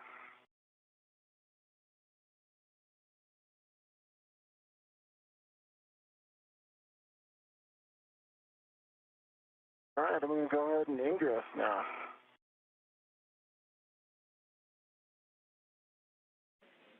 Copy, you go to ingress, and if you want an end effector on your thermal cover, you can.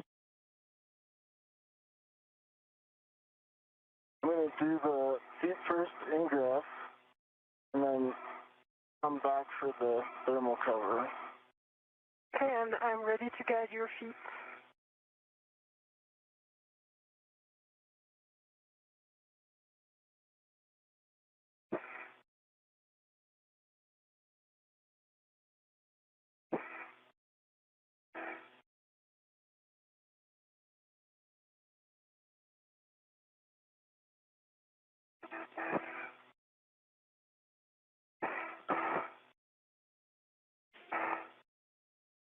Okay, I'm going for the thermal cover here. Mm-hmm. Copy, you can close the airlock thermal cover, and we'll be attaching the integral strap to the magnetic plate D-ring and cinching until snug.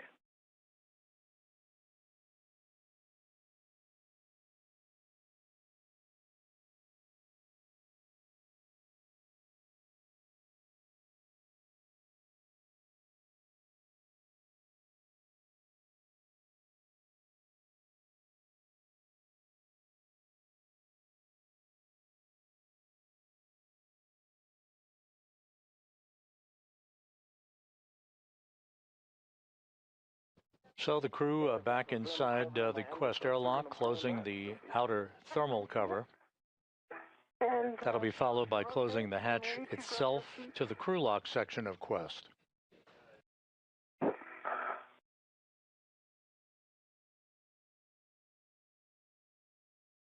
My cover is closed. I'm in. Mm-hmm. I'm going to do the strap now. Mm-hmm.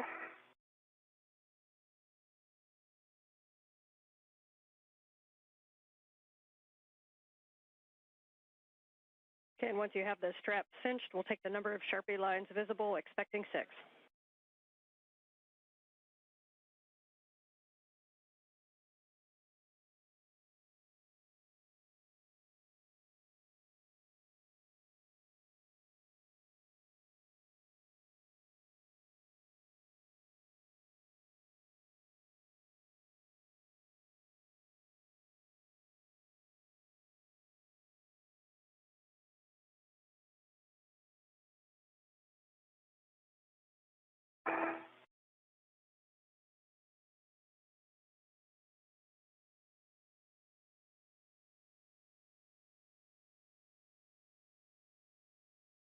Hey, the map is on, and I'm pinching it. Okay. I'm pulling your feet towards. All right, 6 Sharpies. Copy, 6 Sharpies. You are both go to remove the SCU from the stowage pouches, remove your DCM cover, and connect your SCU to DCM and check locked. Copy.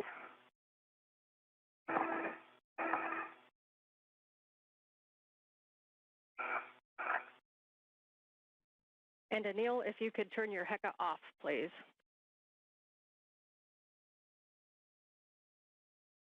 HECA is off.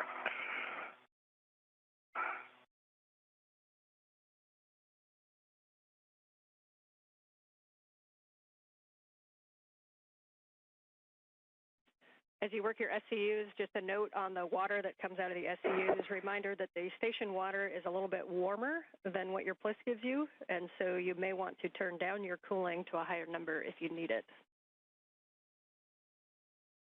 Copy. I leave mine at current setting.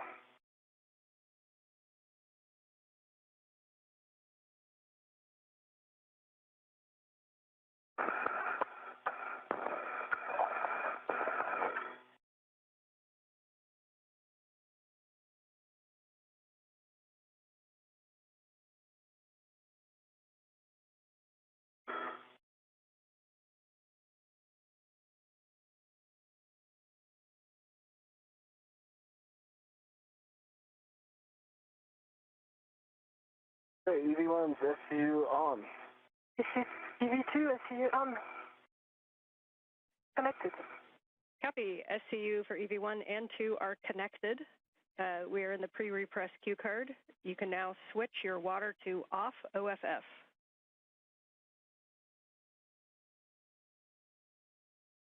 Everyone, water is off. DV2, where is up? Copy. We have a 2-minute wait here. Today definitely showed how well you guys can adapt. The strength of the plan is in the planning. And while we did a lot of things that were not on the nominal timeline, we did nothing today that we had not already planned for. Your ability to adapt and change to the plan is what made today successful. So thank you. And if it's, for the team, we went into this with a mindset of we wanted it all to go perfectly, and I think that's a great winning attitude. Things were a lot different than expected, but I would say that what I'm really impressed with is that all of those contingencies were well thought out, and I heard those plans by the ground team, Sandy Fletcher, Chris Dobbins, Lucas, the whole team had thought through all those scenarios. And it just, I think that the success of today really rests to you all there and MCC and everyone who put in some work planning this, because you really thought through everything, and I felt like we always had a clear pathway ahead, and I had even heard that pathway and studied it, so thank you all for that, and I'm just so grateful to work with you all today. And Sophie, if you'd like to add anything, please go ahead. Yeah, thank you. Yeah, what a day. I concur with everything you said. I would say that my deepest gratitude goes to everyone who made this possible, pioneers who came before us, but also the incredible teams working behind the scenes today. In this preparation, like being ready for the unknown, took a whole amount of people to be able to think everything through. And in the end, although it was a lot of unknown and unplanned, in the end, everything was kind of rehearsed and prepared. So well done. I would like also to thank you, Anil, for not only being an awesome EV1, but also a great friend. Jessica, Jack, thank you for helping us getting ready, paying attention to every detail that counts for such a big adventure. And finally, to everyone in Houston who made today's EVA a success, thank you. Because yes, even if we had a lot of unplanned things, it is a success. We are safe and the hardware is safe. You make us fly, you keep us safe, and you make moments like this possible. And finally, a very special thank you to you, Anne. From the very beginning of the preparation to every minute of today's EVA, your calm voice was always there to get us. You are simply outstanding, so thank you.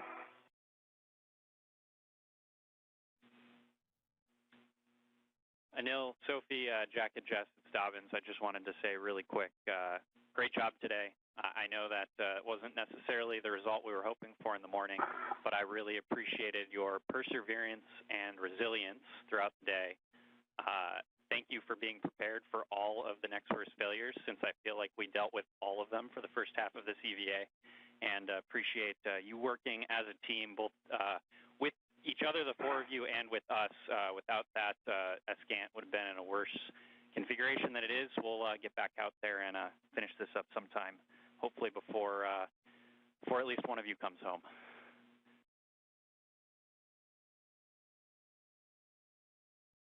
Okay, for Anil. Thank you, Chris. And you, Anil, you are go to close the hatch, verify that the outer hatch is clear of hardware, and the handle position is per the decal, and you can close and lock the hatch.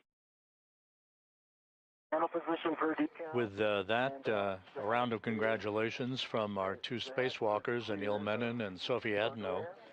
Menon wrapping up his second spacewalk in just 12 days. For Sophie Adenot, the first French woman to walk in space, this was her first spacewalk of her career. And the lead flight director for this spacewalk, Chris Dobbins, acknowledging the work that the crew did out there, especially when the crew fell behind due to difficulty demating some of the electrical connectors on the failed space-to-ground antenna, and working with some of the bolts that were balky throughout the course of today's spacewalk. The failed antenna was removed, and it was left outside in what is called a long-duration tie-down configuration, safely on the truss in a good config. The work yet to be conducted will be the installation of a spare space-to-ground antenna that will be on an upcoming spacewalk that will restore full redundancy to the high data rate communications capability on the International Space Station. Sometimes an end effector on that handrail helps. Yeah, I thought maybe my arms were long enough to reach the hatch key, but I needed the anchor hook. In any case, the hatch is down.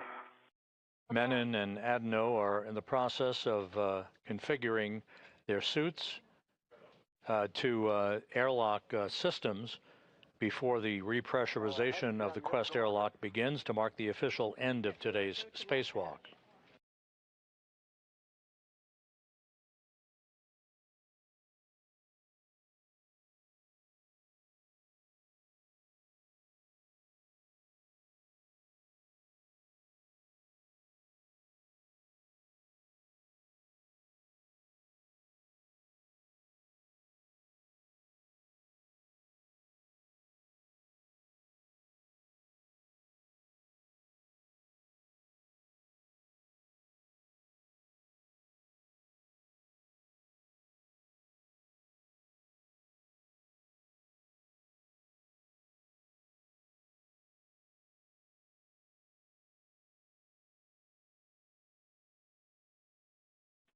Ten seconds from a 20-second handover.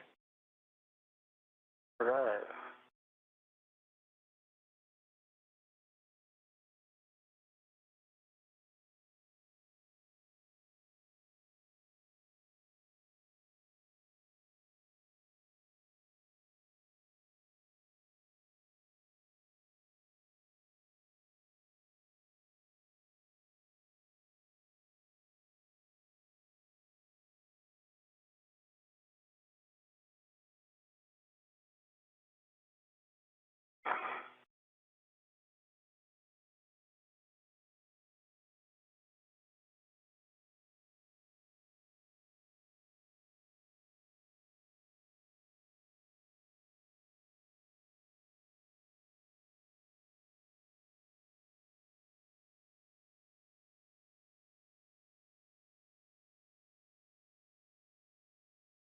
Looks like we got S-band again. You can repeat it now.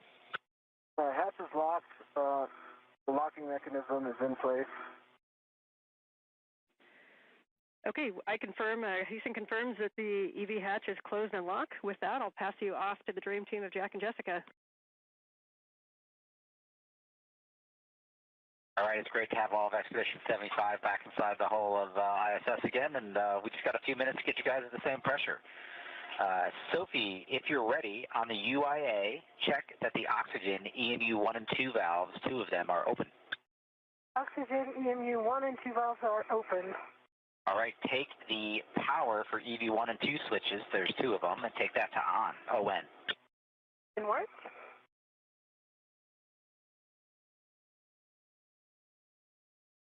Power EV1 and 2 on, ON. Good green LED. The ON and 2 LEDs, can you verify the voltmeters on 1 and 2 for me? 18.8 and 18.6. So that's great. EV1 and EV1 only, take your power switch to SCU. Expect a warning tone. EV1, issuing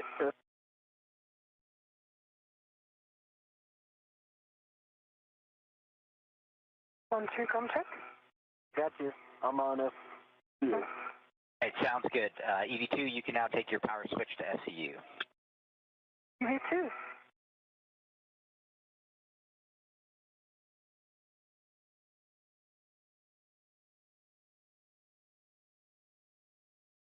Power to SCU. Both EV1 and EV2 are on SCU power. All right, for both EV1 and EV2, take your O2 actuators to press. Okay. Or please verify on the DCM that it does say O2 position to press.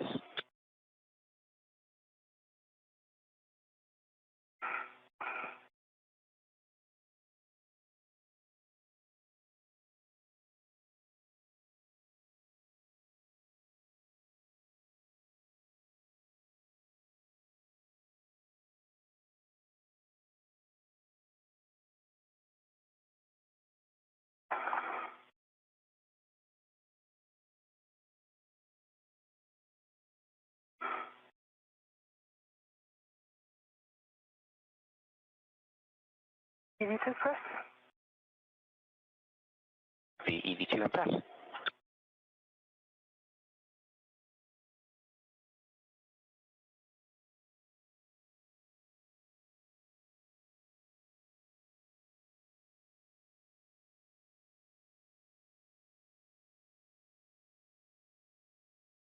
EV1 press.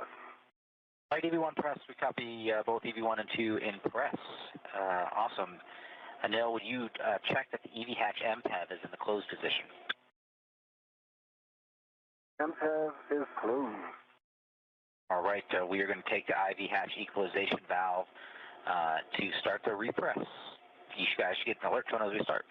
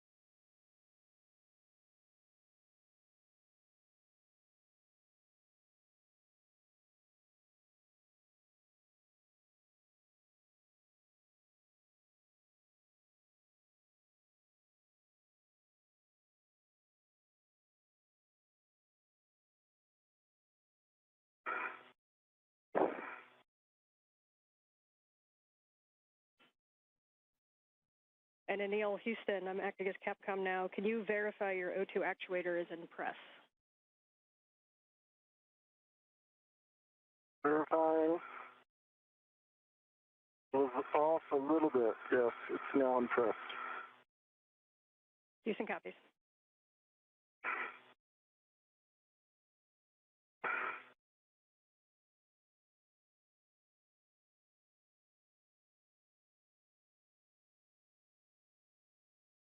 Jack, can you go down the rate? Going down the rate.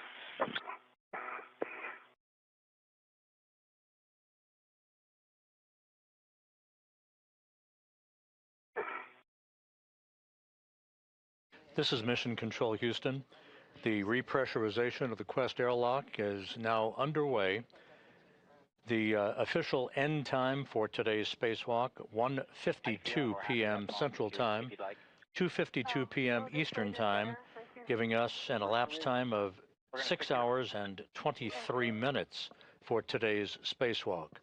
Again, today's spacewalk ending at 1:52 p.m. Central Time, 2:52 p.m. Eastern Time, for an elapsed time of 6 hours and 23 minutes. With the repressurization of Quest underway, we will now gather some additional statistics and have those for you momentarily.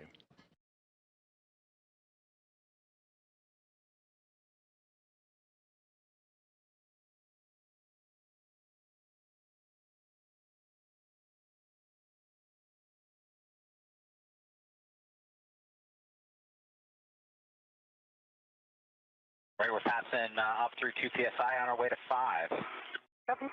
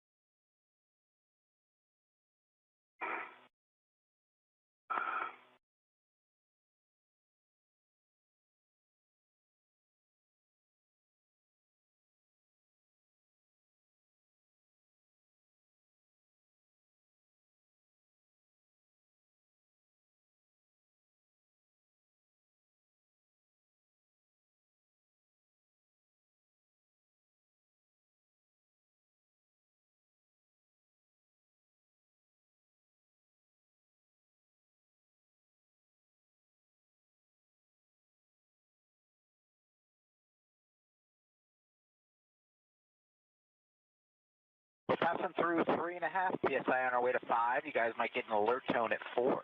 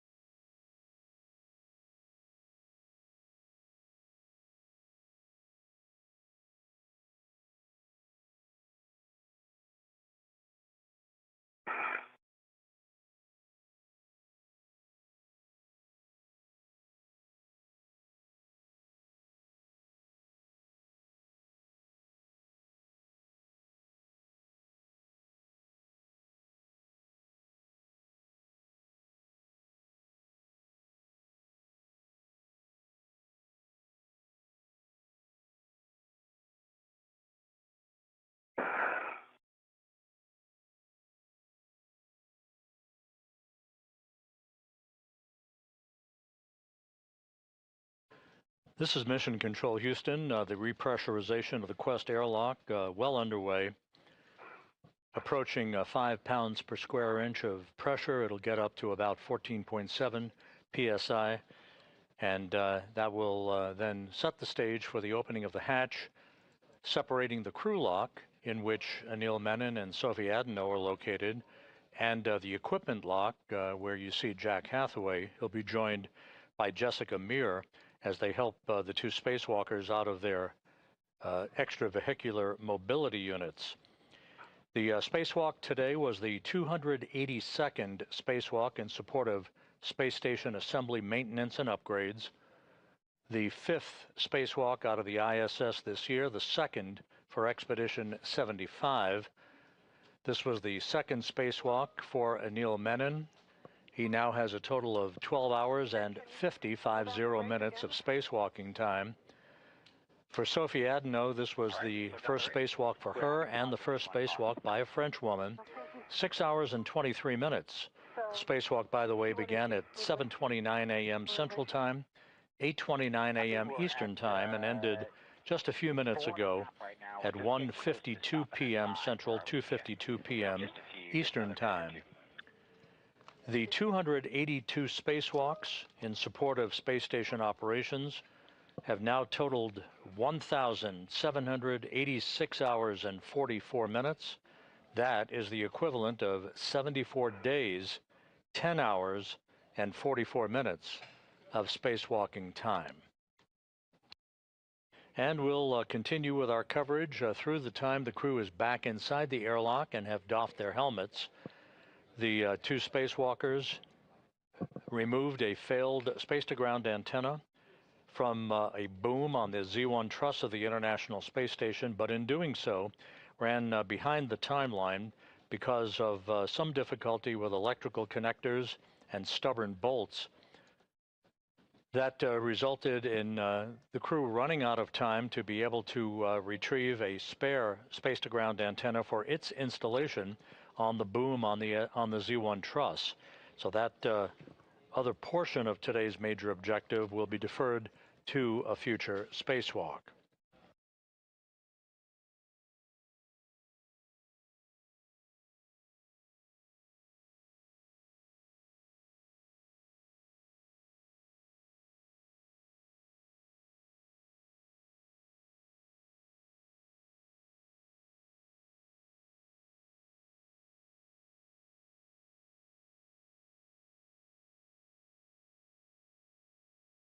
Hey, welcome to 5 PSI. I've paused it, and we're going to pause for 2 minutes while the pressure stabilizes before we do a 1-minute leak check.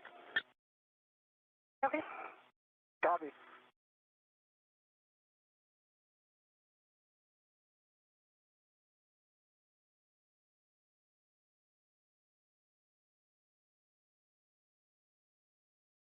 And the repressurization of the Quest airlock paused momentarily at 5 pounds per square inch. It will resume shortly and bring the crew lock section back to equalization with the equipment lock.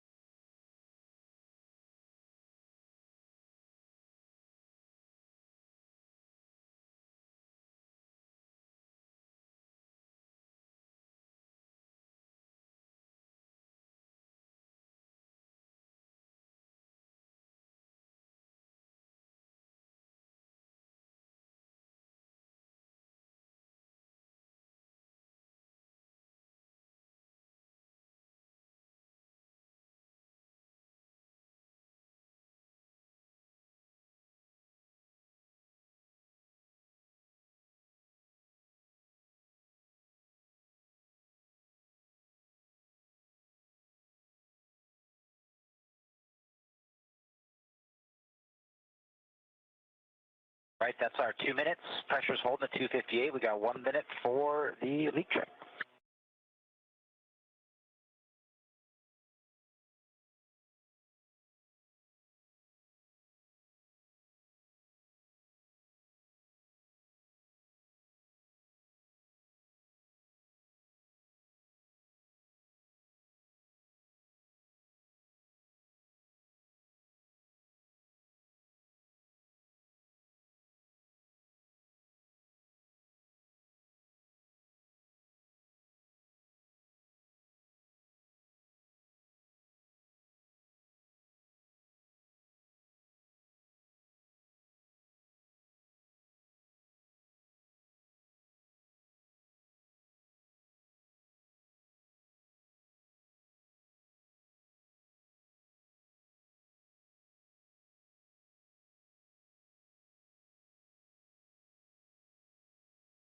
Right, that is our minute wait, and the pressure is held steady, so that's a good leak check.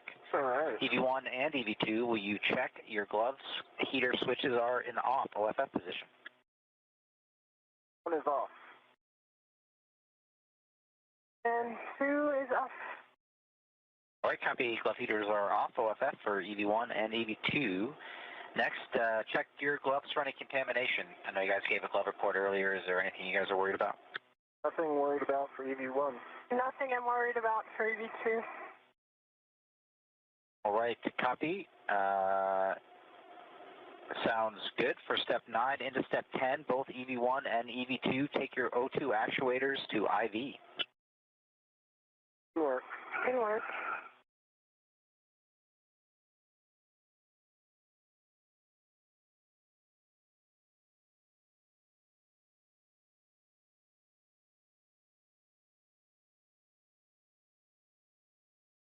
One's an IV.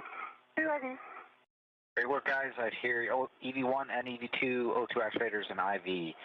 All right, next up, I'm going to take the equalization valve back up to start repressing, and we'll continue at the nice slow rate we've been at. Thank you. One copy.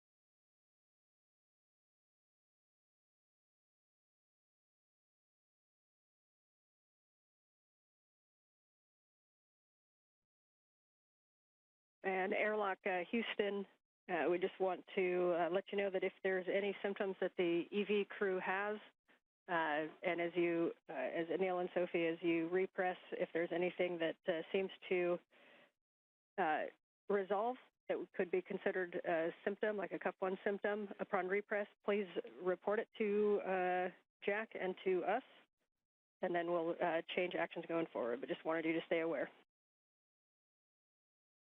Copy all. Okay.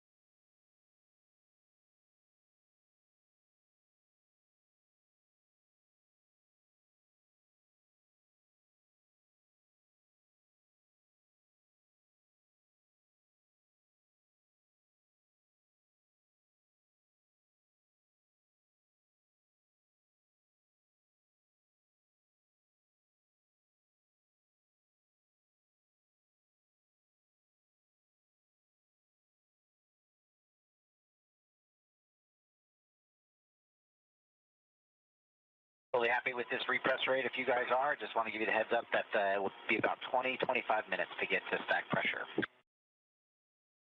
Okay. I think I'm happy with this rate. Sorry, Anil. No problem. I don't have anywhere to go. I got 8 more months here. I'm sure you would love to go outside again. Nice.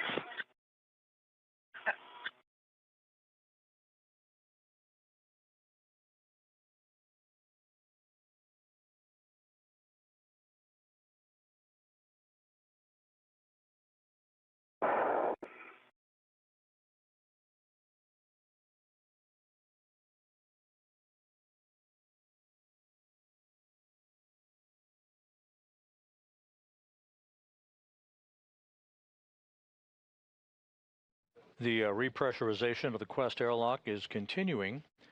This should take a few more minutes to complete, at which point the hatch between the crew lock, where the 2 spacewalkers are located just beyond that hatch, and the equipment lock will be open, and Menon and Adenot will be helped inside to their respective locations on either side of the equipment lock walls to be assisted with the removal of their helmets and gloves. The spacewalk ended at 1:52 p.m. Central, 2:52 p.m. Eastern Time, with an elapsed time of 6 hours and 23 minutes for today's spacewalk, which saw a failed space-to-ground antenna removed and stowed on the truss of the International Space Station, setting the stage for the retrieval and installation of a spare space-to-ground antenna on a future spacewalk.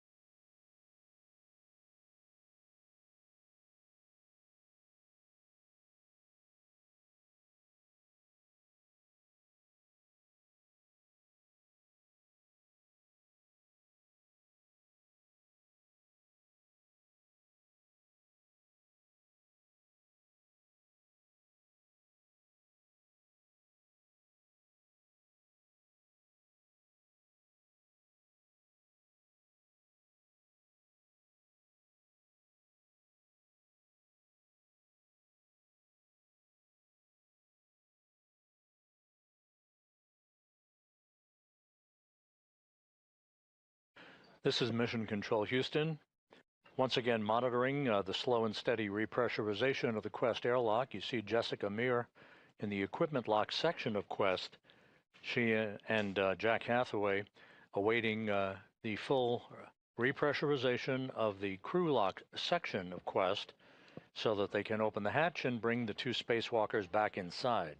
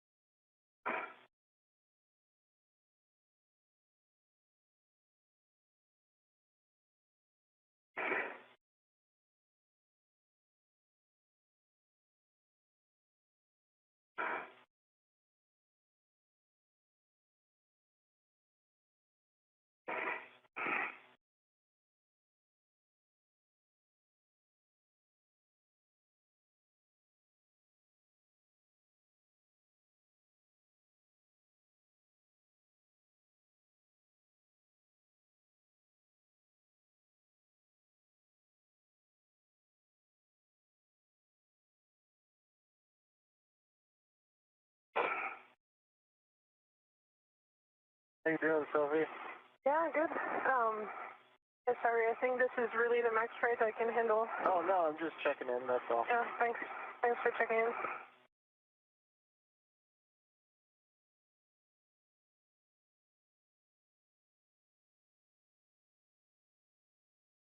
Passing 11 and a half PSI, almost 12 PSI, still probably 12 to 15 minutes left.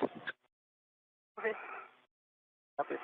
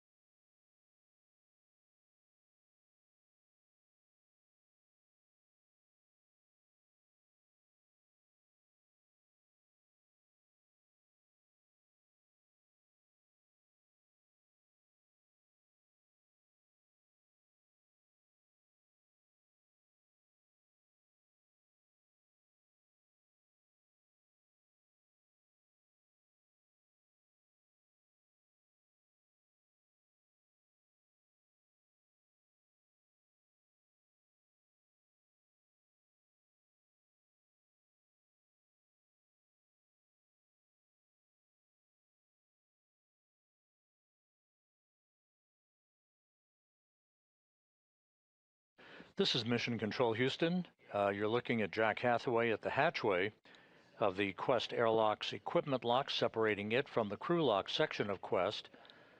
As we are almost complete now with the repressurization of the crew lock section of Quest, that will lead to the opening of the hatch, and Hathaway and Jessica Meir guiding Anil, Menon, and Sophie Adenot of the European Space Agency back inside the International Space Station's habitable volume. The 6-hour, 23-minute spacewalk concluded a short time ago. The major objective to remove the failed space-to-ground antenna was completed. That antenna was tied down with a series of tethers to a truss structure near where it resided on the Z1 truss of the station. However, it took longer than expected to undo electrical connectors and bolts holding the failed antenna in place, and the clock ran out on the two spacewalkers, so we did not complete the installation of a spare space-to-ground antenna, which remains on a spare parts platform on the Port 3 truss of the International Space Station. That work will be done on a future spacewalk.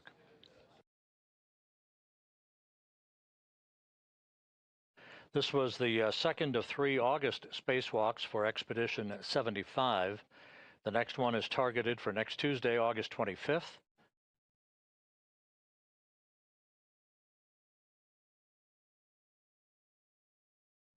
That will then in turn lead to the mid-September launch, targeted for September 12th, of the Crew 13 crew on a SpaceX Dragon spacecraft. Crew 13 to be commanded by Jessica Watkins. Associated with that flight, pilot Luke Delaney, Canadian Space Agency astronaut Joshua Kutrick, and Roscosmos cosmonaut Sergei Tetryanikov.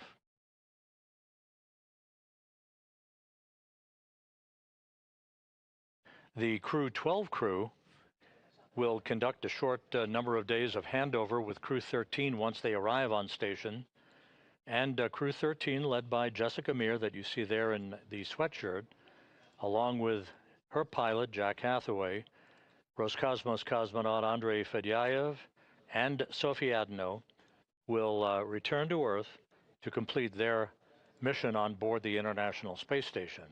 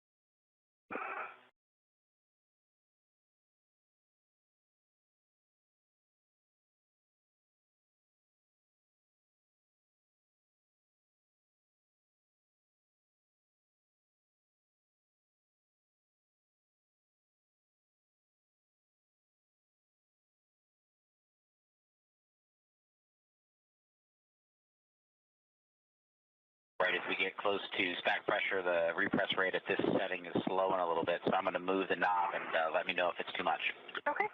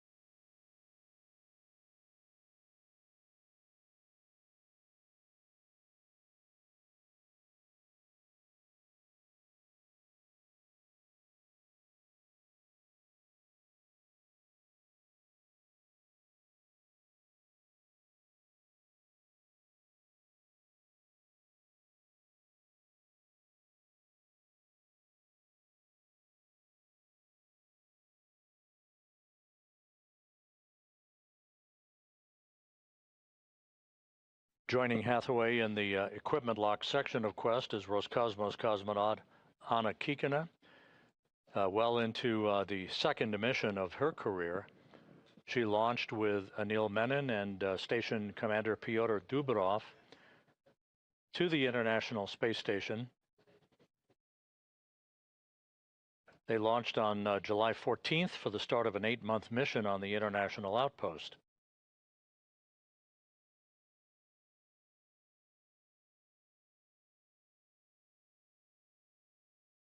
We're just moments away from the completion of the repressurization of Quest. The repress has been conducted in a deliberately slow fashion, and once pressure is equalized across the hatchway, that hatch will be opened and the 2 spacewalkers will be back inside the equipment lock.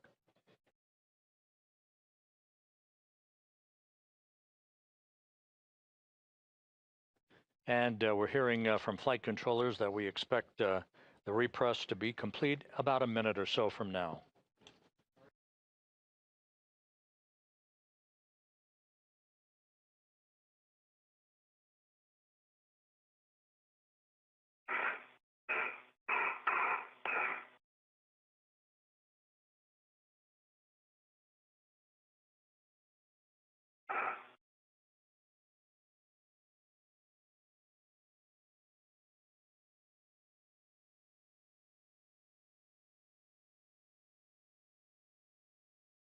All right, we're passing 740 millimeters on our way to 750. You guys will get alert tone when we level off.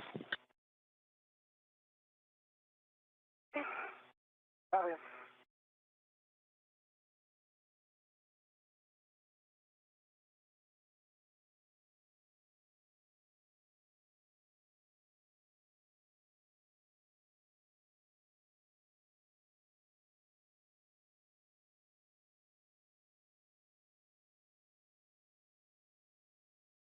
All right, that looks like equalization, and that's the end of the Q card. We're into 1.240 post EVA, so we're about to open the hatch. Hey.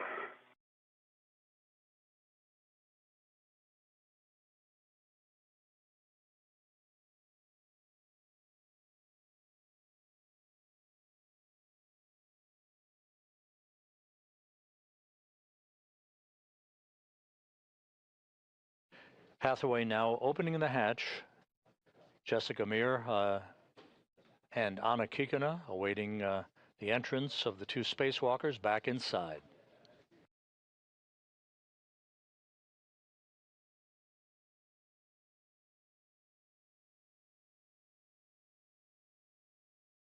And the hatch is open.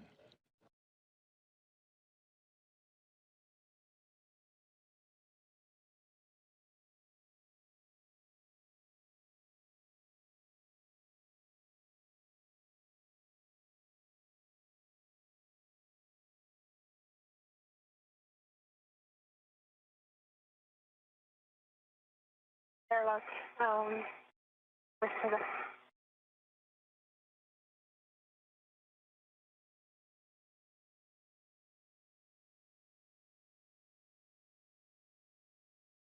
Then your go for step 4, reconfiguring public calls.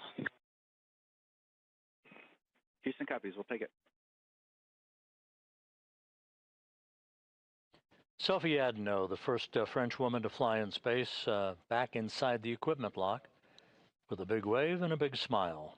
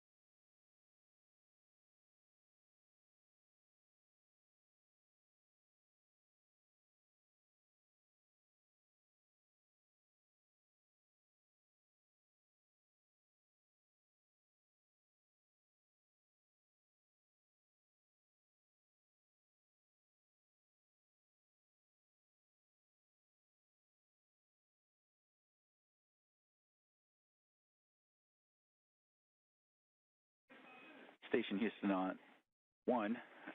Just a heads up that we have configured comm back to nominal, and you are no longer hot mic. Anil Menon back inside the equipment lock, having completed the second spacewalk of his career.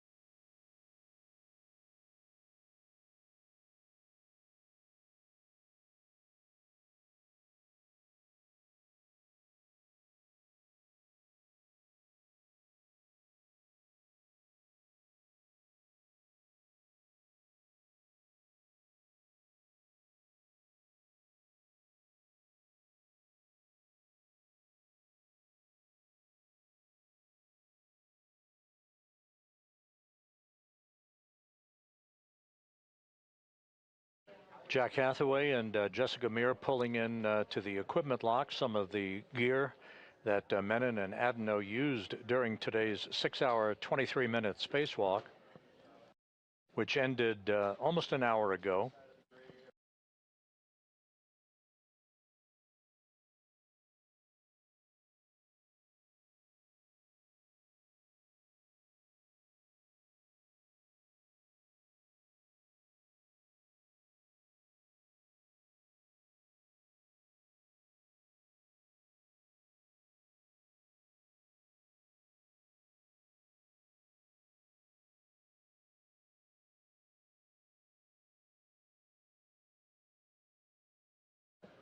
We're in a handover between satellites on our tracking and data relay satellite system. We'll regain our downlink capability from the station through the functional space-to-ground antenna that resides on the Z1 truss of the International Space Station. The other antenna that failed was removed by Menon and Adenot and stowed, tied down in what is called the long-duration tie-down configuration. It was stowed on the truss. The crew ran out of time, however, before it could get to the installation of a spare that resides on the external stowage platform number 3 on the port 3 truss of the complex.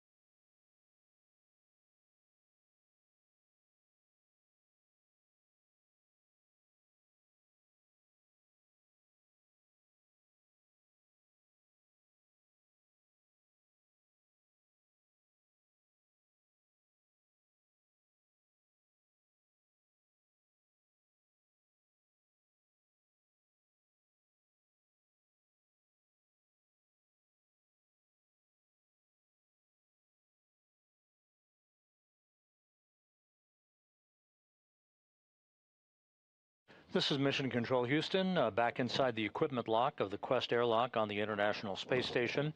Sophie Adenot on the left, Anil Menon partially obscured by a laptop computer on the right.